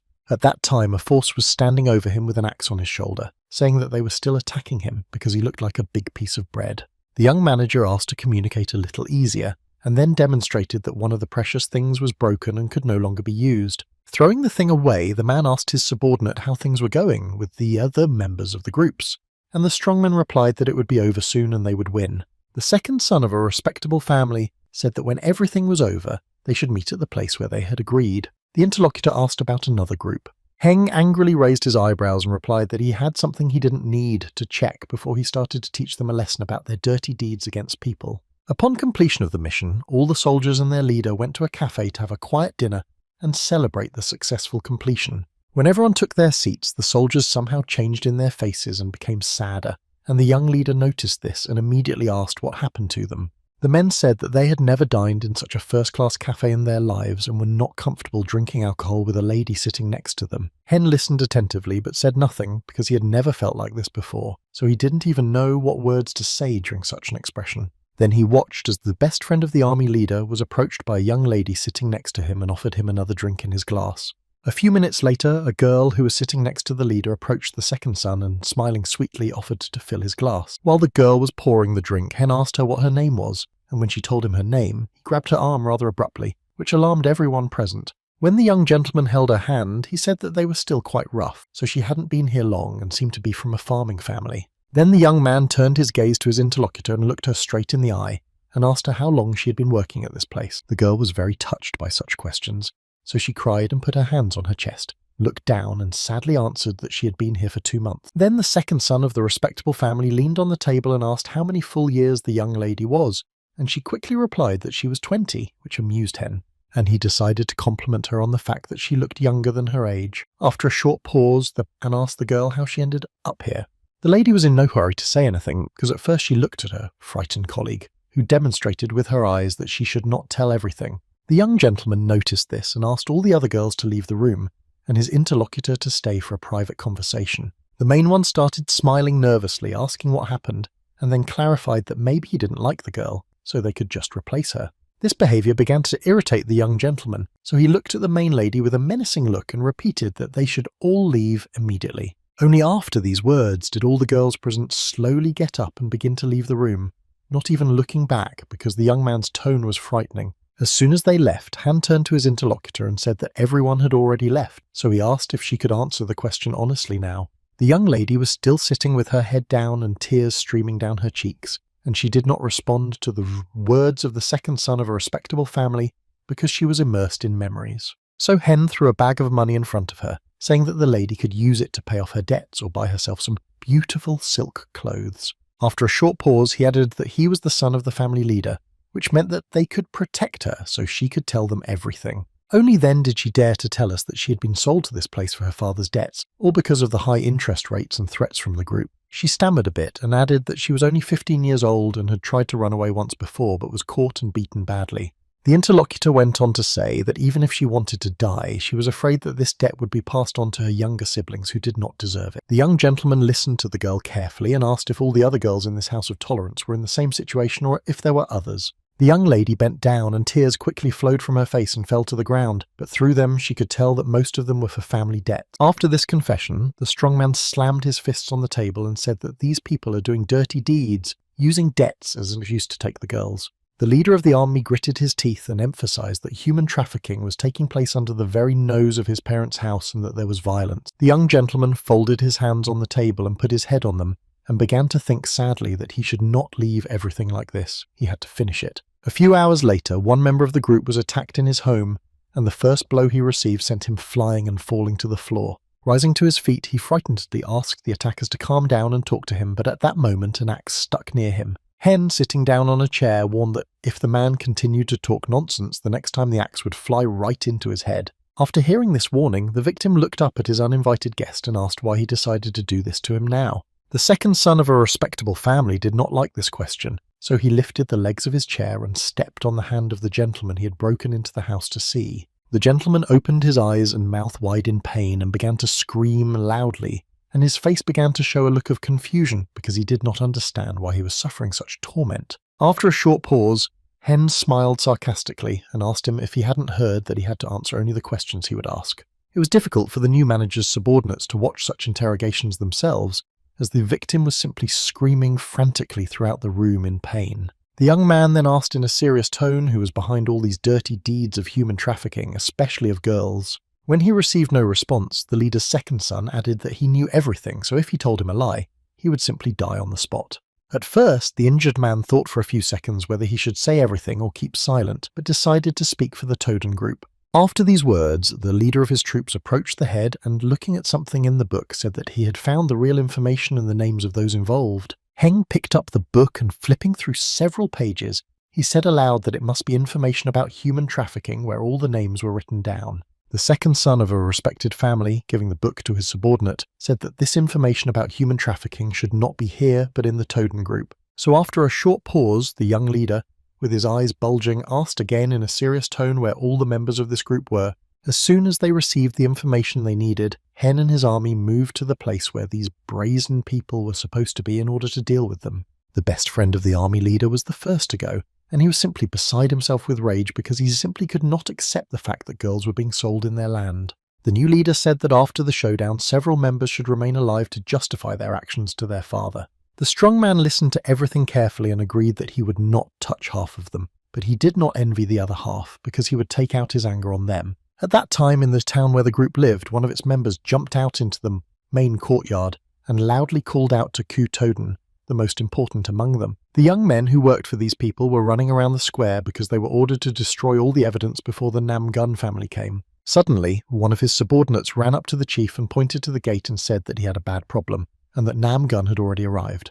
The man immediately turned his gaze to his interlocutor and asked how many men had arrived, and the latter quickly replied that about 10 men had arrived. After that, the leader loudly turned to his men and ordered them to stop because there was no time to hide. It was better to just fight them, and that was it. The subordinate decided to remind them that their enemy would be the Nam Gun family, and if they touched them, it would be the end of everything, so they needed to think 100 times. After listening carefully to this warning, the leader looked at the ground and said that if they managed to win, they could buy time for themselves. Then he turned his gaze to his interlocutor and said that they would just have to wait a while and then reopen their business. The subordinate wanted to persuade him not to do this, but he didn't have time to say a word because the boss said that if they gathered, they could win. When the young lord and his soldiers came to the town and stood at the main gate, the leader of the army emphasized that it was very suspiciously quiet. Then Hen looked in front of him and said that they probably wanted to hide and suddenly attack because they had already come up with some dirty plan. After these words, the leader of the army turned to his comrades and asked whether they had heard the young man, and therefore, according to him, should be on the alert at all times. The strong man listened carefully, but decided to do his own thing, so he jumped high and flew over everything and began to approach the gate. And as soon as he was near them, he began to beat them with his axe, which at first only managed to leave marks and then to break a large hole. After a few minutes of such concentrated work, the best friend of the warrior leader was able to get inside the town through a hole he had made himself. However, as soon as he stepped a few steps forward, he noticed a rope trap flying at him from above, and his comrades tried to warn him. However, he did not manage to avoid it because the net was still thrown and held by 4 soldiers from different sides, preventing him from moving. When the head of this town saw that the strongman was ambushed, he began to smile with satisfaction and say to himself that everything was going according to plan. But what happened next surprised the man, because the man in the ambush began to move with the net in the direction he wanted, and the soldiers could barely hold on. The leader of the Thunder Dragon troops smiled slyly and said out loud that he had completely forgotten about the extraordinary strength of his comrade, so he would handle it himself. As it turned out, there were 2 archers on the roof of the building who had already drawn their arrows to neutralize the strongman and thus help their colleagues. One of the men who was supposed to make the shots had just taken aim and told his partner that he would be the first to shoot because he was sure he would succeed. However, he failed to make his shot because a Thunder Dragon warrior on the right side of the room attracted their attention and ran toward them with a weapon. Therefore, instead of shooting an arrow at a strongman, the archer fired it at the attacker in 1 second without even thinking or aiming. That's why he probably didn't hit the attacker, because he managed to calculate the movement of the arrow and dodged it, sneering at the shooter. And as soon as the attacker approached the young man, he immediately struck him in the face with his right hand so that he knew not to shoot arrows at him. When the other archers saw what had happened to their comrade, they unanimously decided not to run away but to attack the warrior to teach him a lesson. But they just didn't know who they were dealing with, because as soon as the attacker got to them, he was able to deal with 3 of them in 1 blow. At this time, when the young leader and his soldiers entered the main square, they were surrounded by local residents with weapons in their hands and threatened to take their lives. However, they were also so overconfident that they underestimated their opponents, who managed to deal with the attackers in a matter of seconds. When the strongman saw that the fight was going on without him, he began to cut the rope with his axe in order to take part in the fight. And as soon as he managed to get free, the first thing he did was to find an opponent and began to deal with him using all his strength and technique. At this time, the young gentleman stood calmly aside and watched his subordinates do a good job of fulfilling the task. In a few minutes, the guy started counting the victims of the opposite side, pointing his finger in the direction of the fight, and was quite pleased with the number. Although quite a bit of time had passed, the battle was not over because there were enough people to fight and everyone still had something to do. The leader of this group also stood aside for the first few minutes and just watched all the fuss on the square. This was enough time for him to realize that his guys were not doing well, so he decided to immediately go to their aid. Because if he does not intervene, there is a good chance that he will lose this battle, and he clearly does not want this to happen because then all their activities will come to light. At first, he began to fall on the opponent closest to him, and his first few blows were quite successful, and he also managed to dodge them himself. After dealing with one man, he went to the other and approached him from behind, which allowed him to stab the soldier in both legs. The man was so angry that his men could not accept the battle with dignity, and were almost losing that he wanted every member of Namgung's army to die. Noticing this rival, the 2 warriors of the Thunder Dragon army decided to unite and attack this skillful man at the same time. As soon as the leader of the town realized that he was about to be killed, he took 2 round objects out of his pocket and threw them directly at the attackers. After the 2 round objects touched the ground and exploded, the soldiers decided to hold their breath for safety. Then they sat down and decided to wait in these places until the smoke settled and they could see everything normally. But suddenly an opponent appeared. He just appeared out of nowhere, and in the first few seconds managed to stab several times these 2 guys who did not have time to defend themselves. By such actions, the man wanted to lure the youngest leader into a fight, but he simply ignored him and did not interfere. Hen had been studying the leader's movements and techniques all this time, and after that he concluded in his head that this was the level of some homeless people. After all, from his past life he knows the shortcomings of factions quite well, even though he was from the bottom, but it happened that he had to experience what heroism is. Then he drew his eyebrows together and said sadly to himself that it was fortunate that he had found it before he started having problems. Then the leader of this dirty group was spotted by the head of the Thunder Dragon troops and informed him that he was now his rival. At first, the man began to back away, taking wide steps, because 3 soldiers with their own weapons were simultaneously approaching him. But then he gathered his strength and thoughts and decided to fight the leader of the army, and at first he warned him not to be surprised by all his capabilities. The young gentleman's subordinate opened his mouth wide and called his opponent an impudent person who simply did not know his limits. After these words, the man wanted to strike, but the leader of the group managed to dodge and then simply ran away from all attempts to stab him with a sword. The man managed to move so quickly in a circle that it was difficult to see him, let alone do him any harm.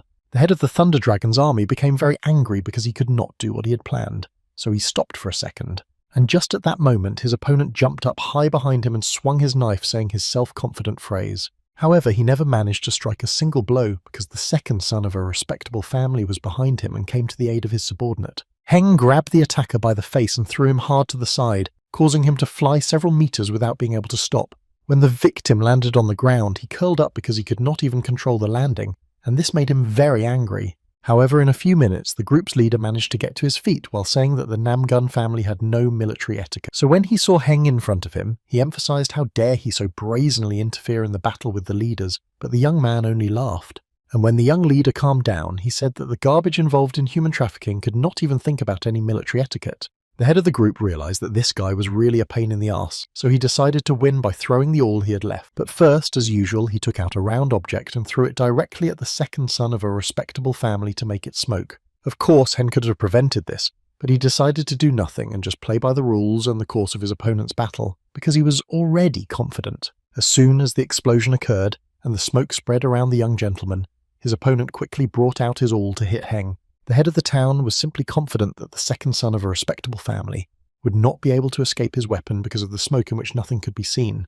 However, if he manages to somehow block it, he will still lose his stable position, and then the leader of the group will be able to finish him off here and now. Of course, everything did not go as the attacker had planned, because the young manager still managed to catch the awl using one hand.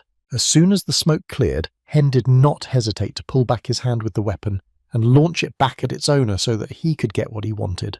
The awl flew a short distance in a matter of seconds and hit the right hand of the attacker, who sat down on the ground in pain and began to scream loudly. While he was trying to cope with his pain, Hen approached him slowly and told him that he knew about all his fervour and intentions. The leader of the group decided that he would not give up so easily and would fight to the very end, so he took another of his weapons from his pocket.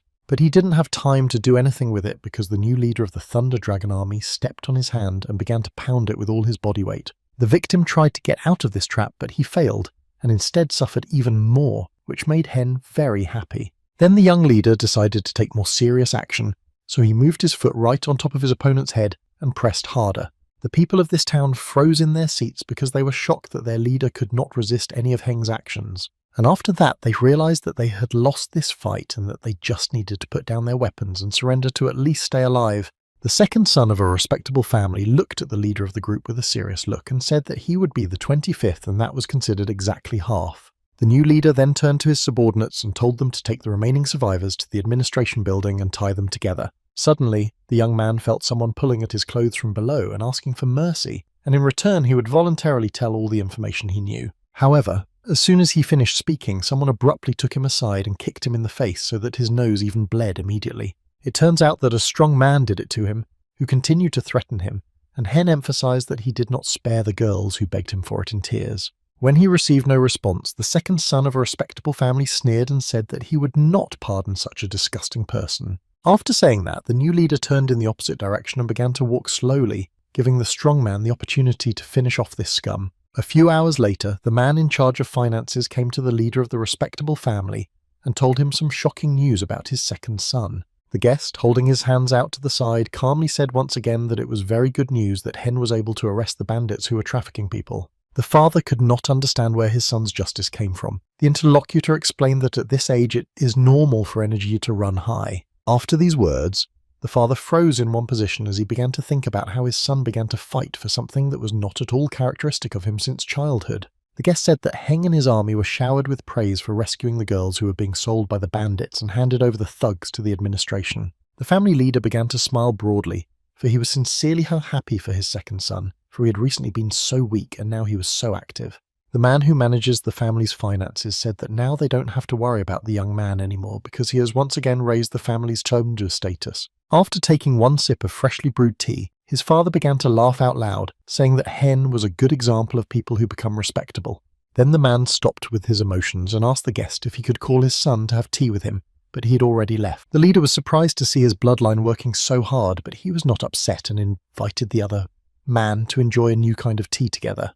The father closed his eyes and said out loud that he could not even track his son's movements, let alone know his plans. At this time, the young gentleman came to the building he had been occupying for several hours, but this did not prevent him from having dinner in the place of the main owner of the place. He was served by the same bald man who wanted to take Heng's life, and now he had changed his mind and was even smiling at him. The new leader of the Thunder Dragon army then turned to the leaders of the three groups he had managed to deal with in a fairly short period of time And after taking another sip, the young man said that as of today, the Tunem-1 and Chillon groups have been disbanded and are now under Ilson's control. Out of the 3 men, only the bald one dared to approach the young man, who said that he had never heard of the name before and asked what kind of community it was. Hen turned his gaze to the right and calmly replied that he had recently created this community, and that is why he chose this name for it.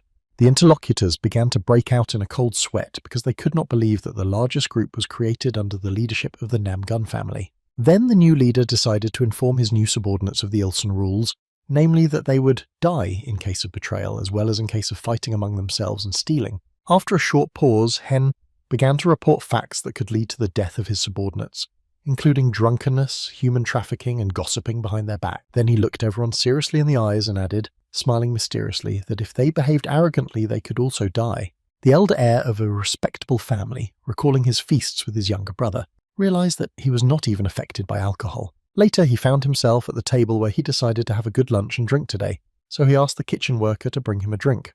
The servant came to the table and timidly said that the gentleman already looked drunk, so he suggested that they stop there, but the man did not like it. So he quickly jumped to his feet and kicked the interlocutor right in the stomach, saying, "How dare he tell him what to do and what not to do?" When the victim fell to the ground, he began to cover his head and face with his hands as the angry attacker continued to kick him. The 2 other kitchen workers stood next to each other and considered whether they should intervene, but decided to just ignore it. After all, this attacker mentioned the respected Namgun family, and they decided that he was a young gentleman whom they simply could not physically prevent. Then the boys crossed their arms over their chests and began to discuss among themselves all the rumours they had heard about this family, and the attacker heard this out of the corner of his ear, so it made him stop to turn his gaze to the 2 and ask them rudely and angrily what they were saying about the Namgun family. One of them, as soon as he heard this tone, was seriously frightened, and therefore slowly raised his hands in the air and quietly said that he had not said anything like that. The attacker did not have time to calm down from the previous fight as he was again overwhelmed by emotions and attacked another kitchen worker. Holding the victim with one hand, the man loudly threatened to kill him for even the slightest discussion of the young man of the family. And as soon as the gentleman was about to strike with his fist, someone quietly entered the room but at the same time shouted loudly to stop the whole show. When the boy turned his head to see who was there, he noticed a grey-haired old man with a stick who asked him to stop it all in a quieter voice. And after a short pause, he asked if soldiers should intimidate ordinary people, so he again emphasized that he had had enough adventures for today. The attacker continued to squeeze his victim, pulling on his clothes because he realized that the old man was right and he needed to stop and calm down immediately. However, he could not do it so quickly, so he not only let the kitchen worker go, but threw him against the wall so that everything on it fell. Then he sat down on a chair and put his hands on his legs and asked for more drinks, but the grandfather said that the gentleman was already drunk, so he should go home. When the elder gentleman realized that he could not get rid of this guy so easily, he asked if he could call a person from the Namgun family. The young man again exploded from the maelstrom of his emotions and abruptly rose to his feet and looked his grandfather in the eye and asked how he dared to threaten him. However, this did not frighten the interlocutor, so he turned to one of the victims and asked him to go get the security guards to escort the gentleman home. As the messenger was getting ready to leave, the older gentleman looked at the younger gentleman and said that if he were not a member of such a respectable family, they would have done something different. At that time, 3 leaders of different dirty gangs served hen, namely during the lunchtime meal, each brought a kettle with a drink of his own. The first to go to the tasting was a bald man who, as soon as the manager took a sip, immediately asked how the drink he had prepared tasted. After a short pause, the second son of a respectable family gave a thumbs up and said that the drink was very good and that the bald man was given a bronze rank. Continuing his meal, the young man said that all ranks in his community start with iron, but that you can also get silver and gold. After the reward, the man began to brag about it to his colleagues because he thinks they are incapable of anything and they simply cannot outdo him. However, these 2 also had no intention of giving up, so one of them quickly grabbed his teapot and approached the manager asking for another chance. Then another gentleman interrupted the conversation, smiling sweetly and saying that his family had a secret recipe for the drink that had been passed down from generation to generation. The young gentleman gave everyone a chance to speak, and when he had a chance to speak, he said that he had had enough of the tasting for today. Immediately after that, the young man went to the window and opened it wide and began to breathe in deeply, which instantly made him feel better. After standing there for a few seconds, Hen looked down and noticed 3 men in dark clothes moving through the streets of the town. He began to look at them more closely because they did not look like local guards at all, and they also exuded a kind of dark energy. Analysing his feelings, the young man froze for a few minutes and had a déjà vu experience because he felt such energy from the masked man. Suddenly, these memories were interrupted by your men, who interrupted each other to say that they had already prepared a new drink and offered to try it. The second son of a respectable family did not respond to the suggestions, but instead jumped out of the window in a second, which frightened everyone present. Of course, he had already used this method of exiting the building many times before, so it didn't cause him any inconvenience this time either. After the young man landed safely, he quickly jumped to his feet and began to move in the direction of the three strangers. The two men who were in the room with Heng at the time approached the window through which he jumped and began to look down, speculating on the height of the flight. The main principle of the second son of a respectable family was that there was no place for suspicious young men in his town, and this is what made him react the way he did. Then he moved not only through the streets but also on the roofs of houses to shorten the way, thinking that if he caught them, he would interrogate them, and then maybe they will split and tell all the information. But what happened next took the guy by surprise because he was not ready for this. And what happened was that, following exactly in the footsteps of these impudents, he arrived at a dead end of the street and stopped to think about how this happened. Then he slowly sat down and touched the ground, and felt that the three boys were still outside, but they must have felt Hen's presence. By the energy, the young man felt that they were not just people, and it was very bad that they were wandering the streets of their town and it was not yet clear what they needed. Realizing that he would not find anything now and feeling a little sober, he decided to return home and try the drinks of his two subordinates. At this time, Uncle Hen's second son came out of the bar from which he had been kicked out and told them that he would go to another much better place than this one and have a good time there. After walking a few steps down the street, the young man came across two unknown guys who at first did not raise any suspicions. But then he became suspicious that their people were wearing black masks that covered their faces, so he turned around and decided to just leave them. However, as soon as he turned his body in the opposite direction, he noticed that there was also an unknown man in black clothes standing there with his arms folded across his chest. This situation alerted the elder's son, and he immediately began to panic and turn his head from side to side because he realized that he was expected here. However, while there were no hints of an attack, the guy began to analyze that there was one in front and two potential armed attackers behind him. So he decided that the easiest way would be to deal with the one in front of him and then quickly dash through the narrow streets of the town. Of course, the young man made every effort to attack and defend himself, but the stranger managed to dodge and move backwards. And then everything went according to the stranger's plan because there were three of them against one, and they were several hundred times stronger than him. In a few hours, they arrived at the place where they were supposed to deliver the uncle's son, and they were surprised that they had managed to do it so easily. One of them carried the unconscious victim on his shoulders and told his partners that the sons of the Namgun family were incapable of anything. 3 days had passed since the kidnapping, and the black market vendor was sitting in his shop resting his head on his hand, sad.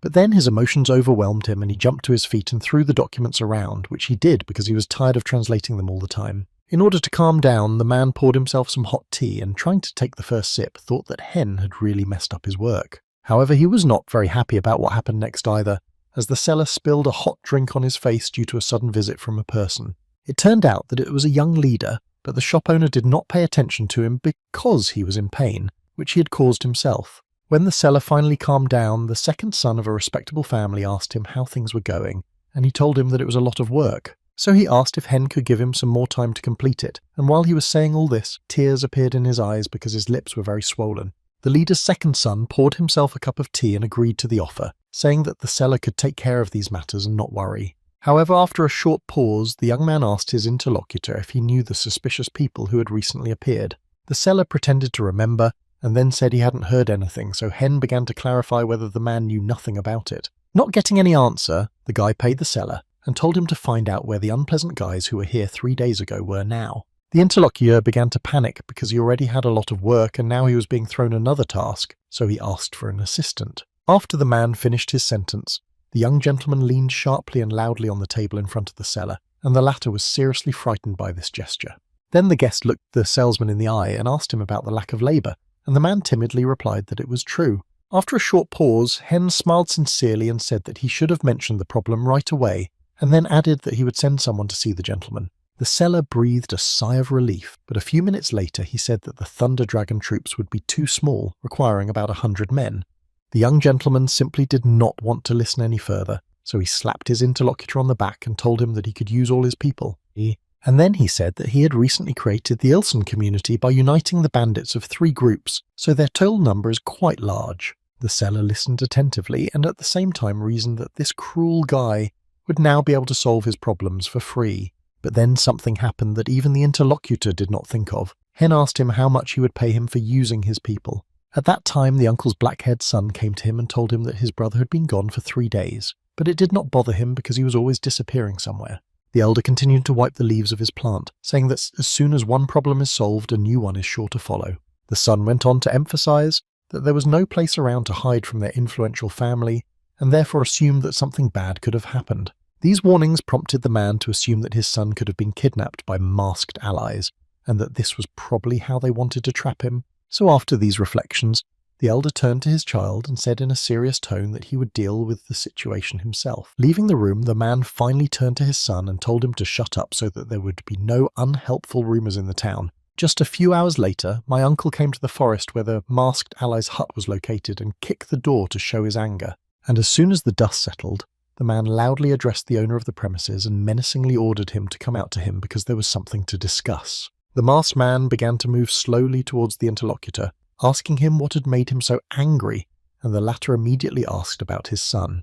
The owner of the house in the woods said with his hands behind his back that the boy was well taken care of, and then the elder asked why he had to be kidnapped at all. Receiving no response, the guest shouted at the top of his voice that he had immediately started searching as soon as he learned about the disappearance of his son. Then the elder added that such an act could affect the peace between them, but the masked man was not afraid and offered to start violating the agreement. The guest did not expect that his threats would be accepted, so with wide-open eyes and stammering in surprise, he began to ask if he had thought it through. The masked gentleman looked the former ally in the eye and firmly told him not to waste time and to start acting. Then the owner of the house in the woods began to go around the ally, saying that if he could win, he would get his son back. After a moment's pause, the masked man added that he would not lay a finger on the Namgunsuar until he won, and he would be completely safe. My uncle stood silently listening attentively because he had to decide whether to start a battle or to resolve everything peacefully. But the emotions of his son being kidnapped on the way home overwhelmed him, so he gritted his teeth and said he would win and there would be no defeat. The masked gentleman heading into the forest said that the blood flowers were blooming wildly now, so it could be a fabulous scene for a duel. Early in the morning, a young gentleman walking through the streets of the town was loudly saying to himself that spring was coming soon and he was still so sluggish. Suddenly, he heard a familiar voice behind him, addressing Hen and emphasizing that his wood storage was completely full, so it was still a long way to go before the heat was on. It was the young man's assistant who brought him his morning tea, and while giving him the drink asked him if he had heard the news today. Hyun said no, and before she could say anything, she looked around and said that young Mr. Nam Gun Soa was not coming home. The second son of a respectable family leaned over to the drink and asked if he had left the town himself, because all grown men do so sooner or later. After hearing this question, the girl denied this development because she had not heard from her uncle's son at all about his whereabouts. Hen didn't like the drink because it tasted bitter, but the lady didn't pay attention to it because she kept saying that it would soon become a problem. Out of politeness, the young man asked how many days had passed since his pansy had disappeared, and the assistant said that it had been 3 or 4 days. The leader's second son froze in his tracks at this information because he remembered seeing 3 unknown people in the town at that time. After the morning meal, the young man began to walk along the route that followed the strangers and wondered if they were somehow connected to So-A. He could have been their ally, but it's not clear why they kidnapped him, but if Hen can remove their masks, he'll find out. When the young gentleman came to the black market cellar, they began to consider the route of So-A and the 3 guys in dark masks. After their guesses and analyses, the shopkeeper concluded that the elder's second son could indeed have been kidnapped by these strangers whom Hen had seen.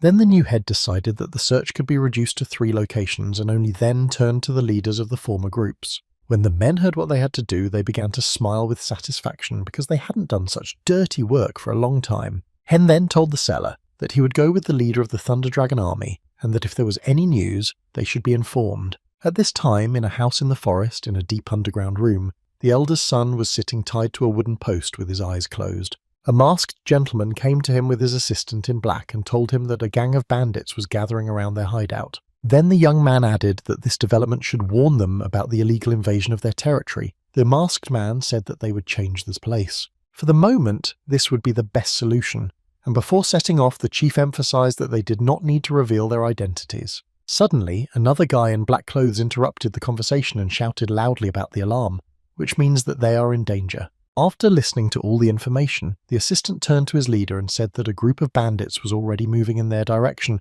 so they would be here soon. The masked man first froze in place and then said that these attackers were faster than he had originally thought, so he had to make a quick decision. The gentleman approached one wall, pressed a hidden button, and the door to the back exit opened, through which he had to disappear and not participate in the battle. As soon as he entered the building, he stopped for a few seconds and without turning around ordered his men to kill all the bandits who had come here. When Hen and the people he decided to go on a reconnaissance with reached their destination, the gentleman looked around and asked what the point was. The bald leader of one of the groups came close to the young leader and quietly said that people in dark clothes were seen here most often. These facts made the second son of a respectable family very happy, so he told the interlocutor to take the rest of his comrades and return home right away. Then the young gentleman smiled mysteriously and added that he and the head of the Thunder Dragon troops would take care of the rest on their own. As soon as Hen was left with his 3 trusted subordinates, they immediately went to the house, which stood in the middle of the forest, quite inconspicuously. When they were almost at the door, the leader of the army said that he had made sure that no one was around, so they could work at full capacity. The man then said that the first thing to do was to purify and preserve the status of young Mr. Nam Gunso, but the leader's second son did not like this idea. Without turning his head to his interlocutor, Hen asked why they needed him to stop in his tracks, but when I gathered my thoughts, I began to clarify that they hadn't come here to find and save young Mr. Nam Gunso. The new manager first asked if there was really a need to worry about him so much, and then said that he came here to catch suspicious people. The 3 subordinates were shocked by these facts, because they concluded that the uncle's son was just a useless thing to Hen. The second son of a respectable family stood silently looking at the hut for a few seconds, and then said out loud that these insidious mice were hiding from them. Suddenly, the soldiers abruptly came to the front and, taking out their best weapons, told the new leader that they would go first and he should follow behind them. The young gentleman highly appreciated this decision of his subordinates, because it means that he spends so much time with them training and developing them. As soon as everyone began to approach the door, some black mariachi suddenly began to fly out of it, knowing exactly the direction of their movement and attacking the guests. The best commodity of the leader of the Thunder Dragon army immediately began to swing his sword from side to side, doing his best to fight back. The personal assistant of the chief was a little confused at first, but when he was struck the first time, he gathered himself and began to use the sword successfully. But the leader of the army did not lose his balance for a second, because he was ready to fight his opponent to the last, no matter how strong he was. After a few minutes of concentrated battle, the attacker in black had to jump back a bit to catch his breath and regroup.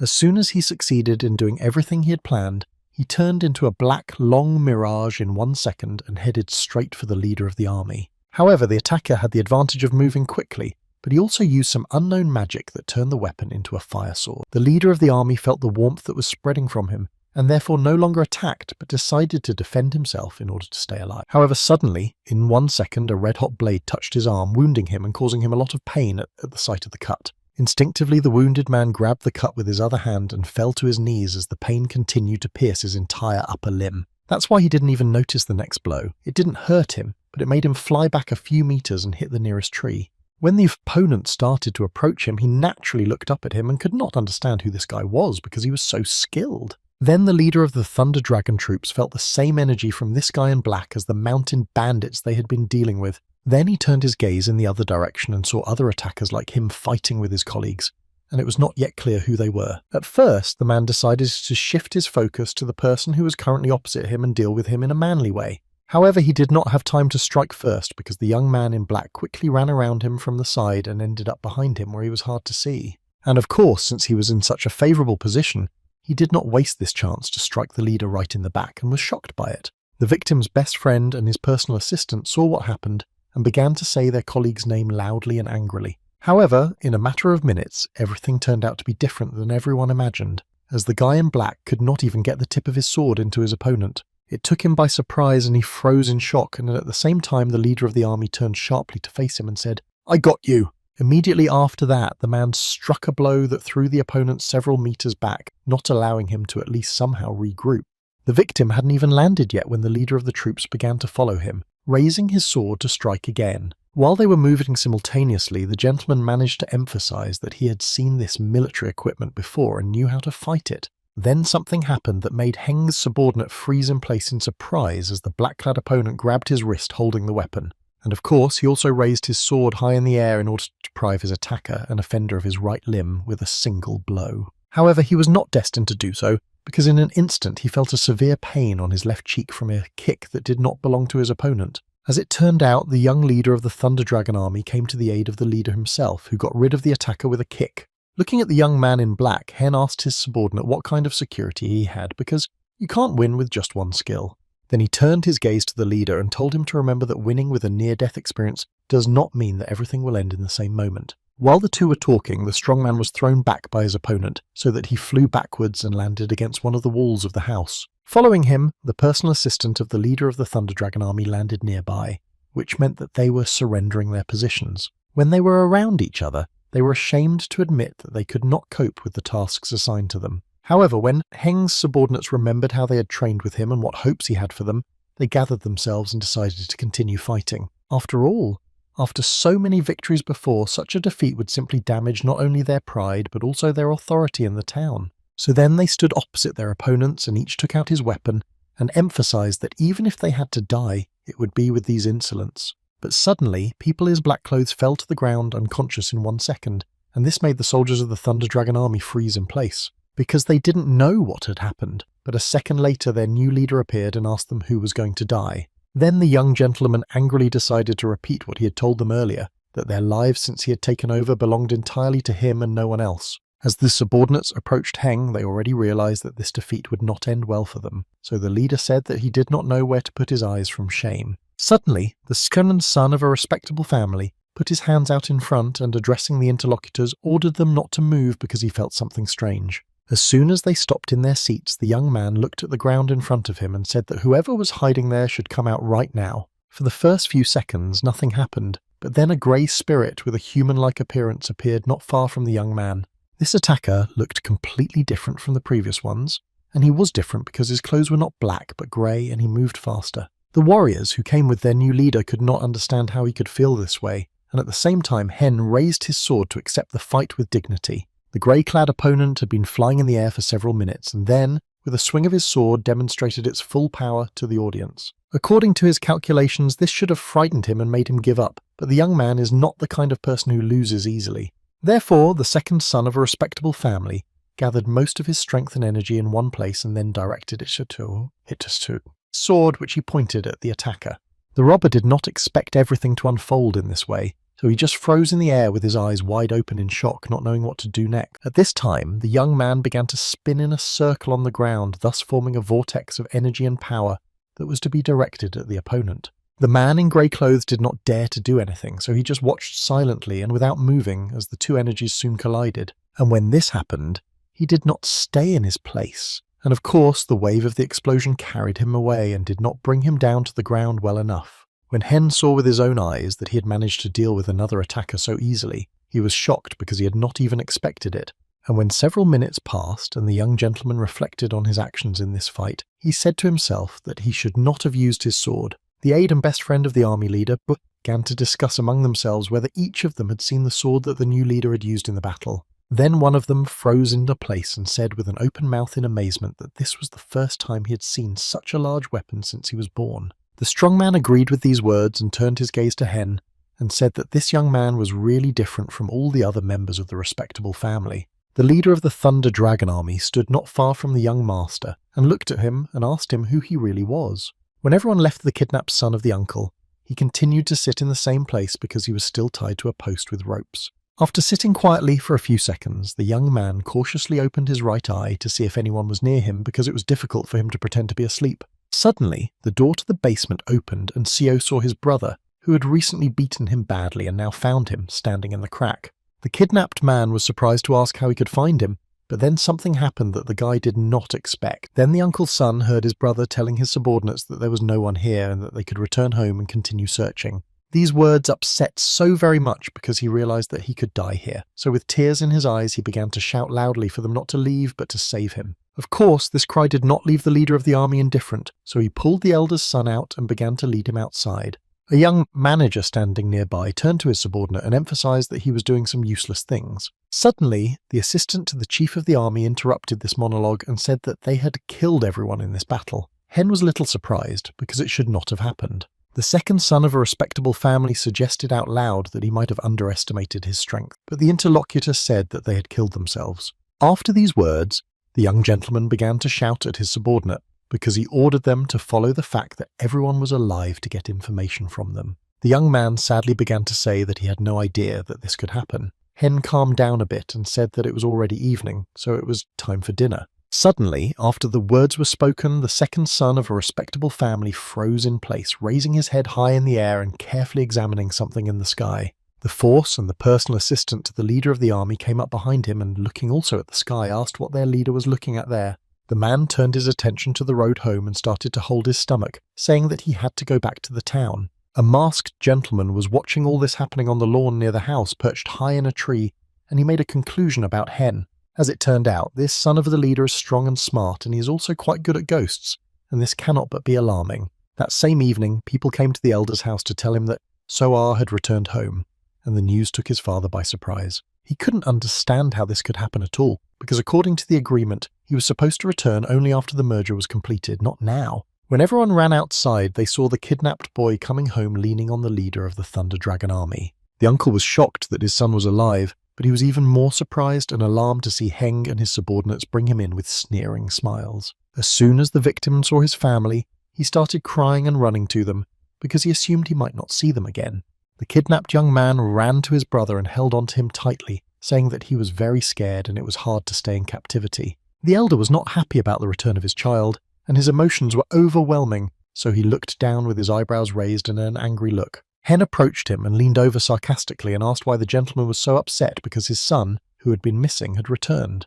The man looked up at his interlocutor a little, and gritting his teeth in anger, quietly clarified that his nephew had really managed to save his brother. The second son of the family leader, smiling broadly, said that it was an accident, and then his uncle told him that he had to pay for it. At first, there was an awkward pause between them, and then Hen said that it would be nice if the elder really gave him a big reward for his blood. Immediately after saying that, the young man looked his uncle straight in the eye and said that he still had things to do, so they would talk about it later. Then he turned sharply toward the exit and, after a few steps, turned to his subordinates and said that it was time to go to dinner. Looking in the wake of his nephew, the man's expression became even more contorted with anger because it turns out that Hen is always messing up his plans. The rescued son turned to his father and said that he did not think he would ever be grateful to the young gentleman for his own rescue from captivity. Then the boy gently said that maybe they should prepare some treats for the rescuer to repay him for what he had done for them. The father was very angry at the word debt, and his son did not understand why, because he believed that they should thank him for finding him and returning him. The elder didn't even want to hear any of this, because he was simply overwhelmed with anger that his own child didn't understand what he was wrong about. Then the man vented his anger and told the young man that because of him, they were a laughingstock, and he did not even realize what they had just lost. Then my father looked up and calmed down and said that if he had died, he would not have had to feel all this shame in the whole town. Such words upset his son and then caused anger, so he clenched his hands into fists and shouted loudly, asking how his dad could say such things. The black-haired boy put his hand on his brother's shoulder and tried to stop him, but the latter asked to let him go because he had something to say. He said that his father was probably only happy that he had disappeared because he was not as good a son as the older one, and then apologized for not being rescued in time. After listening to everything, the elder turned to face the young man and pointed his finger at him and told him to leave because he did not want to see him. The guy abruptly turned to the exit and began to walk quickly, saying that even if he had not been told this, he would have left the house himself. At that moment, the older son of the uncle turned to him and asked if the younger son shouldn't also know what they both knew for a long time. When he received no response, the black-haired boy said that he was only thinking that his brother could have acted differently then than he did now. The man put his hands behind his back and said that there was no point in talking about it now, and then asked the older man to put people in front of the younger one. Then the elder began to reflect on the fact that everything was becoming more and more difficult, but he would not change his plans. A few days passed, and during lunch the young gentleman turned to his assistant and asked her if there was any news. Perhaps something had happened. As soon as the girl was about to say something, a small bone flew into her face, which was deliberately thrown at her by the second son of a respectable family. He was angry that he didn't like the taste of today's food, so he began to shout loudly about why this was so because he didn't even have anything to eat. Holding her cheek, the assistant sadly said that she did not know why something was wrong with the taste of the dishes, because she did not cook them but only brought them. Then the young gentleman jumped to his feet and pointed a finger at the woman and said that from now on she should control her taste as well. The lady didn't like the next assignment from her boss because every time he gave her something to do that wasn't very important. When she left the room, the young lady showed with her whole appearance that she did not like it, but said out loud that she would pass everything to the cook. Suddenly, the assistant stopped at the front door and said that the meeting of the elders had been postponed a little earlier. Hen folded his arms across his chest and asked with a serious expression what this merger was all about. The girl didn't miss the opportunity to tease her gentleman and said that he was gaining strength every day, but his intelligence was decreasing. These words made the young gentleman very angry, so he hit him with his hand so hard that it broke into 2 pieces. The lady began to sweat from excitement, so she decided to say that the merger is a holiday that the Namgun family holds every 10 years. This is an event where all family members come together and each talk about their achievements over the years and make plans for the future. The assistant said that this event was not postponed because there was a sense of disorder in the family that needed to be stopped immediately, and that is why they do not want to postpone this merger, because they can still overcome the crisis and build a plan to solve problems. A second later, she added that in any case, the young gentleman should also take part in this celebration. Then the young lady timidly said that she needed to choose a costume in advance because she knew that her boss did not like it at all. At this time, my uncle came to his room, furious that everything was not going according to his plan. When he was near the table and banged his fist on it, he heard someone behind him addressing him. It was his ally who was wearing a face mask, and the man asked him in surprise how he had managed to get in.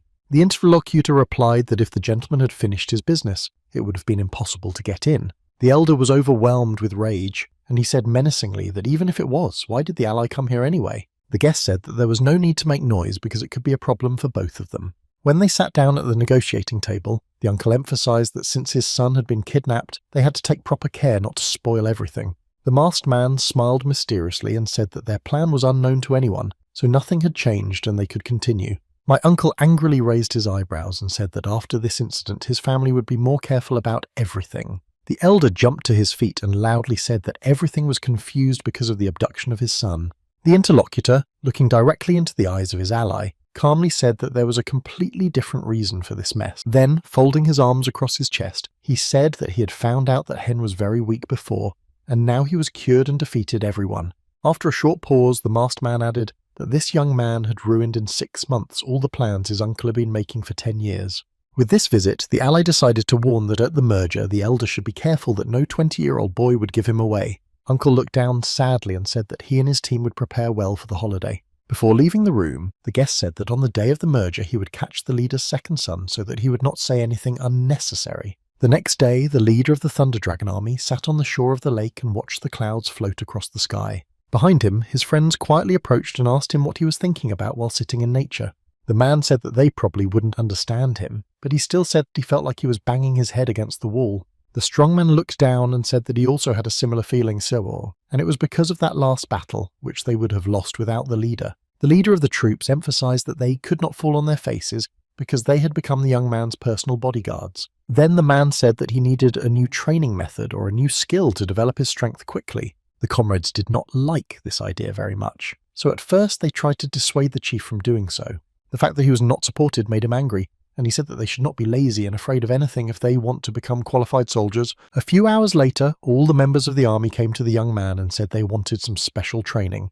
The young man was very curious why they decided to ask for this. Perhaps they see a wall that they cannot break down. The leader loudly announced that they wanted to protect him, not that he would stand up for them in any fights. Hen agreed to give them a real fight, which is the best training, but only if the opponent is stronger. Then the young gentleman turned his gaze to the right and saw his older brother there, and asked to have a duel with his soldiers. The head of the Thunder Dragon's army frightenedly began to clarify that he was really being offered to fight such a distinguished person. Giving the sword to his subordinate, Hen said that if he won, he would fulfill all his wishes. Then the young man turned to his brother and asked him to start the fight without him because he wanted to go buy food. When the two rivals stood opposite each other, the second son of a respected family said that the rules were simple. If the warrior moved the master, he won. Everyone was completely satisfied with this rule because it is not so difficult to move at least one step. At first, they had a battle of wills in which each tried to demonstrate his confidence. Then the leader of the army was the first to jump high up the mountain and decided to use the tenfold strike of the Thunder Dragon. Colleagues were pleased that their friend had used this particular blow because it would unseat the senior heir. However, it didn't happen as expected. The opponent simply threw his stick at the attacker and the latter fell to the ground. When the battle was over, the brother demanded his food from the younger brother because he had not even had breakfast yet. Of course, Hen wanted to dodge this request because he was too lazy to go anywhere, so the older heir pulled him along by the collar. As soon as the two were at the table for a meal, the older heir offered the younger one a sweet candy. The leader's second son could not understand how his brother could be so caring, because usually children want to destroy each other.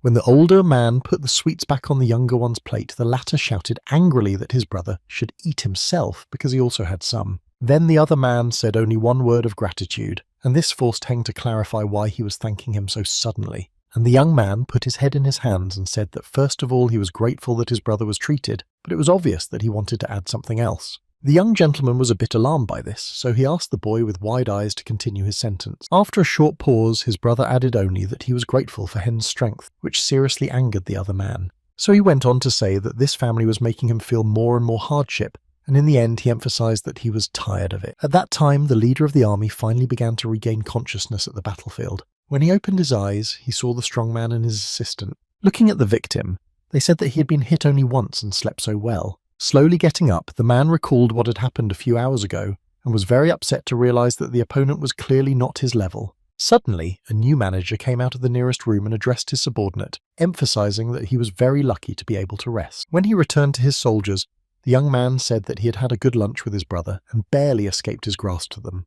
The boy then turned to the leader and asked him if he knew why he had lost the battle. The interlocutor looked down sadly and just stood there in silence because he didn't even know what to say in this case. But as soon as he got up the courage to say something, the young gentleman answered himself that the man was simply too weak for such battles. The head of the troops did not deny this, but instead began to pitifully ask his superior to train him to improve his skills. At first, the second son of a respectable family began to grumble, but then he took a stick and told his subordinate to try to block the blow. The man picked up a stick, and within seconds they were standing opposite each other for training. Suddenly, the young man disappeared from the opponent's sight and a second later was behind him with a gun to his throat. Then Hen asked why the leader was caught, and the man told him that the new leader was very fast. The young man said that this was not the right answer because he was just moving in an inconvenient direction for the enemy. He went on to explain that if you hit the blind spot even slowly, it will have the same effect as a lightning strike. This means that a man should first pay more attention to tactics and only then move on to practice. After listening carefully, the leader of the army turned his attention to the young man and asked him to teach him how to do it because he could not do it himself. Heng angrily punched the man on the head and emphasized that the gentleman should remember his experience and then the body would react in the right direction. Without a single pause, the manager continued to say that if you have no skills, you have to fight like an ordinary person without them and there are no other options. When the young master turned his stick on two more subordinates, they began to think that they might get the boot. Then Hen put a stick on his shoulder and said that the Sapper faction became so popular in the beginning because they used a lot of practice. After a short pause, the young gentleman said that if their body was hurt, it would remember everything by itself, so there was no need to overthink it. In the late afternoon, Hen began to conduct training sessions, but this time they were different. He simply beat the soldiers with a wooden stick. At that moment, my uncle opened the window from his room and released a carrier pigeon through it in the direction he wanted. When his black-haired son approached him, the man told him in a serious tone to go to the training arena. The young man did not deny anything, so he silently went to fulfill the order, and his father emphasized that he needed to prepare properly for the merger. Late in the evening, the young gentleman climbed onto the roof of his house and used magic to plunge into the memories of his past life. Namely, when he was sitting on the riverbank and fishing so that he wouldn't have any problems with a snack. Suddenly, his partner turned to him behind him and asked if he was sad to be there. And then he explained his question by saying that the interlocutor had no family, no children, and no friends who would be constantly on his side. Without turning around, the gentleman clarified that all these people were not handcuffs, because one day they could become a weak point.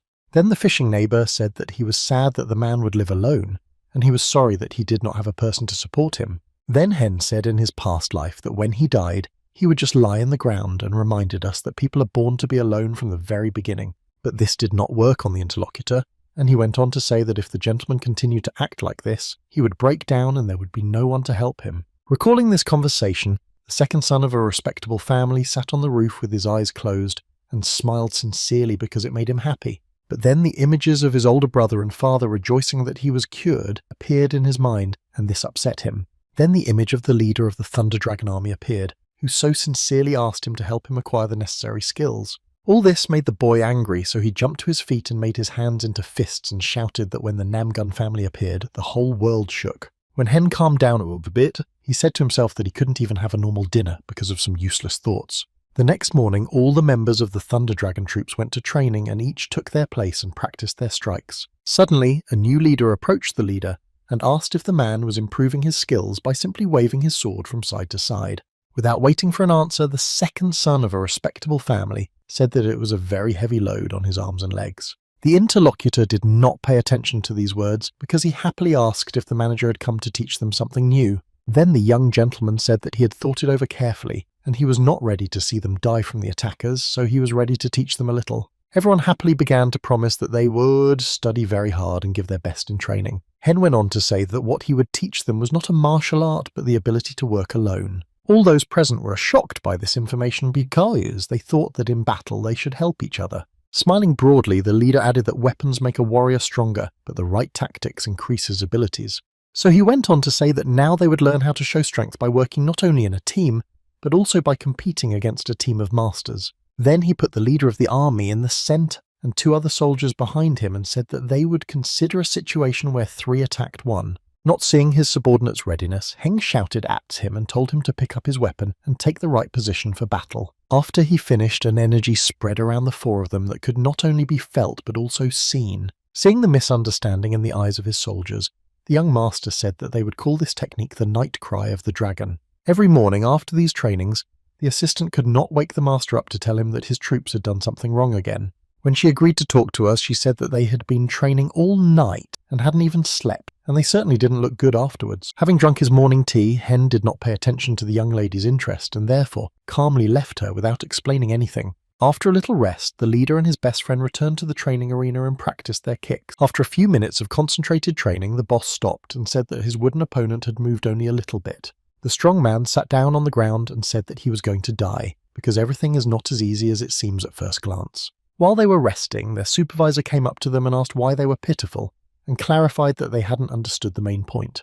The leader looked down guiltily and apologized to Hen, saying that they understood everything in their heads, but it was harder on the body. Then the young gentleman calmly told me that I needed to breathe calmly and move my body with my breath, not vice versa. In a few minutes, the soldiers were put on chains with heavy round weights on the ends of their arms and legs. When the guy raised his index finger up, he said that this was not all, because he was not as simple a coach as they thought. After these words, the man led his subordinates to the lake and pointing downward said that the flow of energy was clearly visible in the water. And a second later he added that when you face a life-threatening situation, the effect is even better.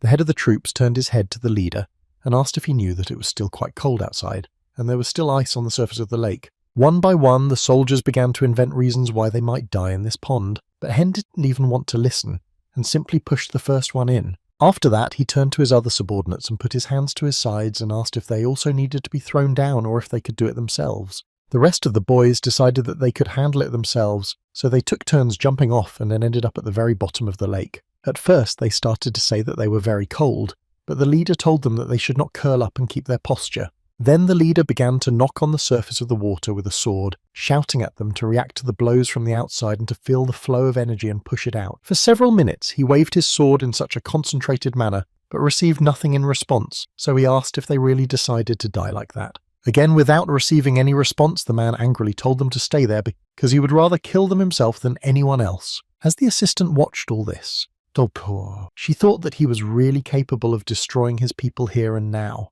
However, he did not even intend to stop, so he continued to slash the surface of the water with his sword. A few hours later, all the soldiers and their weights were on the ground, lying on the ground trying to get some air. When he unapproached them, the leader looked up at him and tiredly asked if they had passed the test. But the gentleman just smiled and asked them if they had any feeling that they had to subjugate something. On the same day, in the late afternoon, one wagon raced quickly through the forest and mountains to its destination. As soon as she was at the right gate, she stopped abruptly and, having provided the guard with her documents, waited for permission to enter. At that time, my uncle took a sword from the wall in his mansion, which he slowly uncovered and began to carefully examine its sharp and shiny blade.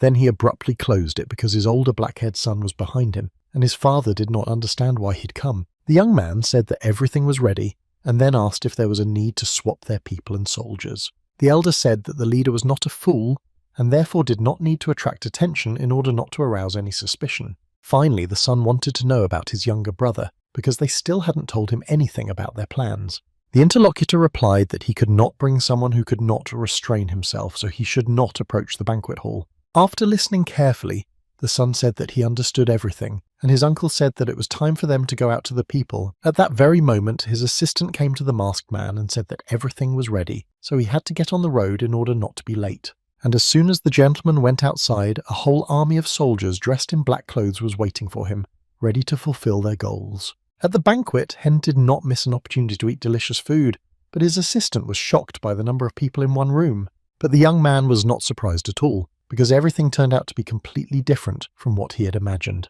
The girl asked what was wrong, and then the leader's second son replied that boys from high school or from 5 influential families could not see beyond their noses. Then the young gentleman shoved another bun into his mouth and asked if anyone else was late, and the lady replied that everyone who was supposed to have arrived. The young man named 3 more boys, and the assistant held her hands out to the side and said she had not seen them since she was born. Suddenly, an image of a bearded man appeared in Hyun's mind, folding his arms across his chest and mocking the fact that Namgun's family had become weak. Tearing off a thigh from a baked chicken, the young man asked his companion when it would start because he was tired of waiting.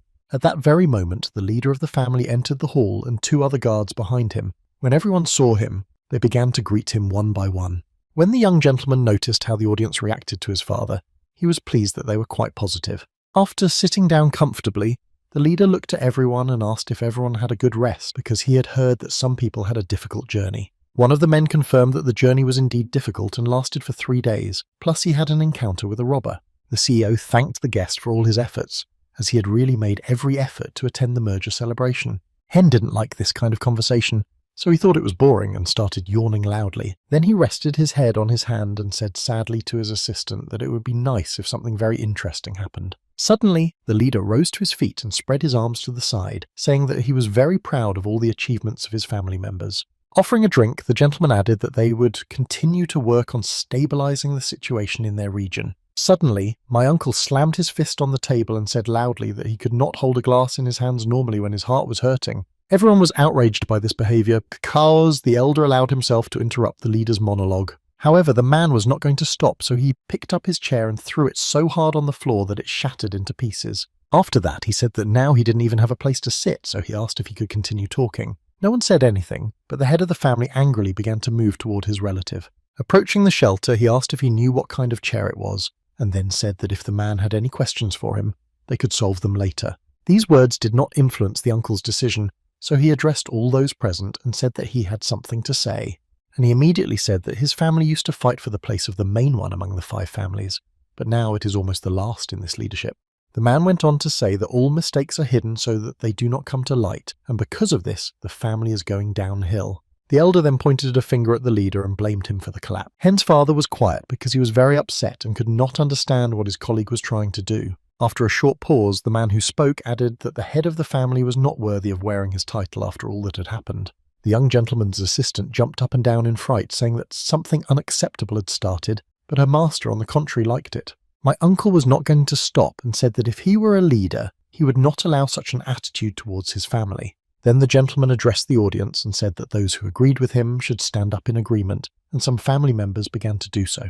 Everyone was talking about the need to immediately change the leader before things ended badly for them. A grey-haired elder asked if this was really an uprising. Other family members emphasized that such an attitude towards them is simply unacceptable, so they want to re-elect the main man for their peace of mind. Heng's father looked at his relative and asked if it was necessary to do it that way. The interlocutor merely asked whether the gentleman would leave the merger party himself, or whether he would have to be pushed out by force. Those who supported the leader's position stood next to him and drew their swords, and those who came with the uncle and chose his side began to surround the main man from different sides. The oldest gentleman turned angrily to the attackers and asked how they dared to do this. One of the insolents told them to drop their weapons and surrender, because otherwise they would not survive. Suddenly a colleague approached this guy from behind and stabbed him right in the back.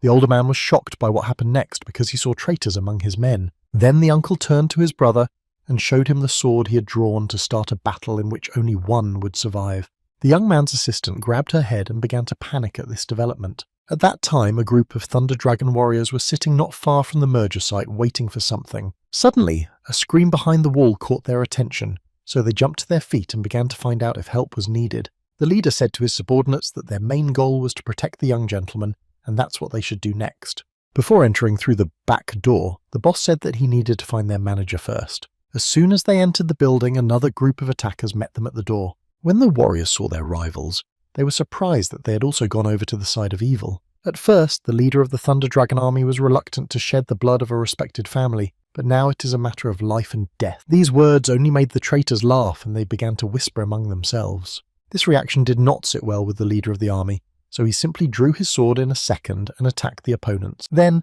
a large-scale battle unfolded between all the members, in which everyone tried to win for themselves. Suddenly, an uncle intervened in the duel between the two guards, putting his sword to one of them and stabbing him to death. The family leader saw this insidious act with his own eyes and turned to the offender and pointed his weapon at him. Each of the men used all their energy and strength, which could be distinguished by the different colours. As soon as their swords touched, there was a loud explosion that knocked many people back. The leader of the gang that was supposed to fight the Thunder Dragon warriors was shocked that all his men were injured in this blast wave. The young master's subordinate did not hesitate to deal a fatal blow to a deserving traitor. The strong man smiled happily as he addressed his friend, for he had not expected Kira to be so easy to do. The leader emphasized that it was not yet time for the council, so they needed to go inside and find their leader.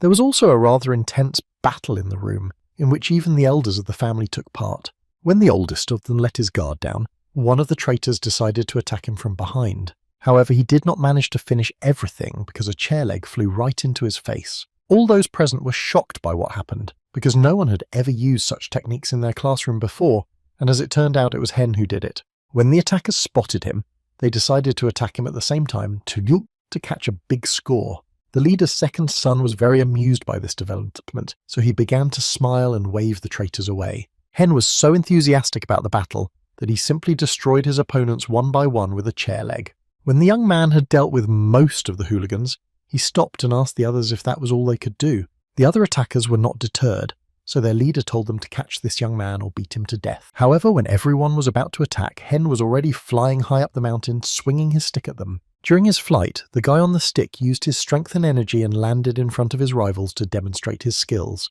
namely that he struck the ground in front of them, which caused a powerful explosion that delayed the attackers for a while. While the dust from the explosion was still settling, the young gentleman was thinking that he could not cope with these guys alone. When only one traitor came up to him, he showed him his stick and then simply hit him with it. Then, among the smoke, the chief of these traitors appeared, confidently moving directly toward the new leader.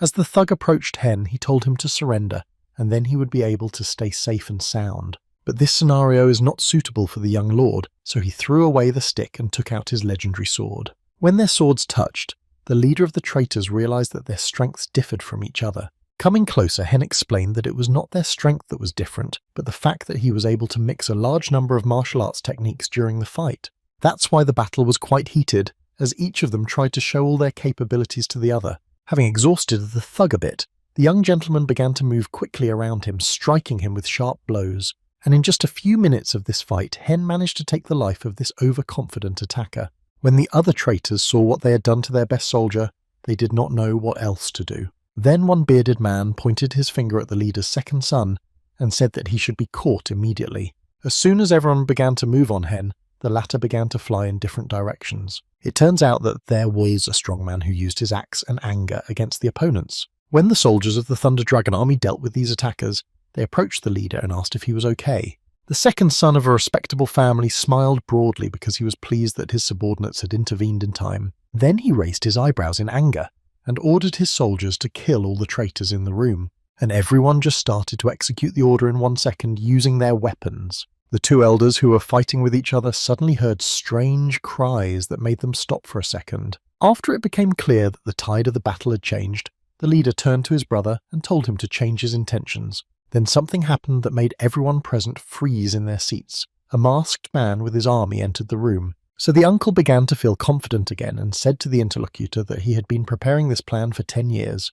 The leader emphasized that the man's thirst for power had completely clouded his mind and then added that he would never forgive him for this. And after saying these words, the gentleman raised his sword to chest level and began to swing it from side to side to wound the attackers. Suddenly, out of nowhere, the leader's brother appeared behind him and wanted to hit him from this angle. However, he was unable to do so because Hen intervened, holding his sword over his shoulder. The young gentleman did not like the fact that the attacker wanted to stab him from behind, so he said that he would not let it go. The elder was so impudent that he was out of his mind with anger that he gritted his teeth. But then he turned to his subordinates and ordered them to kill the leader's second son. However, Hen managed to deal with them all by simultaneously launching arrows at them. My uncle was shocked by this development and also wondered why the 10 largest factions had come here. One of the leaders of these factions said that they had heard rumours about the plight of Namgun's family, so they came to help. The masked man turned to his ally and said that a lot of support had come for the leader. The head of the family came up to the people who came to help and thanked them for this decision, because it was very timely. The traitorous elder turned to his accomplice and said that if he wanted to run away he could, but he decided to stay here until the end. The masked man said that he was not going to run away either, so his army could buy them some time. At this time, the uncle's black-haired son decided that he needed to rush to his father's aid immediately, but the older heir stood in his way, who came here specifically to detain him and fight him on equal terms. The black-haired man was not afraid for a second, but instead jumped up high and raised his sword upward, pointing it at his opponent. Their collision caused a large and loud explosion which sent light scattering in all directions. At this time, at the place where the merger was to take place, the warriors of the Thunder Dragon troops engaged in a fight with the black attackers. Each of them tried to defeat their opponent and win for their leader. While everyone was distracted, a masked man decided to attack the head of the family behind them using his magic. Heng's father had to defend himself only with his sword, which so far had performed its function quite well. Then the traitorous elder joined the fight and began to swing his sword to kill the leader. The tactics of these two rivals were such that they would take turns attacking the main one to wear him down. However, these plans were somewhat ruined by a young gentleman who came to help his father. Then the young man turned to the masked man and asked where they came from, because their strength and equipment were not typical for this area. The interlocutor realized from these words that this young man knew something about them, and that he was not who he seemed at first glance. Then Heng turned to his father and told him that he was taking on this masked gentleman, and that his father should deal with the traitor. And then there was a battle in which each participant tried to apply their technique in the best way for themselves. The young gentleman's opponent was surprised that he was able to resist all his blows, but he did not want to give up yet. When they once again faced each other a few meters away, a powerful explosion followed their collision. While waiting for the dust to settle, the second son of the leader turned to his opponent and said that he had chosen the wrong man for the fight. The masked man was seriously angry because the young man managed to destroy even his best spirit with a single blow. But he was not in the mood to give up, so he said that the guy would not be able to overcome the difference in strength between them. After he said that, the gentleman used a new force that made Heng fly back a few meters and hit the wall. At first he was a little scared because it was dangerous, but then he clenched his hands into fists and began to use his energy. In a matter of seconds, the young man managed to open his third stream, and strong energy poured out from him in different directions. Then his body began to change rapidly, and the young gentleman loudly shouted to his opponent that he would simply tear him apart. The opponent froze in place from not understanding what was happening, and from the fact that Hen had been hiding his power from them all this time. When the guy changed completely, he drew his sword to himself with the power of thought and said that he would see who would win. After these words, the masked man noticed that his hands were shaking, and he realized that for the first time in his life he was afraid. The attacker simply did not want to believe it, so he decided that he would not pay any attention to it and would continue to fight. As soon as he tried to strike at Hen, the young man immediately threw him several meters away with such force that he broke through several walls with his back. As soon as the opponent hit the last wall, a part of his mask broke off, and the young gentleman began to examine it to find out who it was. In order to get at least some information, the leader's second son put his foot on the gentleman's chest, and the latter said that the boy was disturbing a person. The young man did not really understand who the masked man was referring to, so he decided to deal with him here and now, and simply stepped on him with all his might. Then the young man felt that he had used up all the energy that was so difficult to release. So he sat down by the wall of one of the buildings and hugged his legs and began to think about why he had such a weak body. At this time, the severely wounded uncle realized that he could lose to the leader and not achieve his goal. However, the elder did not want to give up so easily and decided to join the allied army. But when he looked to the side, he saw a pit in which he was lying. He was very outraged that all his plans were ruined because of a young man who had been cured and could defeat everyone. So he approached the sleeping Heng and wanted to take his life, but he was prevented from doing so by the leader, who deprived his relative of his arm. The victim fell to his knees and began to scream audely in pain and then threatened to kill everyone present. Then the father ran up to his son, pulled him to his feet and looked him in the eye and asked if he was okay. Without waiting for an answer, the man smiled broadly and thanked his younger son for his magic techniques that helped the family win. The gentleman just couldn't get enough of his son, so he began to hug him even harder, and the boy didn't like such tenderness very much. The next morning, all the surviving traitors sat tied up in the main square, and some of them tried to explain their intentions to the leader. The oldest elder ordered them to close their families, because what they said was just an excuse, but in reality they did it because of greed. At that time, his best subordinates came to the new manager and said that they were able to survive only because of his training. Then the guy asked them what happened to the masked man, and the assistant leader of the army said that he was killed, and his subordinates simply fled. When the older heir entered the room, the younger one asked where he was when everyone was fighting so bravely at the festival. The brother did not like this accusation very much and said that he had taken on their uncle's black-haired son at the time. Then the elder grabbed Hen in his arms and lifted him high up the mountain, saying that he was so good to have been able to go through all this. The younger gentleman did not like such tender relations, so he turned to the leader of the army and asked to save him from this. The next morning, when the assistant brought food to her master, she found him in bed under a large number of blankets. He had been sleeping for 3 days, so she decided to check if he was still alive by putting her hand under his nose. Heng opened his eyes abruptly and grabbed the girl's hand and shouted, "How dare she attack a sleeping person?" Later he calmed down, wrapped himself in a blanket, and told the ladies not to do that anymore, because a warrior in a dream cannot vouch for himself. Then he got to his feet and slowly walked around the room, saying that he had used up a lot of his strength and inner energy. Although he still had no appetite, he forced himself to eat to restore his balance. While the second son of a respectable family was having breakfast, his assistant told him that the trial of the traitors was underway. Before the trial began, the leader said that all traitors should be separated from their families and expelled from the town. At that time, an elder without one arm was sitting in one of the prisons underground, wondering why everything happened and why his plan did not work. When the head of the family came to see him, he asked if he would have to talk to him again, because he was already tired of telling him about it. This time, however, the man was taken to jail and asked the perpetrator if he was not ashamed of what he had done to his family. The interlocutor shouted back that he was not ashamed at all, because he was sad that the plan had not worked. The leader then asked the question in a serious tone to find out who those strange people were who came to the merger celebration with the traitor. The uncle said that he would not tell me anything, so he asked me to just take his life so that he would not suffer anymore. The head turned his face to the exit and said that everything would be as the prisoner wanted, and began to walk outside. When Hen was brought 2 balls of the potion, he was a little upset that there were so few of them because they had almost no effect. He still spent all his nights in the room sitting under the covers and could not understand why the complications took so long. After a few hours of thinking, the young man jumped to his feet because he had a great idea in his head, in his own opinion. At a regular meeting of the elders, one member addressed the leader and said that in the future they would support him with all their strength. The man thanked her for this and promised that he would continue to make every effort to make their family prosper. Then the oldest gentleman emphasized that everyone had seen Hen's exploits with their own eyes, and they were also very grateful for his help.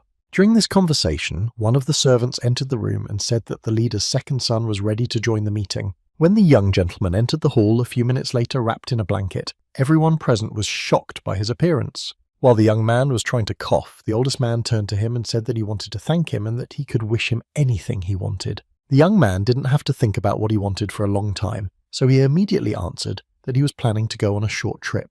At this news, everyone jumped to their feet and began to clarify what the guy meant, and he told them that he was tired of sitting in one place. With a sad expression on his face, Heng emphasized that he had not traveled anywhere before because of his health condition, but now he wants to visit at least something. As soon as the meeting was over, the young man went outside where his assistant was waiting to ask him how everything went. In an instant, the young man threw off the blanket and said, smiling broadly, that he had received permission for his plan. Several days had passed since the meeting and Hen was feeling even better, so he decided to finish all his business before leaving. The first thing he did was go to his traitor uncle and mockingly told him that he would never get out of prison. The mere appearance of the young man in front of him made the prisoner angry, and he started a fight with him. He was unable to reach the young man, and instead was asked about the technique he used to revive those strange souls. The angry interlocutor replied that he was not going to say anything, even under interrogation. Hen decided to intimidate him a bit, and said that his uncle's sons might get hurt if he did not cooperate with him. Then the prisoner decided to tell and said that his masked ally was engaged in summoning souls and he did not know how he did it.